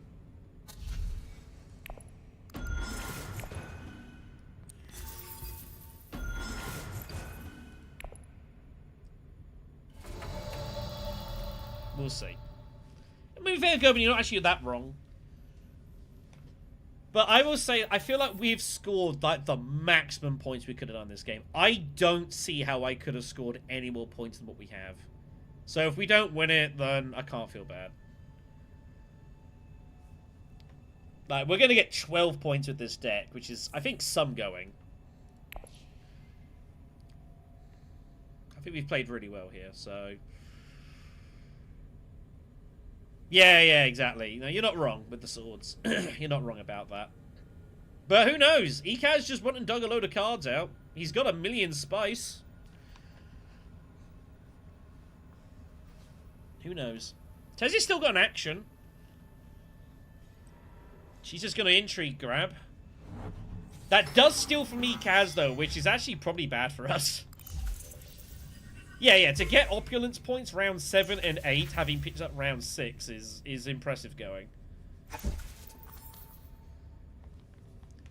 So, yeah, we've done everything we can this game. Our fate is out of our hands.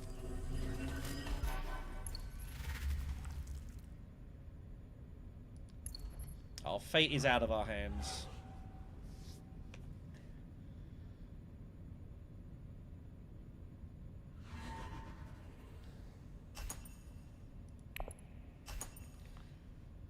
I'd say that's bad, though.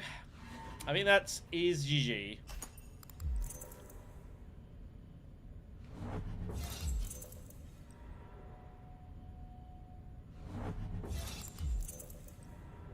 Oh. play the swords, you're going to do that. Whatever, it doesn't matter. They're free. So, yeah. I'm pretty happy. I think we played a good game. We're going to lose on Spice, but it's cool. Yeah. I don't see how we possibly score any more at this game than we did. So, happy enough.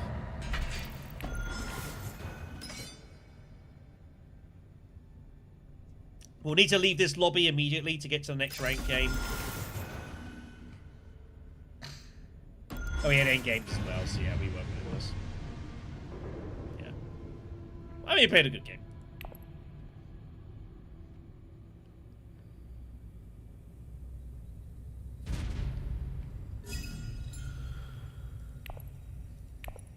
As I say, I think it's what matters more sometimes, like,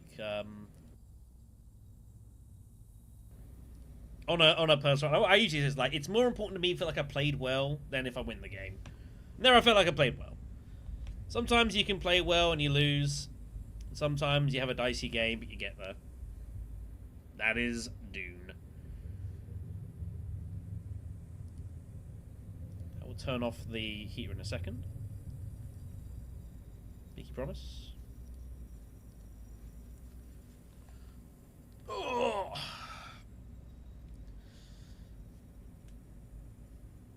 Oh, sorry. I'm not doing the YMCA, honest. Well, I'm glad that for the first Dune I've played in like a month, I think I've played okay.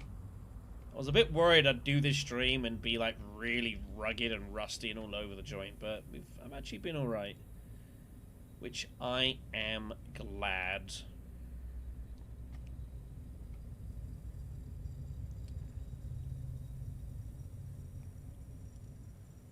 Checking a couple messages, give me a moment. What a name.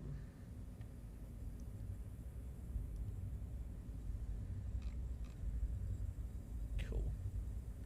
We'll definitely do at least one more game. We'll kind of see how we're feeling. Like, we did start this stream a little bit earlier than normal.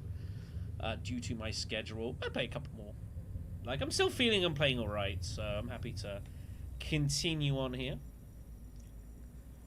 Just a heads up for scheduling.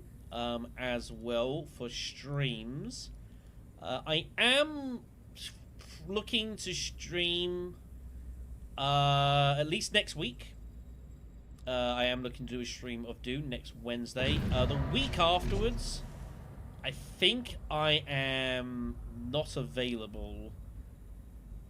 As he checks his calendar on the side. Yeah, 21st, yeah, I will not be able to stream on that day. So we'll do a Dune stream next week. Week afterwards, I will not be able to do. Alright, what have we got then? Okay. First seat for us again. Top of the row. Well, that's gonna influence things. Helena and Ecaz are getting picked. Opening cards here are not too bad. The Slick Farmer's out there, which is pretty cool. Subject out there as well. So assuming I don't get either of these, am I going Una with intentions of trying to find some Slick Farmer? Opulence is out there, appropriate even. Local Fence is there. There's a bit of shipping going on.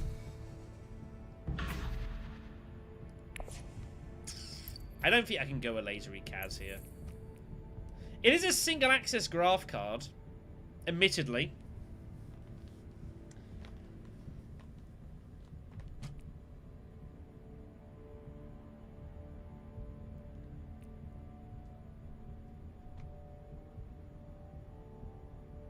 I'm kind of interested to give a laser Ecaz a spin. If I do, I have to blow up the row. I cannot allow this to exist. I kind of want to play Helena. You know, I'm going to do it. Let's do this, everyone. We're going to play a laser Ecaz, we're going to target Slick Farmer, and we're going to blow up the row immediately, and not let Ecaz get any of this. So the way it works is we have to put a card down in order to get the rewards. What am I doing with this? I guess I'm putting down Seek Allies. It's difficult because I can't blow up the row yet. blow that up. Get it out of there. Not let Ecaz have any of that. We get to work.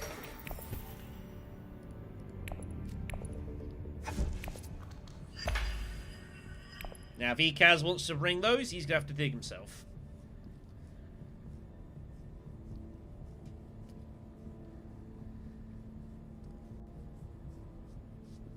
Elesa's ability is a little awkward sometimes, because you've got to put the card down. It means that you can't use it that first action.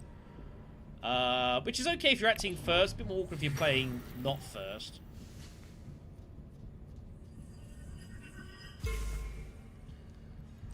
How you doing, Vernius? Happy New Year. Appreciate it, man. Thank you, thank you, thank you. Hopefully you are well. It is very cold here, hence my heater is on. Now, am I going Hardy Warriors here? I think realistically I am.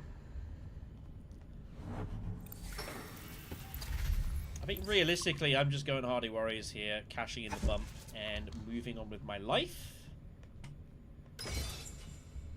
The only problem is I can't get back to wealth. True. True. She puts in 2 troops. Everyone's going to go in for this money. We're going to do this. But yeah, it has been like well into the minuses the past few days, so... It's a bit aggressive, but it's okay. Turn this off now. It's fine.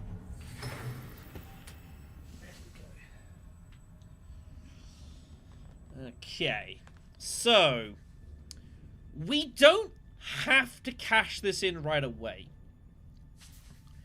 The argument for not cashing in right away is I don't know how I'm getting coin 8.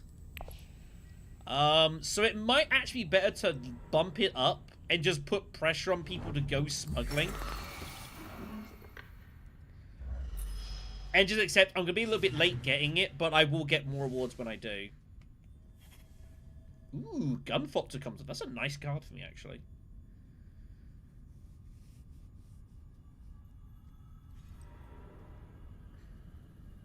Yeah, no worries, man. Oh, it was you. Yeah, no, I was... It was a tricky one. But, yeah, if you've got that, you've got it. But no, it was... We both played well. Just, I needed something to get me over the line. It just didn't exist. Spiritual Fervor comes up, actually.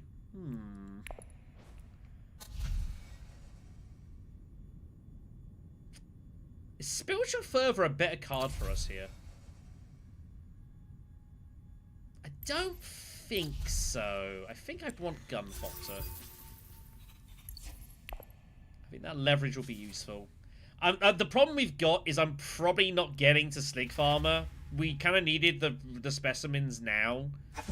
We only got one of them. Now we'll last reveal next round, so that's going to be a problem. That's going to be a big problem. We'll see how we go here.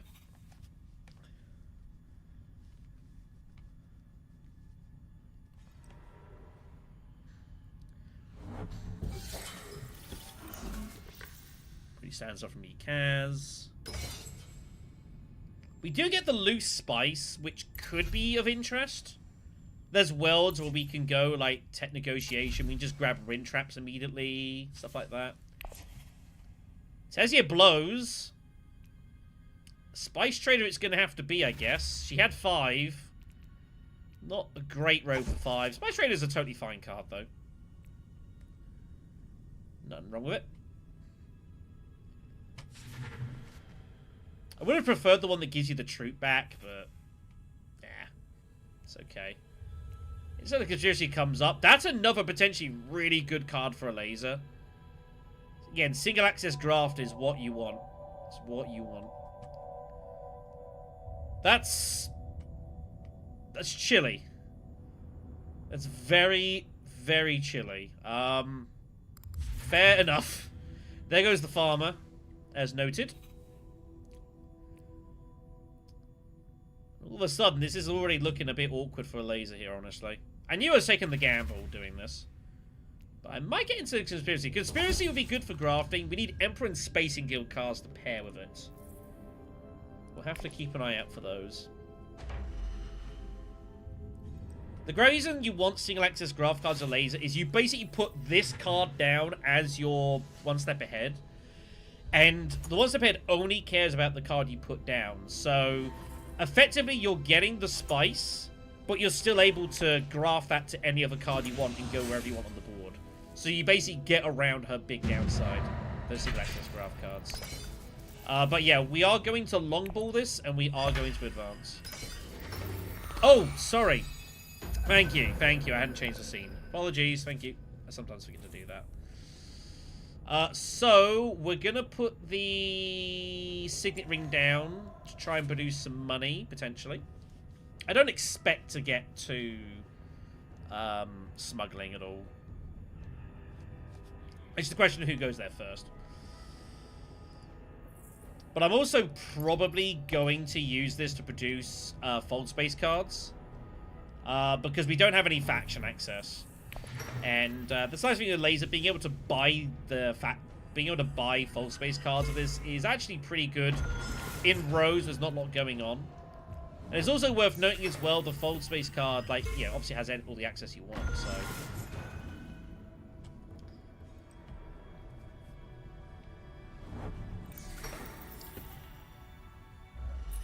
So we're just going to play to Imperial Basin, get that second spice, get our specimens going. I'll probably go down, just go Beeling.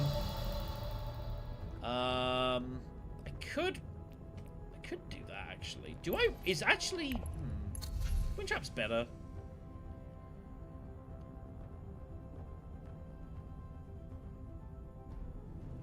Windtrap's better here.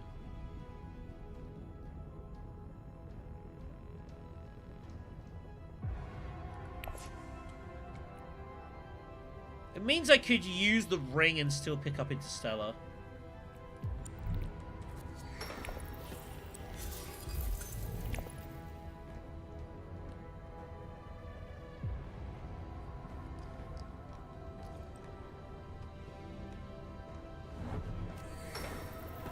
Well, that's assuming that we actually get to it.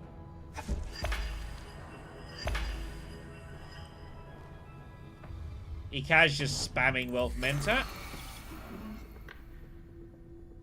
But it gives us the option of going Haga Basin now as well, with experimentation, or with our ring.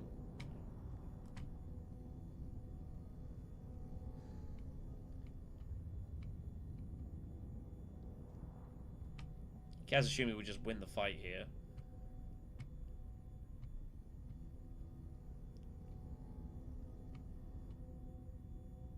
I mean, there is an argument as well. If we go Basin,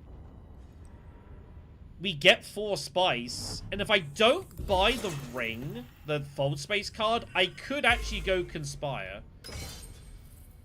But she's gonna ship before me anyways, I'm pretty sure.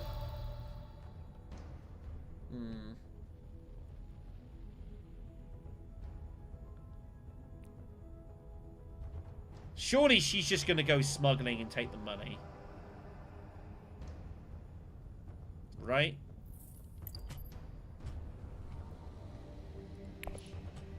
She's also got Slig Farm. She can just hit that on Diplo and just get there anyway, so...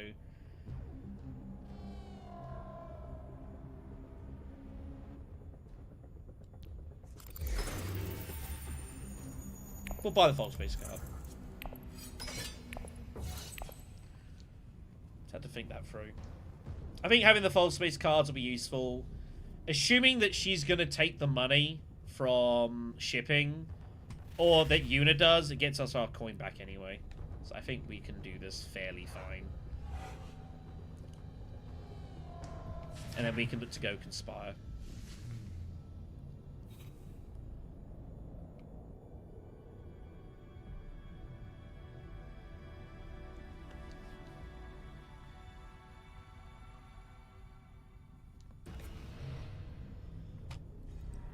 So, Interstellar is still there, by the way.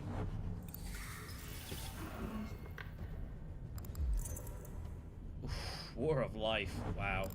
What an opening draw that is. Holy damn. That's kind of insane.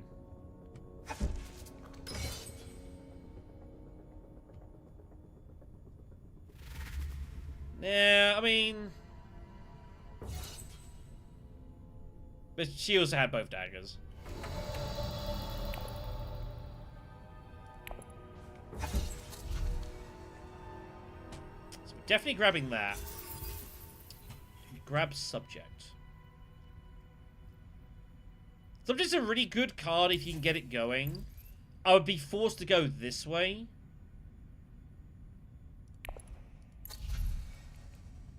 But until then, it's basically a blank. What else am I doing with these specimens?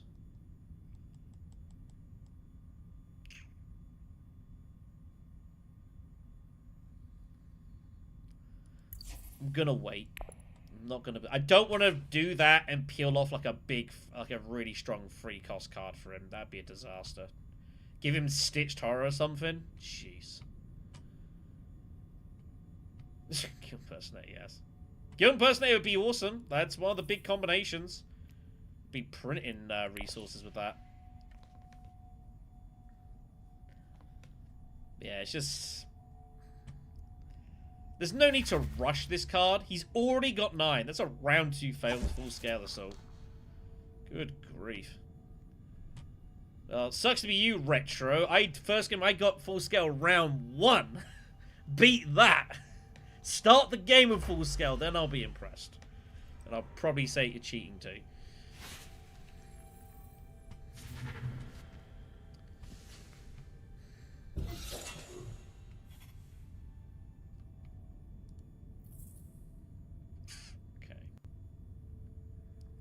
So for now, this is probably just a 2 persuasion reveal card, which is also okay. Listen. Yeah, a card like Interstellar is like, it's not great value to use without the correct grafting, unless you're a laser and it produces 2 spice. Then it's not so bad. Tessia with a pretty cheap point.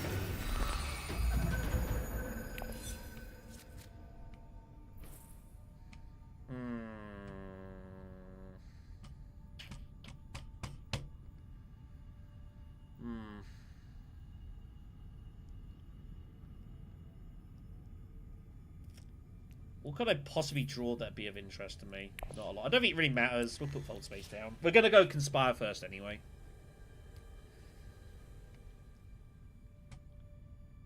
And we'll see what happens. The coin from this isn't a big deal. I guess I could have played Fopter. It'd be too slow. I'd rather just get the swords from it. Third wealth for Armored Ecaz. It's pretty cooked.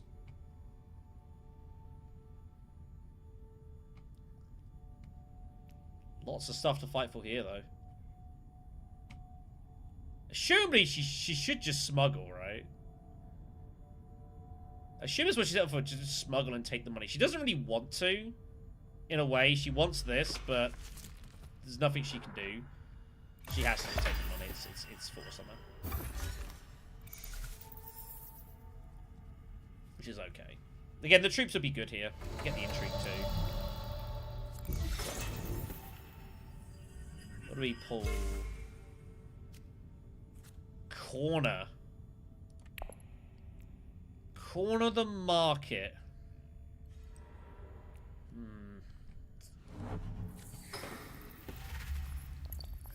I'll be honest and say this isn't a very corner the market sort of deck. Like at all.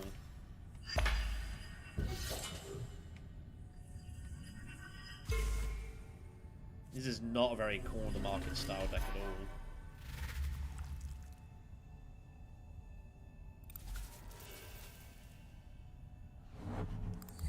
Ecaz just spamming this.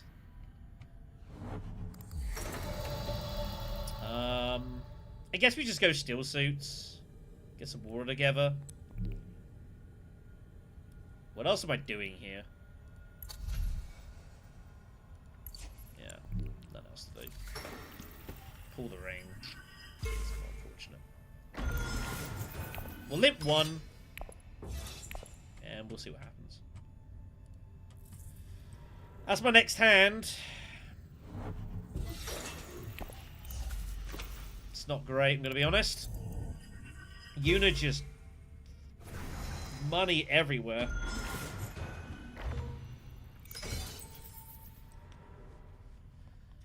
Now, she has daggers, right? She probably has a dagger. I'm probably going to be forced to put the troop in with the Fopter anyways, though, even just to tire. I don't really like it, but... what are you going to do? Firm grip's out there now. Good grief. He's gone in.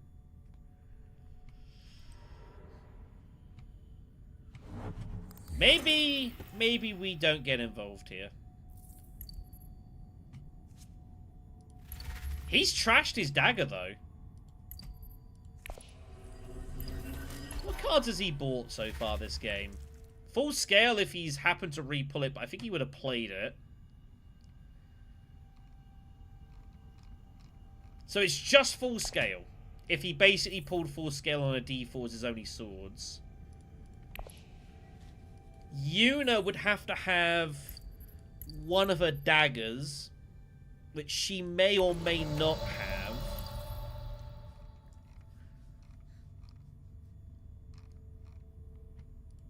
I think I'm forced to put this in and just force a tie.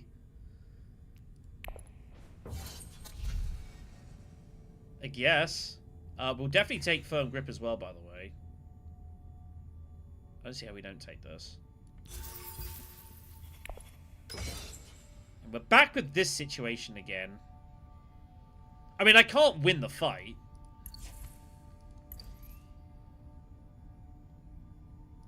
No, we just don't buy it. But we just have to force a tie here. She had the dagger. Well, that's unfortunate. That's the way it goes down. I mean, I need help with my factions.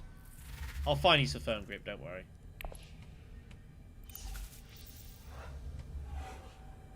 I might trash it later. We'll see. But I also cannot give firm grip to my opponents here. I'm just gonna do it.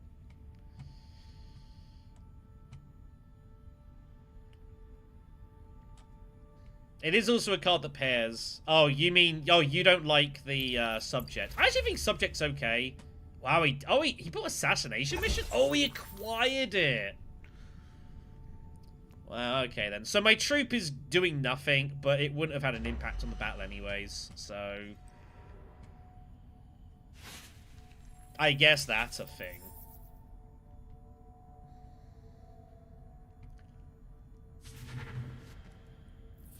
We are guaranteed to get to Swordmaster at least, which is good.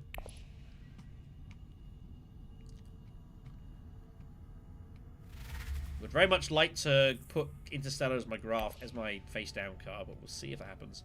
I think Subject's okay. In the hands of, like, Ilban or something, this is destructive. But you need action economy, and you need to get race across quickly. But I think Subject's actually pretty solid. You just got to use it with some care.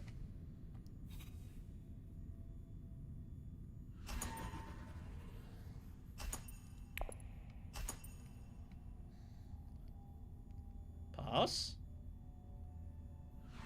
Alright, it is a pass. Oh, God, there's so much spice there. Tessia Research Station instead of going Great Flat. Do I give up one round of Swordmaster for Great Flat?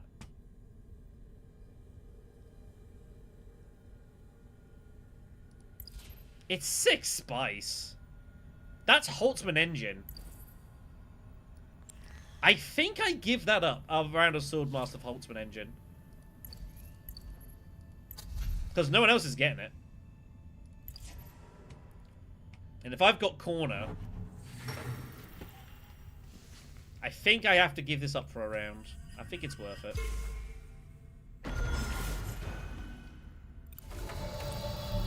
I mean, it's justifiable. What am I doing? Bumping down then? I'm bumping down.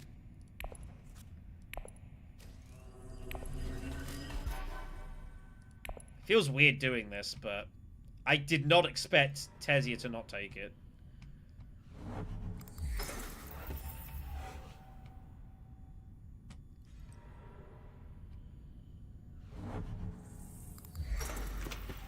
She loses fold space at least. We do need to get to smuggling at some point as well. We do need to cash that in. We'll get there eventually. Ecaz is hit well for the 4th round in a row. What the hell is this? Ridiculous.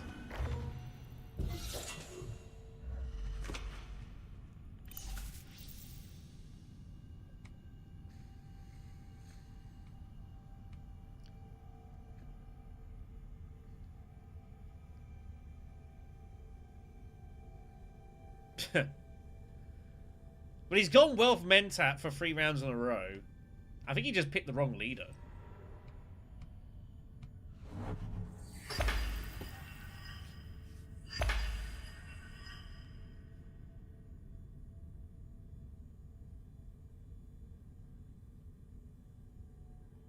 Now, it's worth noting this persuasion, you see, is counting the card we've got face down.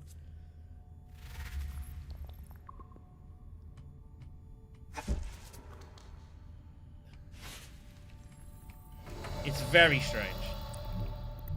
Anyways, let's go ahead and do that. Pick up a couple of spice and take us our Holtzman engine. Very nice. So that'll let us draw a 6th card every round, which is very cool. And if we can get a couple of Spiceman's Flows, it's worth on. So basically, I'm going down Spiceman's Flow. That's basically the route I'm taking here. We're going all in on this.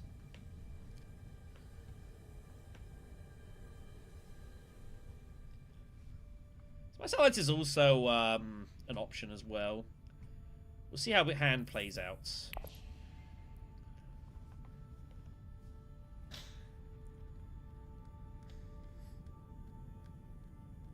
I guess there's an argument that says I could have gone Spice. No. I need to get Holtzman name immediately.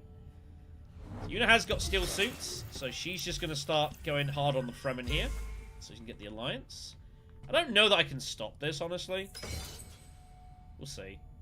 I need Firm Grip to turn up with instead of Conspiracy, though. I really need that.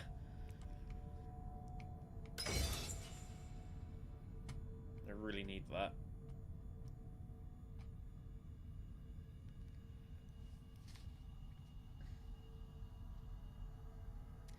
Holtzman can be a bit of a trap sometimes. The only thing I will say with this, like, it's good, but it is sometimes a bit of a trap. It's nice for Helena because it means I'm drawing a 6th card, so I've got more options of cards to put face down. So there is kind of an extra little bonus. 4th round of Wealth Mentat from Ecaz. It's kind of ridiculous. He's done it 4 rounds in a row. Like, what? Kind of wild.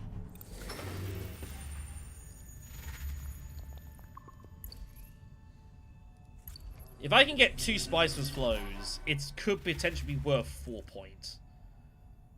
Maybe 5.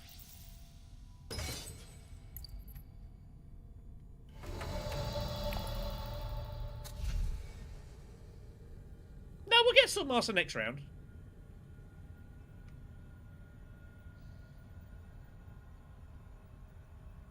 we take Liaison? What do I take here?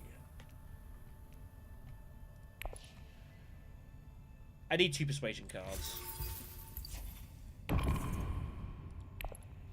High Council and not care about Swordmaster. I don't know about that. I think I need this game to go 8 rounds. Honestly. She's just going all on that. I'm never going to be able to contest this.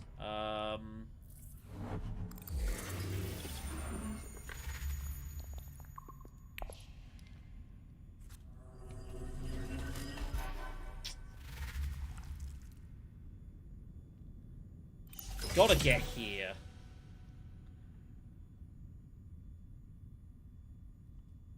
It can be sometimes. I don't think... round 5, I think it's okay. I think we still take the Swordmaster. I think it's fine. It's a very dangerous move to go High Council first. You would if you were like back of the queue and you had High Council money, and everyone else to get Sword Master Heavy, then sure, take High Council. Here, I don't think it's the right one. She's just gonna bypass that. Makes sense. Yeah, it definitely can be of use. It comes full scale. These two continue to duke it out here.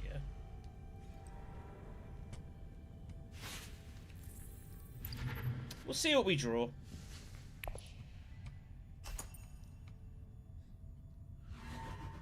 It's hard to see me going High Council, though, if I can just get a Sword Master. Round 5 is fine. I need the game to go 8 rounds, basically, so I can get enough time to do the Spice plus Flow. If the game ends in 7 rounds, I probably don't win.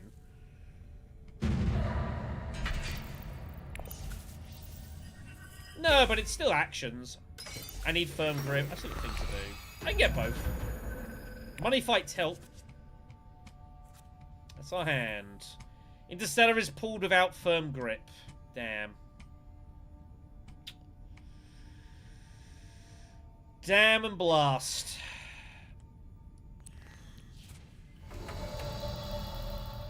Damn and blast.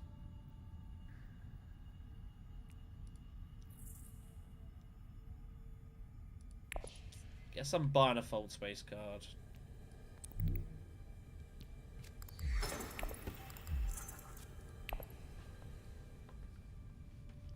Guess I'm buying a Fold Space card.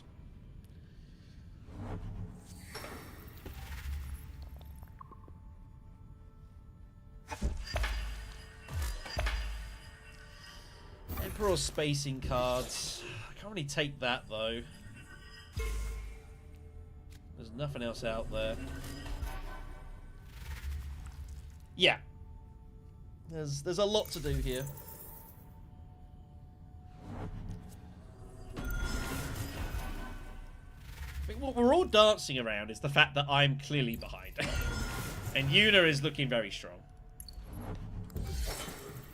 Dreadnought number 2. Going detonation.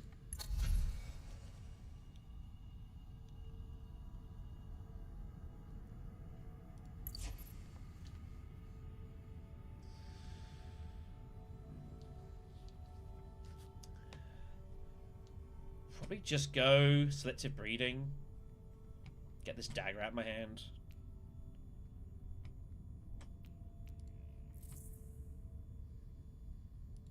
Need to hit here soon enough.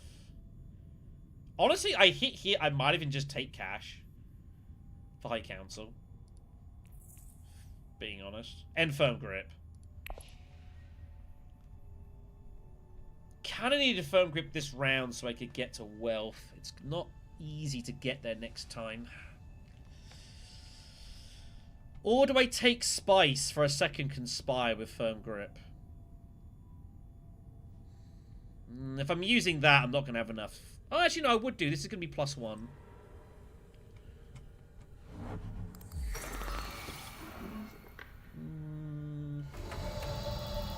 That's a problem for Future Shadow to resolve.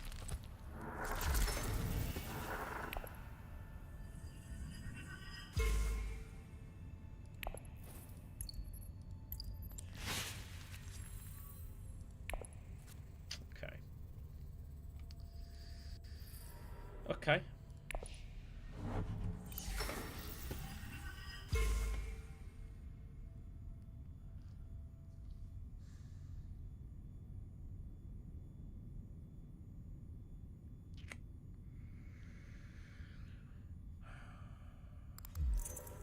Windfall, that's what it's called.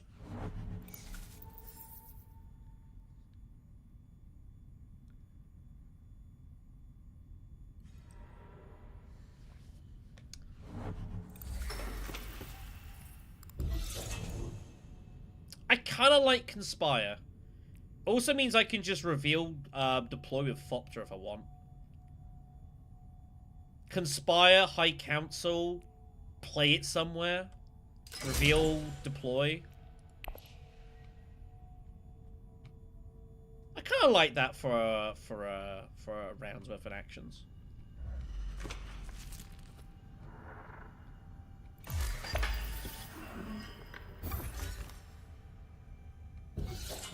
So much for that.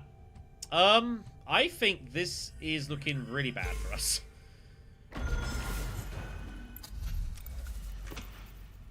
Spy satellites it is. Spy satellites it is.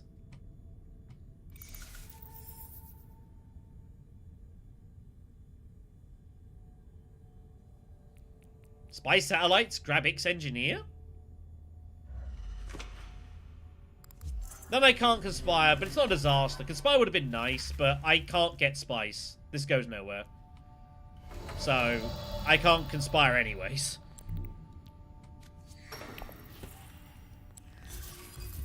So, just do that. We'll do that. Try and pick a Bix engineer.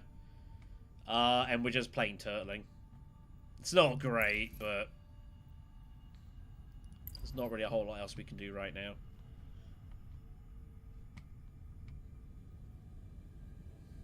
Just hope that we can get to wealth. It means I can't high council either, but my hands are pretty tied here. But also, we can still go experimentation to smuggling, take money, and high council and firm grip if we have to. At the same time. We'll see. What I will say is that we're in a really poor position. And we need help. We need a lot of help.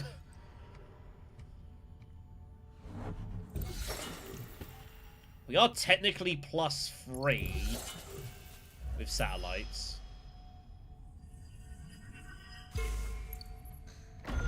Technically, but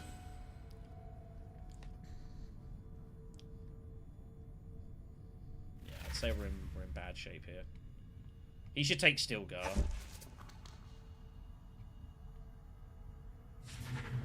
Yeah. So at least this is a point. And having Holtzman, like, reduces the damage a little bit. It does mean that Firm Grip is kind of like a weird card now. I don't really know what this is doing in our deck, but obviously we've had to just change tact, and there was not much we could do. Is there any world I could, like, try and make a play for this alliance? I don't think so.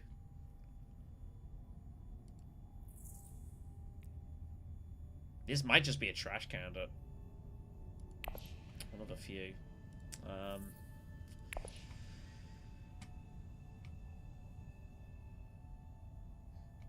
I ever able to, like, get enough bumps to trash it hardware? I'd need 4 bumps. That would be 2. I got a fold space coming in Diplo. So maybe what we do is we actually just get friendships and I hard trash by satellites.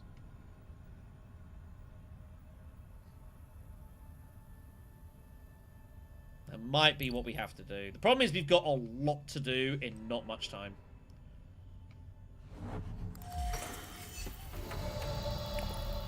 Got a lot to do in not much time.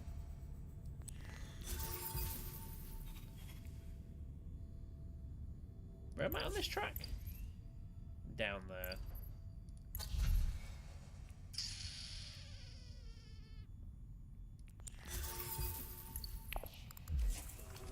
But I need help. That's not terrible. That's not terrible.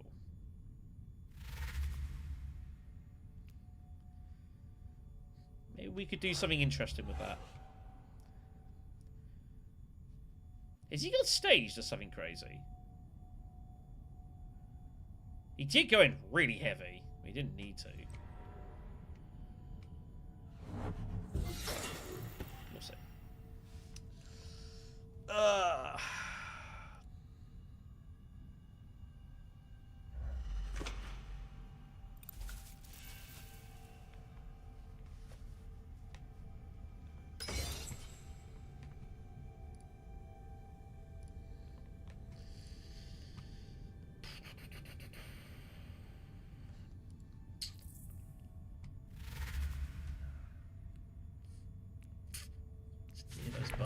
Just not coming. Need that determined with firm grip, and it's not going to, and now it's like really awkward. Hello, Guild Ambassador. What are you doing? And Yuna's gonna be first to reveal next round? Oof. That's rough. That is rough.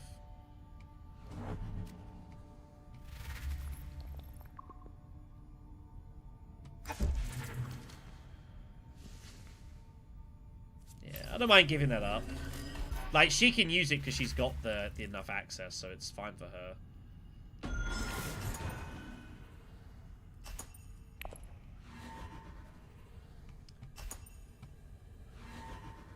I don't know if I'm going to have enough time to do that. We haven't played really long game here. We need a lot of help to actually make it here. Need a lot of help. Trade Monopoly it is. Oh my god, I pulled it! Oh my god, I actually D9'd Interstellar Conspiracy. Holy Christ. How did we do that? Wow. Okay, right. We are that is big. That is a bump found. That helps. That helps a lot. Yuna can now just start spamming Steel Suits Manufacturer now. Yuna is massive favourite for this game still, by the way. She's a huge favourite. The problem is we need her to not end the game in the next 2 rounds, and I don't know how we're going to do that. It's out of our control. We need these two to slow her down and give us a chance to catch back up. There's nothing we can do to stop her, so we just need help.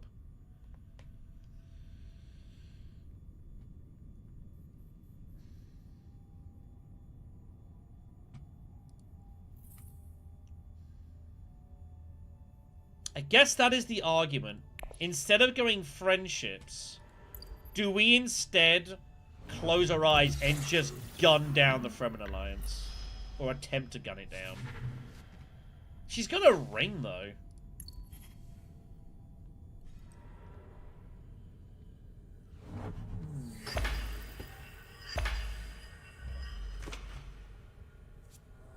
But we've got Infiltrate. I think we have to try. She has, but she's not going to Steel Suits right now.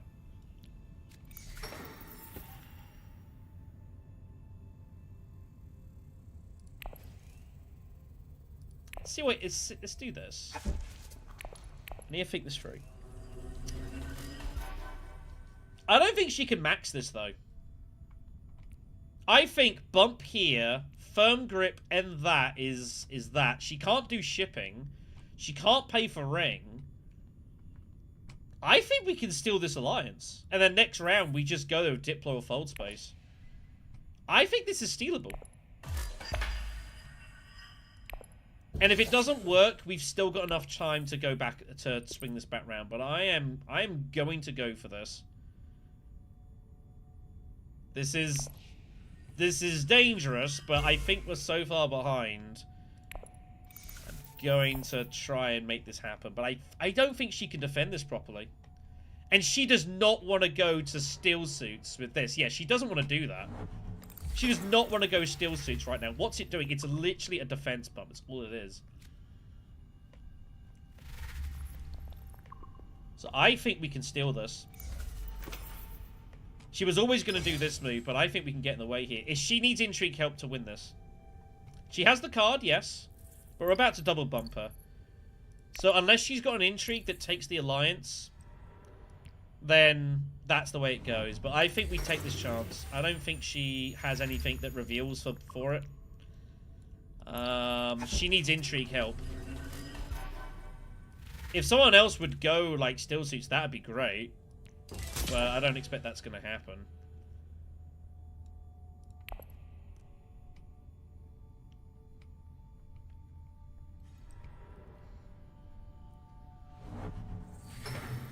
That's an interesting move. We're just going to go for it. Good. Luck us.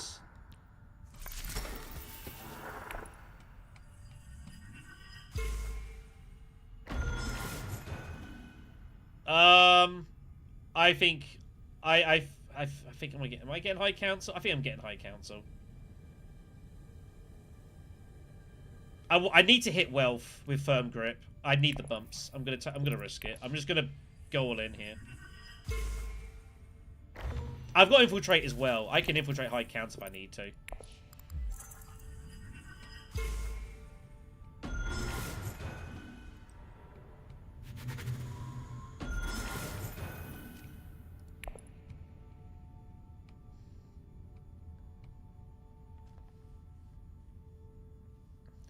So it's not a big deal. Infiltrate isn't really doing much else here. Yeah, that is dead. I mean, the money's also useful. It gives me some, like, Mentat backups if I need it.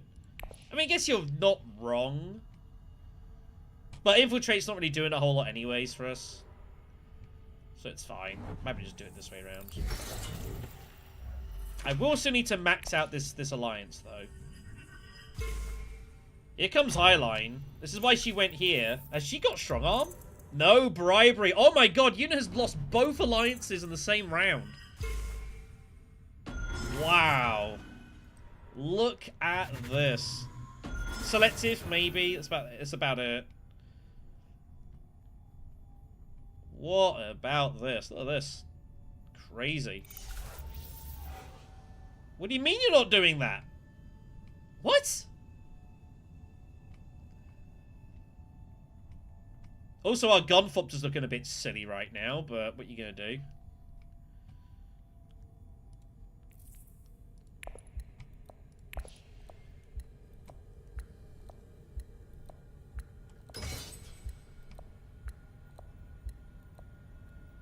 What is going on? I guess she figures she's going to act anyways with shipping. She doesn't need to do it now. Guess that's her logic.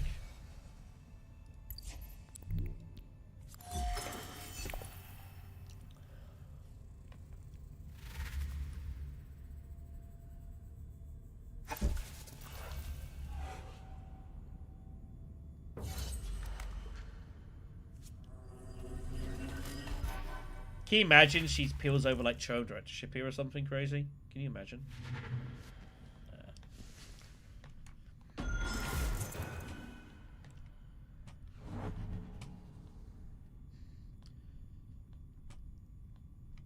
Still suit is still good for us. We can fold space it. That gets us to research station.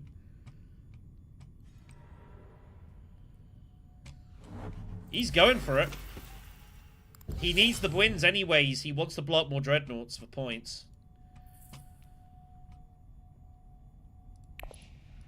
What am I doing with research?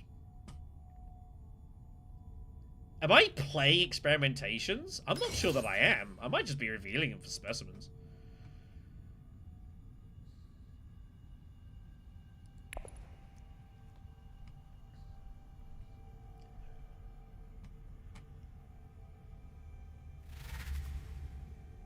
We will overlimp to try and steal the, It's kind of weird, actually. If we actually get third place, I think I'd take the intrigue.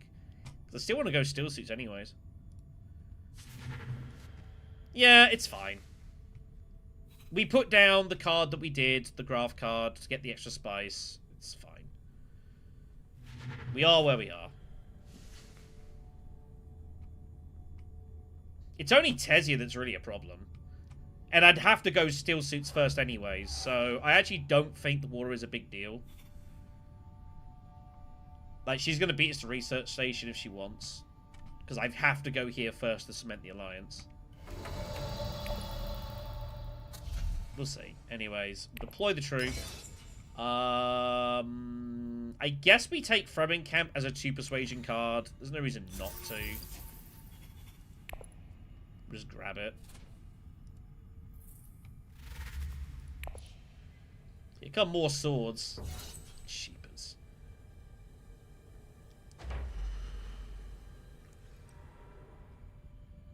It is what it is. Like, I've got to put the Graph card down, but once we put the Graph card down, we have to go Firm Grip, and I still want to hit Wealth. I still want the extra money. So we just is what it is.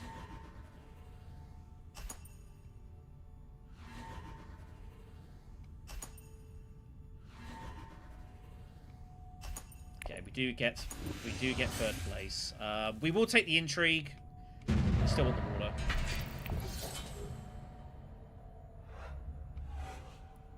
Because we still have to hit this faction.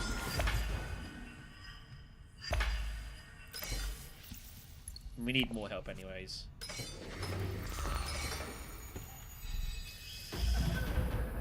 I mean, it's 4 swords.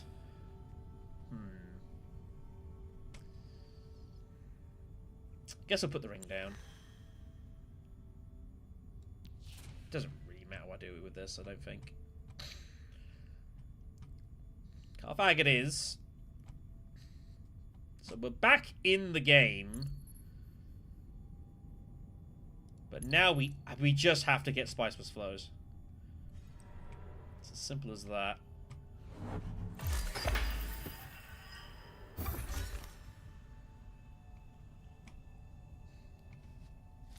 This is debatable. I could have taken water first, but...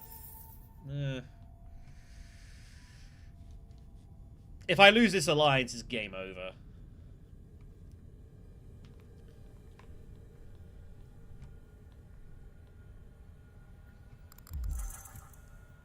was gonna say, why is he taking money? Money gets him to his high council, I guess.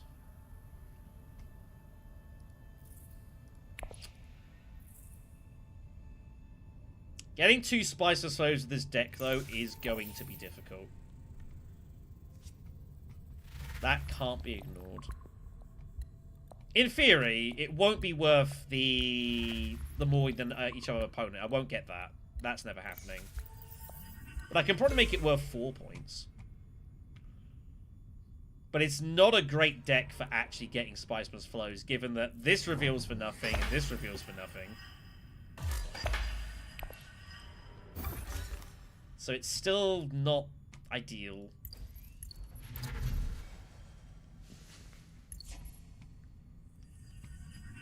So there's the steal. Assumably she briberies now to protect it. And then we cement this. And that's Yuna's 2 alliances gone. Like, that is very bad, though. She can still pick this one up, but obviously that's pretty bad for her. Pretty good for us.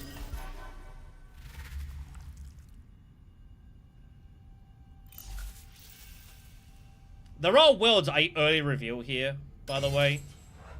It definitely are worlds where I consider early revealing.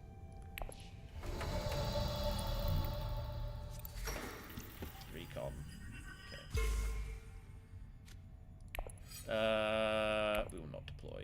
No point.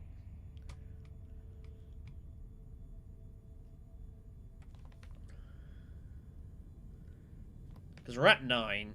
Unless I can get to Arrakis, I don't think we play. I think we just reveal. Mentat would also work, I guess. Actually, tech negotiation. I could tech negotiate with the ring. I just want the fold space card to play stuff and draw. I could pick up disposal facility. Or snoopers.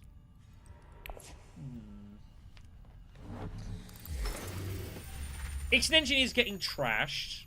I could use disposal facility to trash, like, Firm Grip. Because, yeah, this card is now doing nothing. At least Thopter has some inferior uses.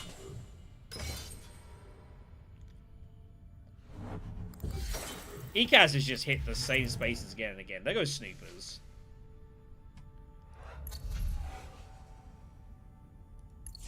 Oh, of course I can, yeah. But the initial buy, I can trash. The initial buy, I can trash Firm Grip. Initial buy, I can trash firm grip. And then I can trash recon.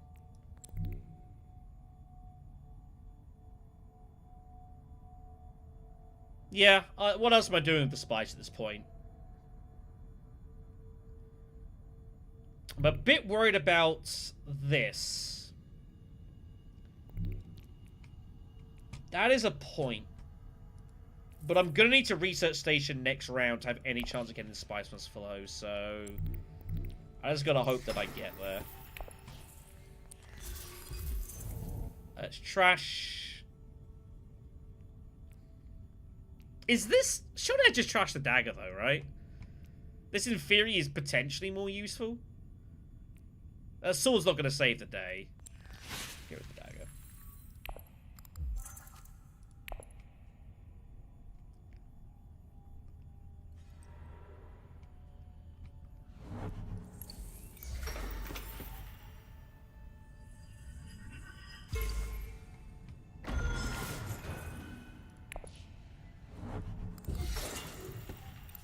Just lobbing it in here. I guess in a way it's a good thing I didn't really go heavy combat this game, because we just did not have any engine to compete with any of those. There's the research station. That's good for us. That means we now get there next round. So I think we go Arrakis just to cycle the diplomacy, because I don't need it, and just hope that we find city access next round. That's basically where we're at here. Engineer is getting trashed for a point, which is safe. And then we can trash... maybe we don't trash recon. Yeah, that's a good point. I guess we trash experimentation. Yeah. Because if I research, I'm probably only ever bumping up here to get the specimen anyway, so... I'm at 9 now. So I can go Arrakis and draw Diplo and I'm neutral. Because I have +3 here. So 5, 7, 8, 9.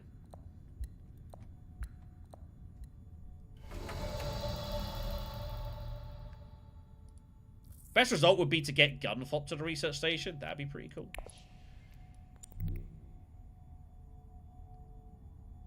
Yeah, it's a free move. There's no reason not to do this.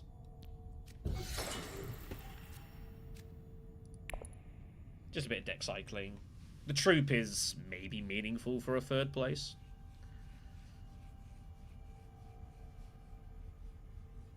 I could use advanced weaponry now to put Dreadnought in, but I don't think this is a fight I want to be getting anywhere near to. I'm just going to calmly just chill and let them kill each other.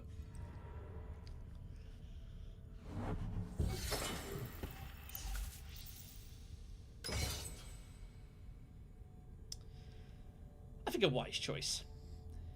Yuna has not ever used her ring ability, though. Like, in amongst everything that's gone on, she's never been able to play Final Delivery. Which is kind of weird.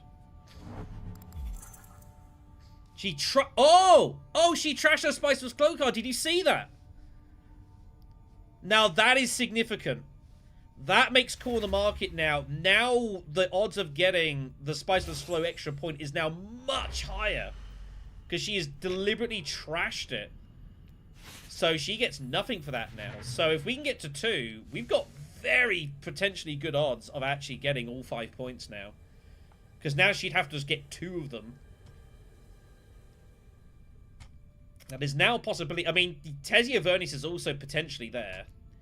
But it's going to be hard for her to get to Spiceless Flow again unless she hits selective breeding.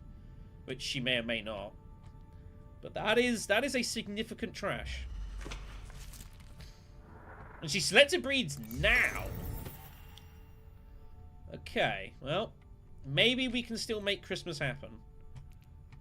But we need some luck with this draw. 1 bum draw and it is game over. But we have Holtzman, which is helping, so we draw the additional card. We trash Ixian Engineer.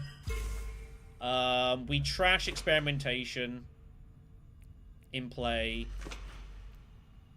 Because we need to maximize our odds of getting a research station. We just have to get there. Our game depends upon it.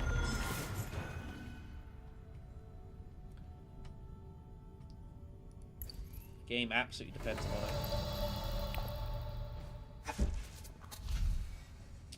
it. So trash that for a point. That's an engineer. Grab that for a point. And then we can trash a card in play. Yeah, it should be experimentation. Because I don't need any more. Alright. Okay. Okay.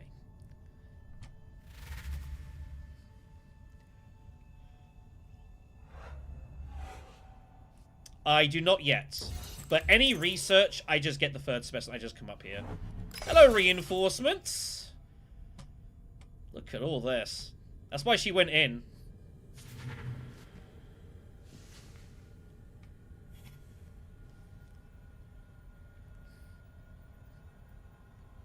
A late Kwisatz Haderach turns up. Too late, sadly, I fear. 11 persuasion and 6 swords, but she committed everything into this fight here. She's now out of resources.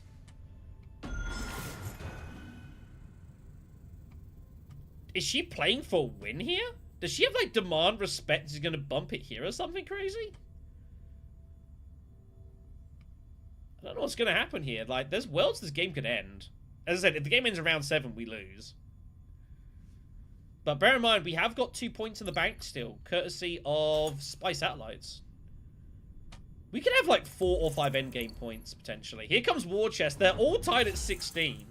Ecaz fires first with the War Chest. Tessia Vernius now. She can't have much. She's got counterattack, so that reties the combat. Yuna now has got a couple inches with all the spice in the world. But she's got nothing. This is worth 3 points to Ecaz. He has nothing. It's a tie! Oh! It's a tie!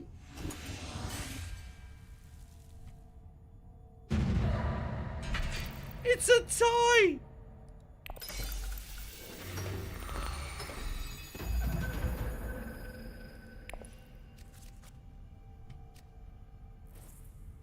It's a tie! What is happening here? I don't know what card to put down.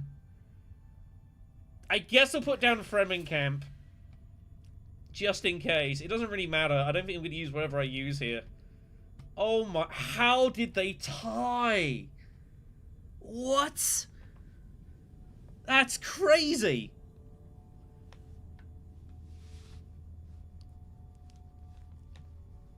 That is absolutely ridiculous. How do you tie that fight? It's economic, which isn't great for us, I'm going to be brutally honest, but... What?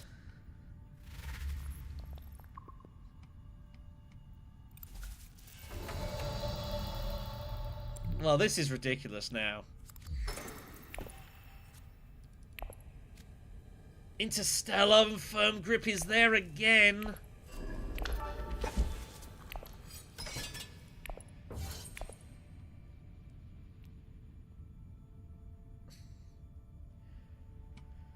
Getting second in this fight is going to prove very challenging.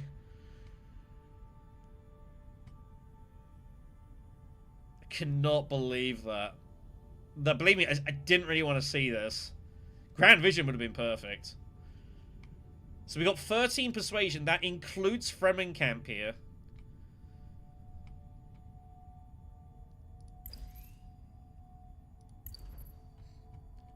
I think Fremmenkamp we just use.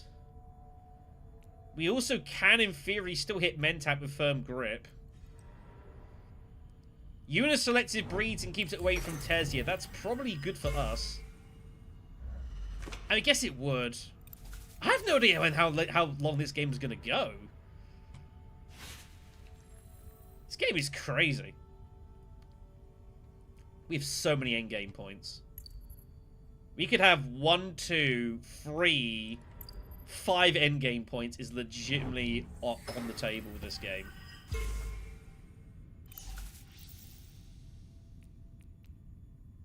I have the 4 swords. I mean, it's there. We'll see. Snippers is played.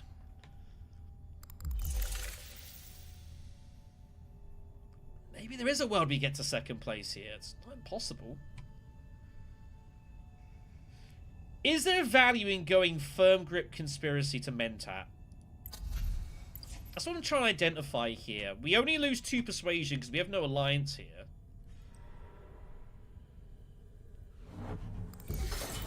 And it still gives us half a chance to, like, try and hard trash spy satellites. I guess in theory.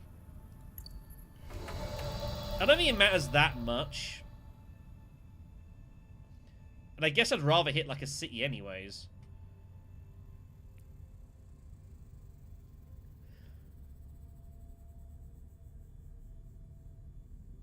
I don't think this is going. I think we go Carthag. We could just double bump that.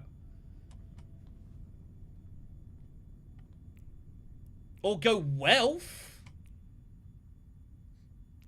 Remember, Firm Grip can't do itself. I think I'd rather go Carthag, honestly, though. I'd rather get the intrigue. I don't think anyone's going here. I think that's safe.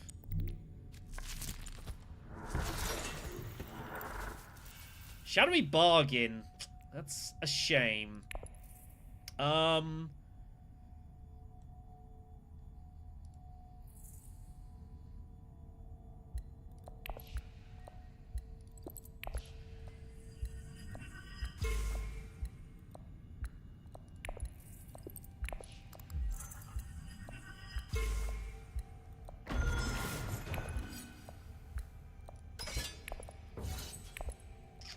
It's a bit of a bum card, that, sadly.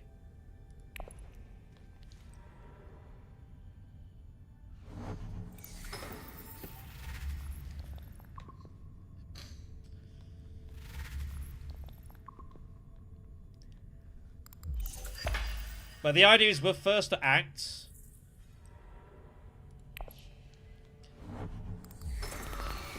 So we either win the point, or we can go secrets or whatever else, and I can still, like, potentially just hard trash spy satellites. I don't know how I'm going to get the spice to hard trash spy satellites, but in theory, it's a thing I could do.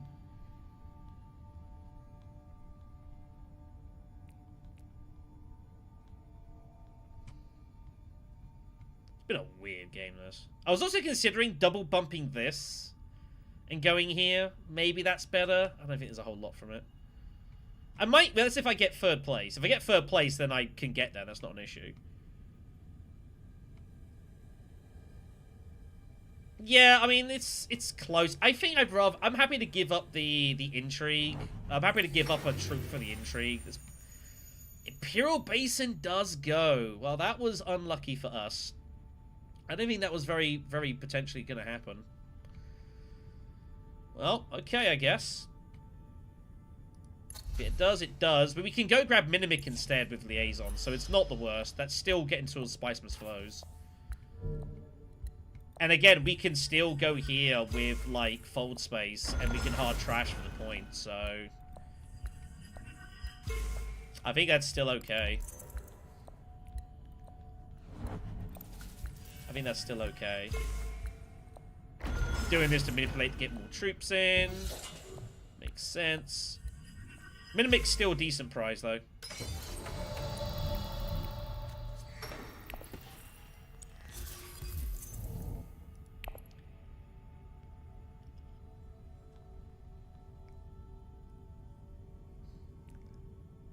I would need to find one more spice, but I will be able to get to Imperial Basin. No one's hitting that next round.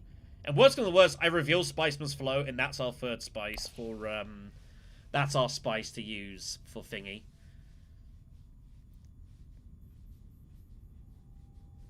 Thingy, yes, Thingy. You know what I mean. For, spy satellites. But the game might end this round anyways. The game might be over here anyway, so... But if the game ends, she is not getting a second Spice Must Flow. We are on course for 1, 2, 4 endgame points here.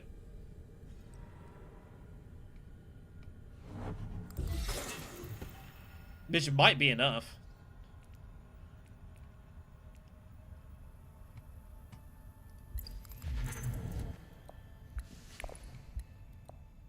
Murky taken. Not really much else to do. Memo Quarters turns up. Funny.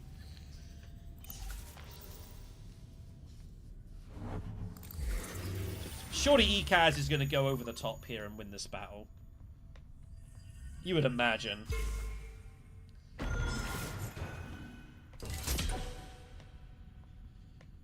He kind of wants to win the battle without using Spice for the extra point. Yeah, that's going to be that. So it is end of game. But we have 12 points.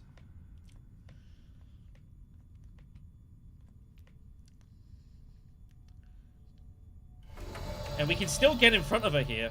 So it's still not the worst. So let's pick up that.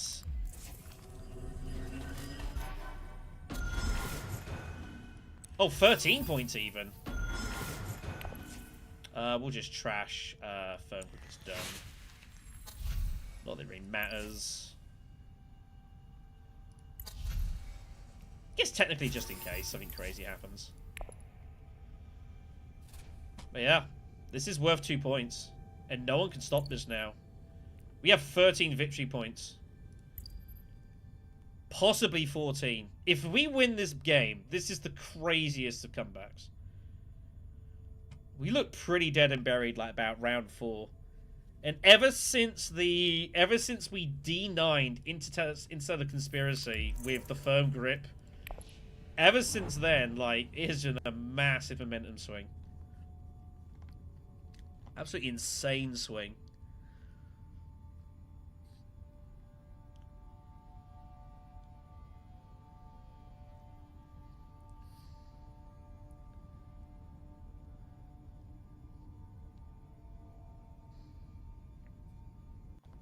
I don't know what Green's thinking about. Has Green got urgent mission? Yep, that's why they were thinking.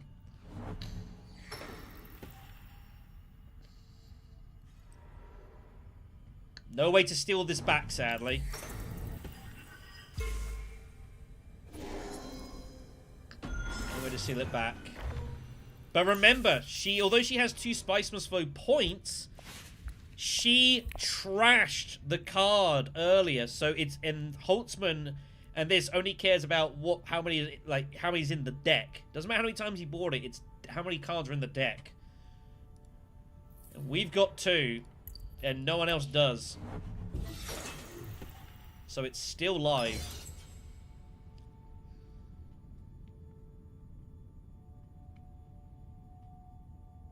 It's still live.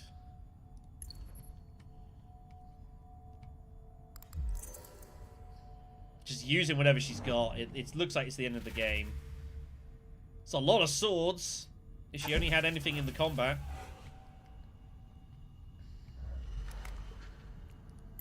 She would get the end point there. She's only winning Spice tiebreaks.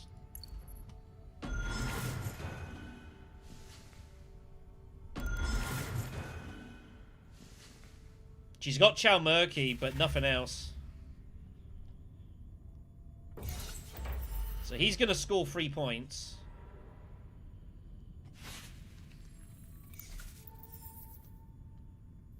It's been a wild match, this.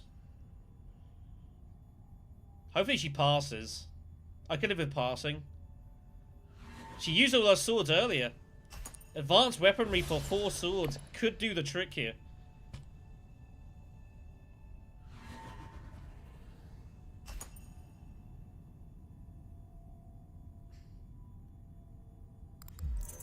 Ah, second wave.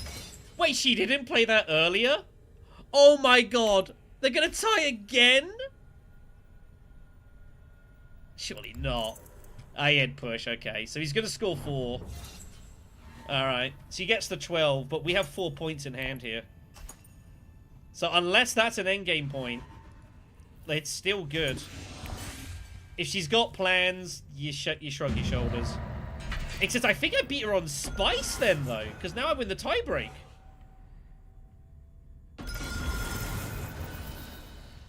I think it's over. I think we steal this.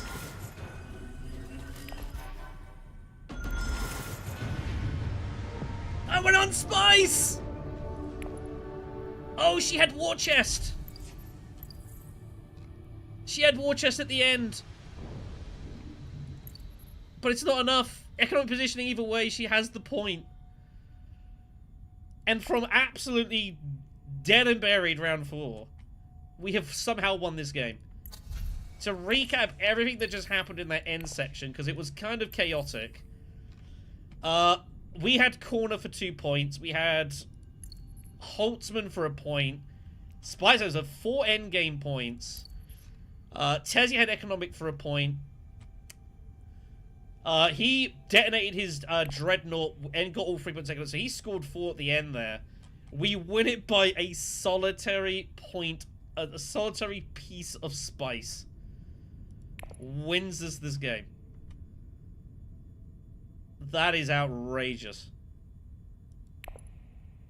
That is outrageous.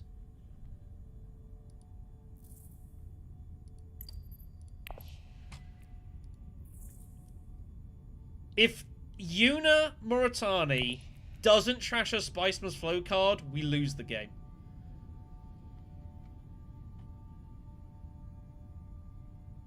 That's crazy, isn't it? That's why sometimes you hold on to those cards to stop people scoring. But her trashing that card gave us the 1 extra point we needed to go over the line. What a ridiculous game.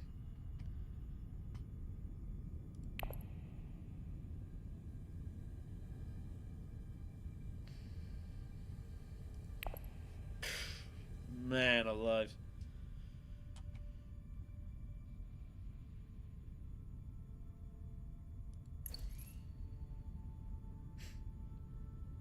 Well, I said I had to play for round 8, right? We got there. X-Engineer for a point. I mean, this is kind of ridiculous. 5 points from all this. We played in a way to give us enough best chance to draw round 8. We could have gone Research Station earlier, but we denied it. I didn't think I was likely to get Spices over round 8 if I went there early. Fortunately, Tessia went all in round 7, but she couldn't end the game because they tied Carfag. They tied Carfag. What a crazy game. They tied Carfag.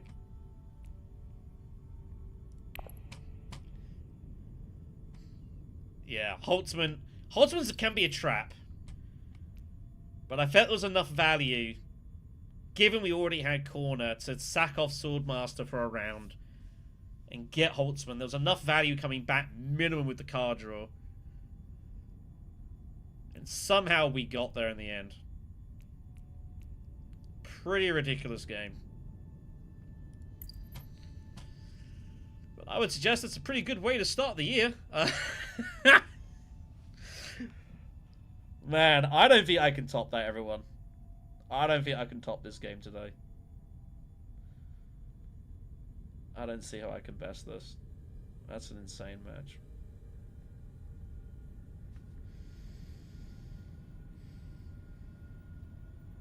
Happy.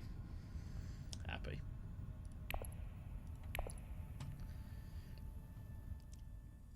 Give me my stars. There we go.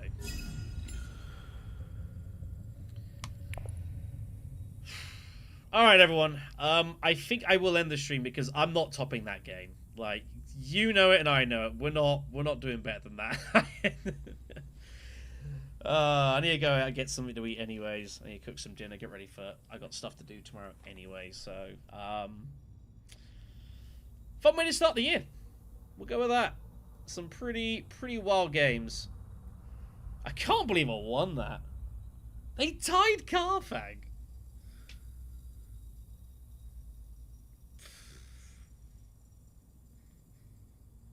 Better lucky than good sometimes, I suppose. Wild. So, plan is I'll be around for more Dune next Wednesday. That is the plan. I will confirm that over the next few days, so probably on the weekend. Please do. Please do. That was ridiculous.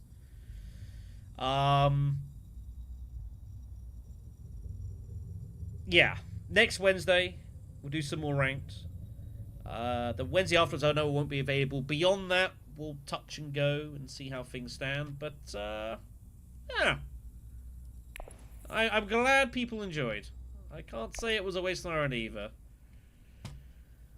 The mean streets of Arrakis just never seem to disappoint, do they? Never ever seem to disappoint. They tied Carthag. Oh, man. Thanks for the cover, everyone. Hope you guys have enjoyed. Stay safe in this crazy world that is 2026. May luck. We'll see you next week. All the best, everyone. Have a good night.